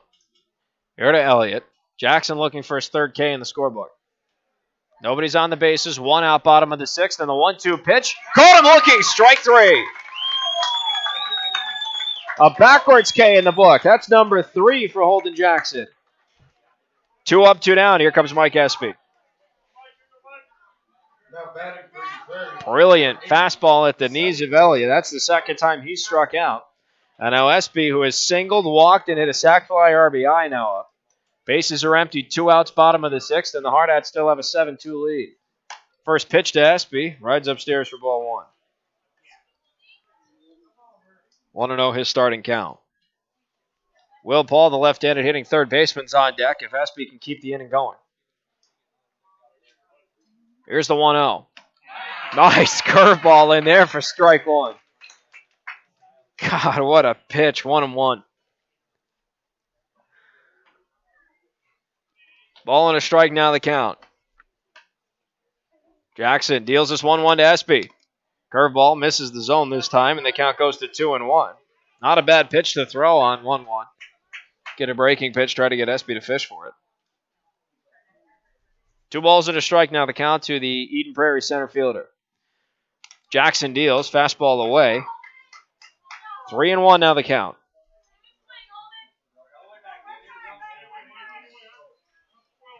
Mike Espy, the center fielder, is either looking for his second walk or his second hit. 3-1 from Jackson to Espy. Misses low for ball 4. So Espy gets his second base on balls of the ball game. That's the first base runner that Holden Jackson's allowed. So 2 outs, a man on first here in the bottom of the 6th. The Hardhats with a 5-run lead, and that'll bring us to the left-handed hitting third baseman, Will Paul. And Paul is 2 for 3 with a pair of singles. 1 has knocked in a run. He's also flown out to left.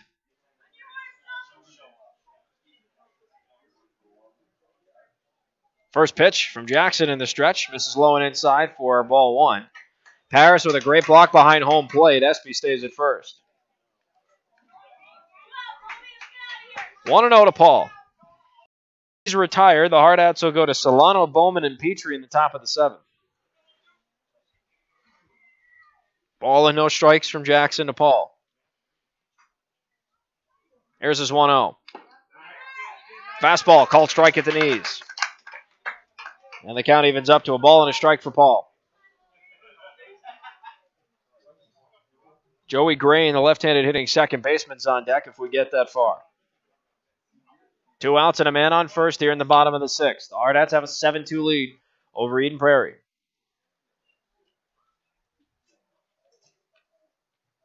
Jackson, a check to first, isn't there in time.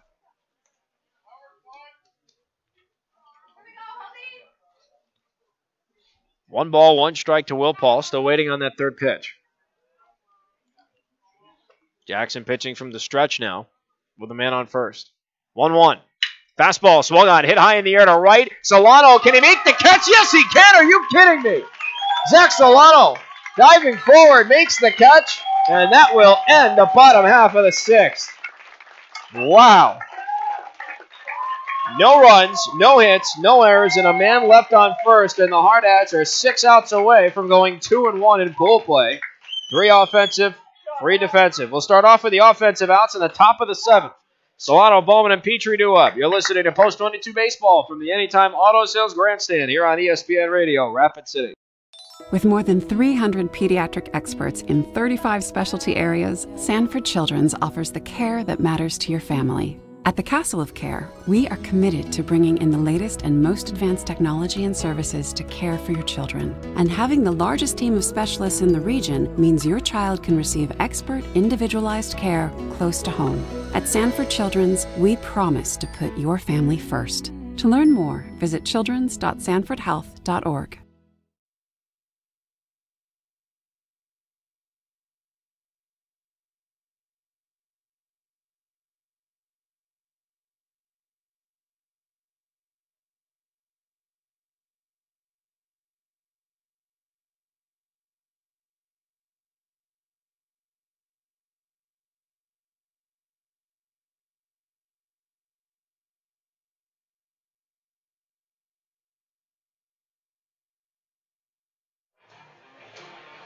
So as we head to the 7th inning now, Post 22 with a 7-2 lead over Eden Prairie.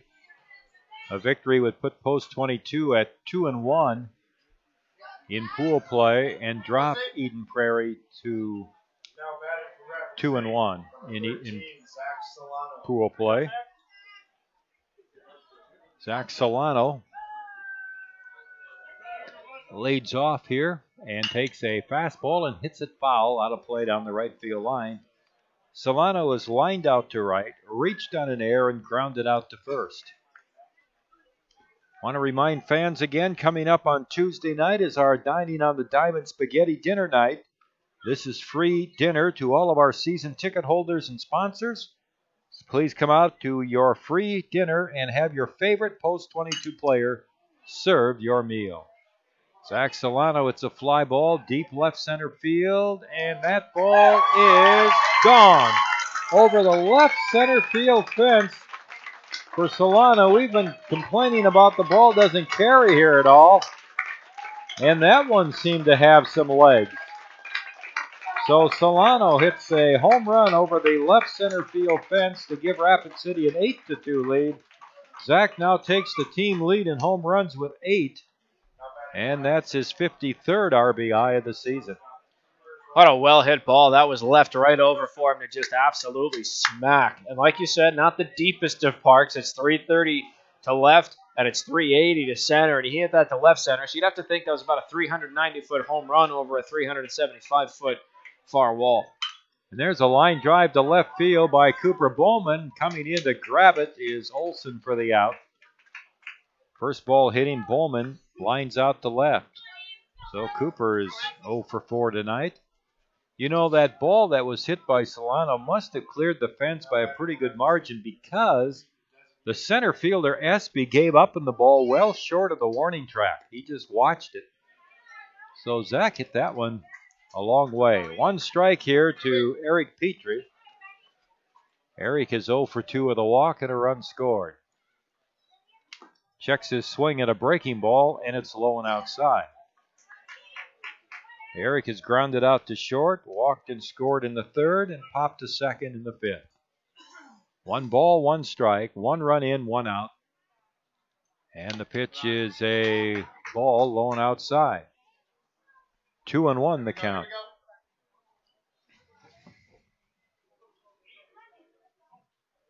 The hit for Solano, the home run, the 6th in the game for Rapid City as the pitch misses here to Petrie, and it's 3 balls and a strike. And a pop-up. That's off to the left of home plate. It's playable, and the catcher can't hang on to it. Danielson had it in his mitt, and the ball just popped out of it. And the count is full, 3-2, and technically, that's an error on the catcher, Danielson. That's the 4th error of the ballgame then for Eden Prairie. You don't have to reach base on a situation like that for an error. There's a little pop-up. The shortstop runs in. He's going to have to play it on the hop. He collides with his third baseman, and the throw to first not in time. Petrie legs out an infield hit. And that'll bring up Zach Sumption. First hit of the ball game here for Petrie, and that was a solid one. Wasn't the most powerful thing in the world, but he accomplished his task by getting on base. So good for him to stay protective on that 3-2 pitch. It ended up going fair and ran it out. Good for him. So here's Sumption, who has popped to third, singled to left to drive in 2 runs, and fouled out to first. Scott Hackett, the coach, is coming out to check on his 2 ball players who kind of collided there. They bumped trying to field that ball. Elliott, the shortstop, and Drain at second base.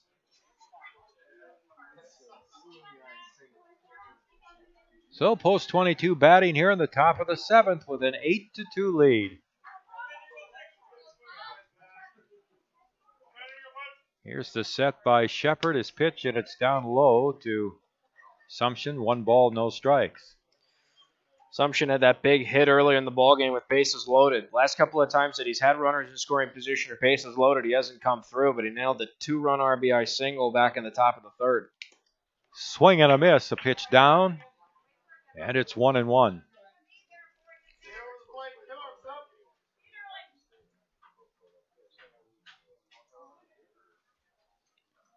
Here's the set by Shepard. The pitch on the way, and it's down and in for a ball.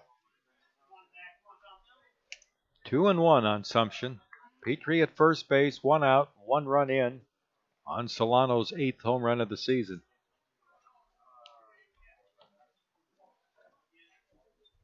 2-1 pitch. Low and away, and it's ball 3.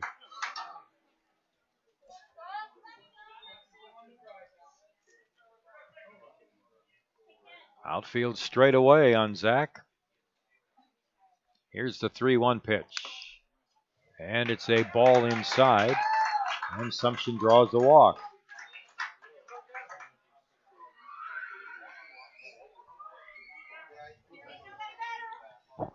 Here is Luke Ferdinand. Luke has flied to left center and hit by a pitch and flied to center. So he's 0 for 2. He's up with 2 on and 1 out. Shepard's pitch. Fastball line to center field. Espy backs off a couple of steps to make the catch. And the runners hold. Ferdinand hit that ball hard. A line drive to center, so there are 2 outs. That's the 3rd time he's hit a ball to center field. He's been hitting it well, it just hasn't been rewarded for it. First couple of times he hit to center, the ball just died on him. That was a well-hit ball, but Espy was right there to field it. Justin Kramer up.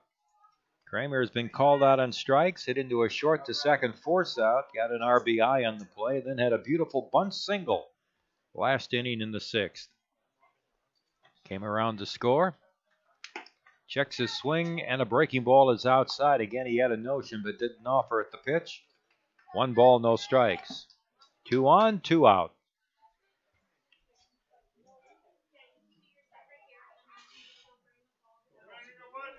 Ben Shepard from the set, and his pitch on the way. Swung on, a sharp grounder to third, knocked down by Paul. He's going to scramble, throw it to second, too late. Error number 5 for Eden Prairie tonight. And the bases are loaded with 2 outs.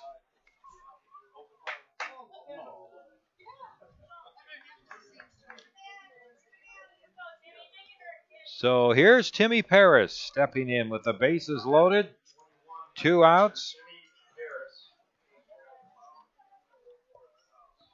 And the pitch is a breaking ball, and it's a strike on the inside corner.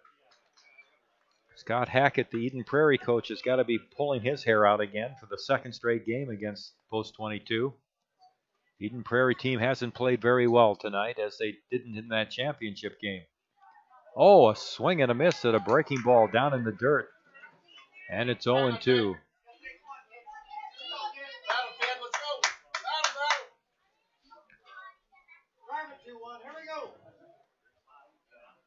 Two strikes with 2 out. The sacks are loaded.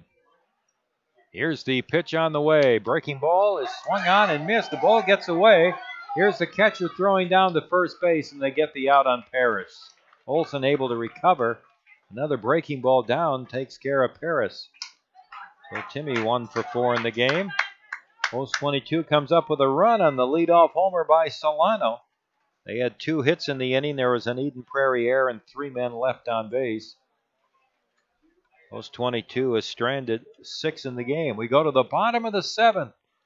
Holden Jackson will try to protect this 8-2 lead. You're listening to Post 22 Baseball from the Anytime Auto Sales Press Box on ESPN Radio Rapid City. 49. Trusted Choice Insurance agents are independent agents. I pledge to be your guide, not only to insurance, but to insurance companies. They don't actually work for any one insurance company. And to use my independence to identify the coverage that's best for you. This means they can customize policies from several companies in ways that other agents just can't. And they commit to that. And I pledge. In writing. Trusted Choice. You need an independent insurance agent. Black Hills Insurance Agency, a tradition of service since 1940.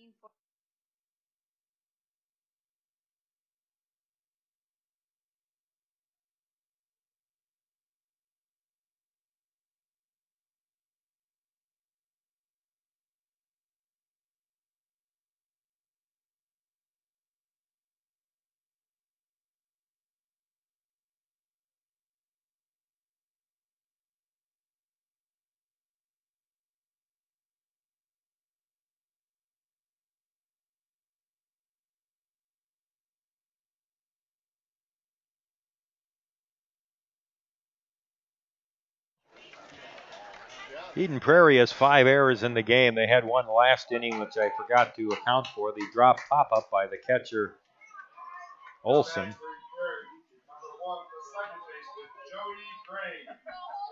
Joey Grain leading off for Eden Prairie here in the bottom of the 7th. Post 22 leading 8-2.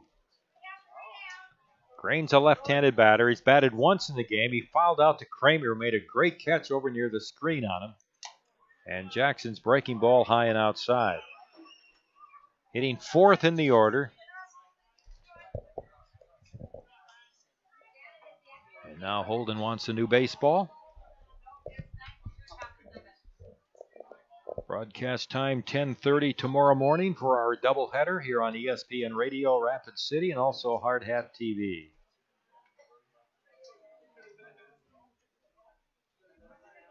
Jackson's pitch on the way, swung on and missed. It's 1-1, a fastball in tight. Grand Rapids the opponent in the first game tomorrow, and then East Grand Forks, Minnesota in the second game. Again, 10:30 tomorrow. Pitch on the way is hit foul. Back to the left, and it's 1 ball and 2 strikes.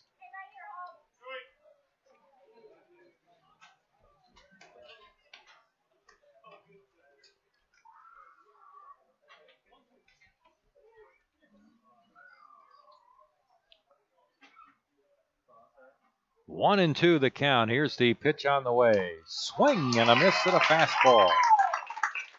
Grain strikes out, 1 down. Now batting, number 10, the designated hitter, Connor Young. Here's Connor Young, the DH, who was flied to center, grounded out to second, and popped to third. Left-handed batter is 0 for 3. Holden Jackson kicks and throws. Fastball is a strike at the knees.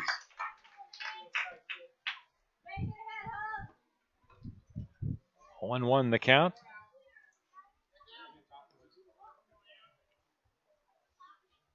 And the pitch on the way. Swinging a foul off to the left, and it's 0-2. Holden has just been on the money tonight. His location's great. His pitch selection's phenomenal. This is a big outing for him, and he's coming out. Boy, his last couple times have been just tremendous. Swing and a miss at a fastball. He pours it by the DH Connor Young, 2 down.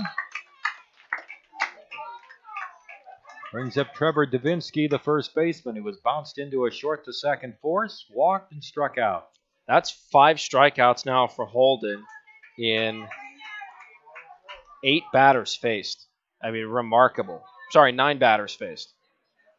That's just unreal. So they're down to their last out. Eden Prairie trailing 8-2 here in the bottom of the 7th. Here's Jackson's pitch on the way, and a curveball is high for ball 1. Now batting for Prairie, 20, Trevor Davinsky.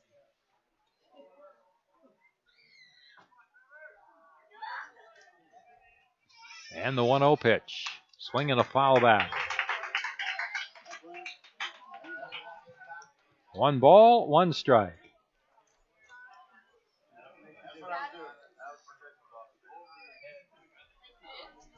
Post 22 will win 2 out of the 3 games against Eden Prairie here in the past week.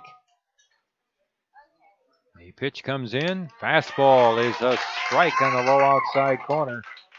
1-2. Boy, Holden's just pitching with a lot of confidence.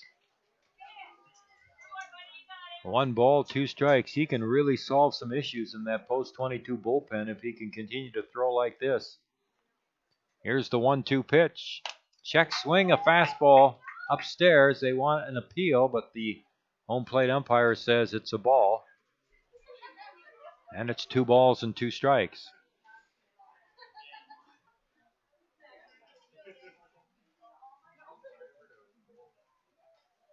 Two and 2 with 2 outs and the bases empty. Bottom of the 7th. Now time is called just as Jackson got into his motion.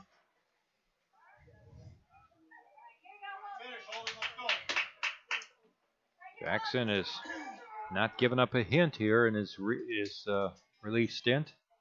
2 2/3 innings, 1 walk, 5 Ks. The 2-2 pitch is a ball low, and it's 3-2. Jackson was headed towards the dugout. So 3-2 now on Davinsky.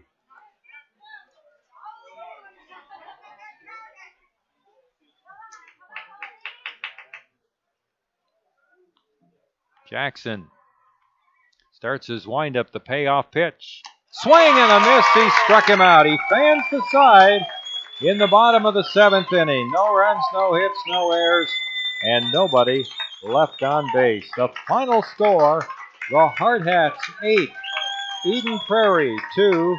Mark and I will return and wrap things up and have the highlights of today's doubleheader. You're listening to Post 22 Baseball from the Anytime Auto Sales Press Box on ESPN Radio, Rapid City.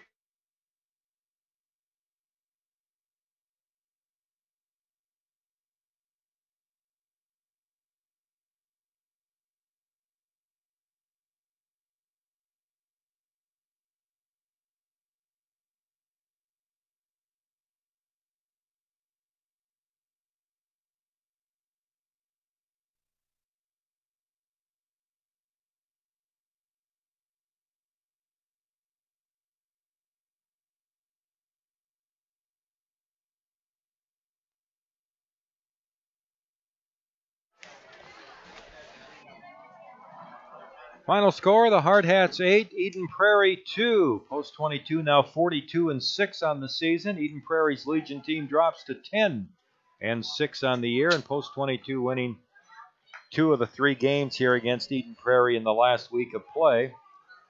And Post 22 is now 2-1 in pool play here in Eden Prairie, the same record as Eden Prairie. But Papillion right now has a big advantage. They're 4-0. They play here tomorrow night against Eden Prairie. And there is a scenario where we could have a 3-way tie if Post 22 could win their 2 games tomorrow.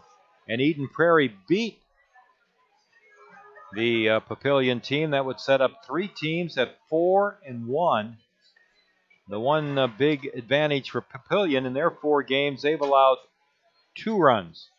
In the 3 games Rapid City has played, the Hardhats have given up 7 runs. So an advantage there for Eden or for Papillion. Post 22 broke a scoreless tie with 6 runs in the 3rd inning. They only had 2 hits in the inning. They took advantage of 3 Eden Prairie errors. A 2-run single by Zach Sumption and a run-scoring infield out by Justin Kramer. Jimmy Paris had a single. And that got the whole inning started. Post 22 took advantage, though, of those errors. And a hit batsman, a walk, couple of walks in the inning, and led 6-0. Eden Prairie got 2 in the bottom of the 4th off Colton Sherbinsky to make it 6-2. That ended Sherbinsky's stint after 4 innings. He threw a lot of pitches in his 4 innings. And then Holden Jackson came on and pitched 3 beautiful innings in relief, did not allow a hit.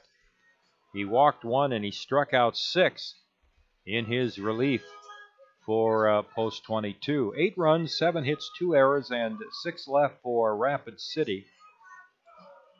2 runs, 4 hits, 5 errors, and 10 left for Eden Prairie. Again, Eden Prairie, when the game was scoreless, left the bases loaded in the 1st inning. They left the bases loaded again in the 2nd inning. That 1 inning, the 2nd inning, they had, or 1st inning, they had 1 out with the bases loaded and couldn't score. So after their 2 missed opportunities, the Hardhats came up with their 6 runs in the 3rd inning. And we look ahead now, Mark, into tomorrow. And those are 6 runs that, if they come across, Tom, or at least the 4 that were in scoring position left there come across, this is a completely different ballgame. But credit to the Hardhats. Like we said, sometimes they get handed these mistakes. But the mistakes, if you're handed with them, they don't do you any good if you don't capitalize. You have to come through on your own end. And that's exactly what the Hardhats did. I almost sounded like John Madden there for a minute. I apologize. But the point that I was trying to get was, yeah, you can be handed every opportunity, but if you don't execute, then there's no point to it. So good on the Hardhats. They executed. They were handed a couple of mistakes, 5 of them to be particular. They were handed a couple of walks as well, and they hit well, too. 8 runs on 7 hits. You know, yeah, obviously you can tell that there were a couple of errors that helped them out there, but still, you got to hit around. 7 hits in a ball game will generally win you a ball game. So good on the Hardhats. They did well, and, you know, Colton Cherbinsky, a serviceable start. We'd like to see a couple of numbers better from him in 4 innings of play. He hit 2 guys. He walked 4, so 6 free base runners compared to 2 that he fanned at the plate. But how about Holden Jackson? 6 strikeouts to 1 walk. He retired all but 1 batter that he faced in his relief appearance of 3 innings in which he dropped 52 pitches. So a healthy average for him in that respect, and a good showing from this Hardhats club. So happy to see them take the rubber match against Eden Prairie, and if they get their job done tomorrow, they win the 2 ball games, and Eden Prairie helps out and defeats Papillion. We could have a very interesting 3-way tie on our hands, like you were saying. In the first game tonight, Post 22 beat Oakdale, Minnesota by a score of 6-2. The Hardhats got an excellent job there from Kyle McGuire as he was the starter, with Trey Eberline working a scoreless 7th inning. 2 runs in the first in that game for Post 22. They added 2 in the third, and 2 more runs in the sixth inning, and they win the game 6-2 over Oakdale. So join us tomorrow for more Post 22 baseball here from the Gopher Classic in Eden Prairie, as the Hardhats games will begin at 10:30 tomorrow morning, Rapid City time. First pitch at 10:30. And our first game tomorrow will be against Grand Rapids, Minnesota at 10:30. The second game at about 1 o'clock against East Grand Forks. Join us tomorrow for more Post 22 baseball right here on Hardhat-TV, where you can watch it via the internet at post22baseball.com or here on ESPN Radio Rapid City. That's the story tonight from Eden Prairie. Good night, Mark. Good night, Tom. We'll see you tomorrow for more doubleheader action here in Eden Prairie. Folks, don't forget tomorrow morning, 10:30 Rapid City time. We're back on the air just like Tom said. For my partner, Tom Rudabush, our director of Hardhats-TV, Distant Human, this is Mark Benetti saying so long and good night. We'll see you tomorrow for more doubleheader Gopher Classic action.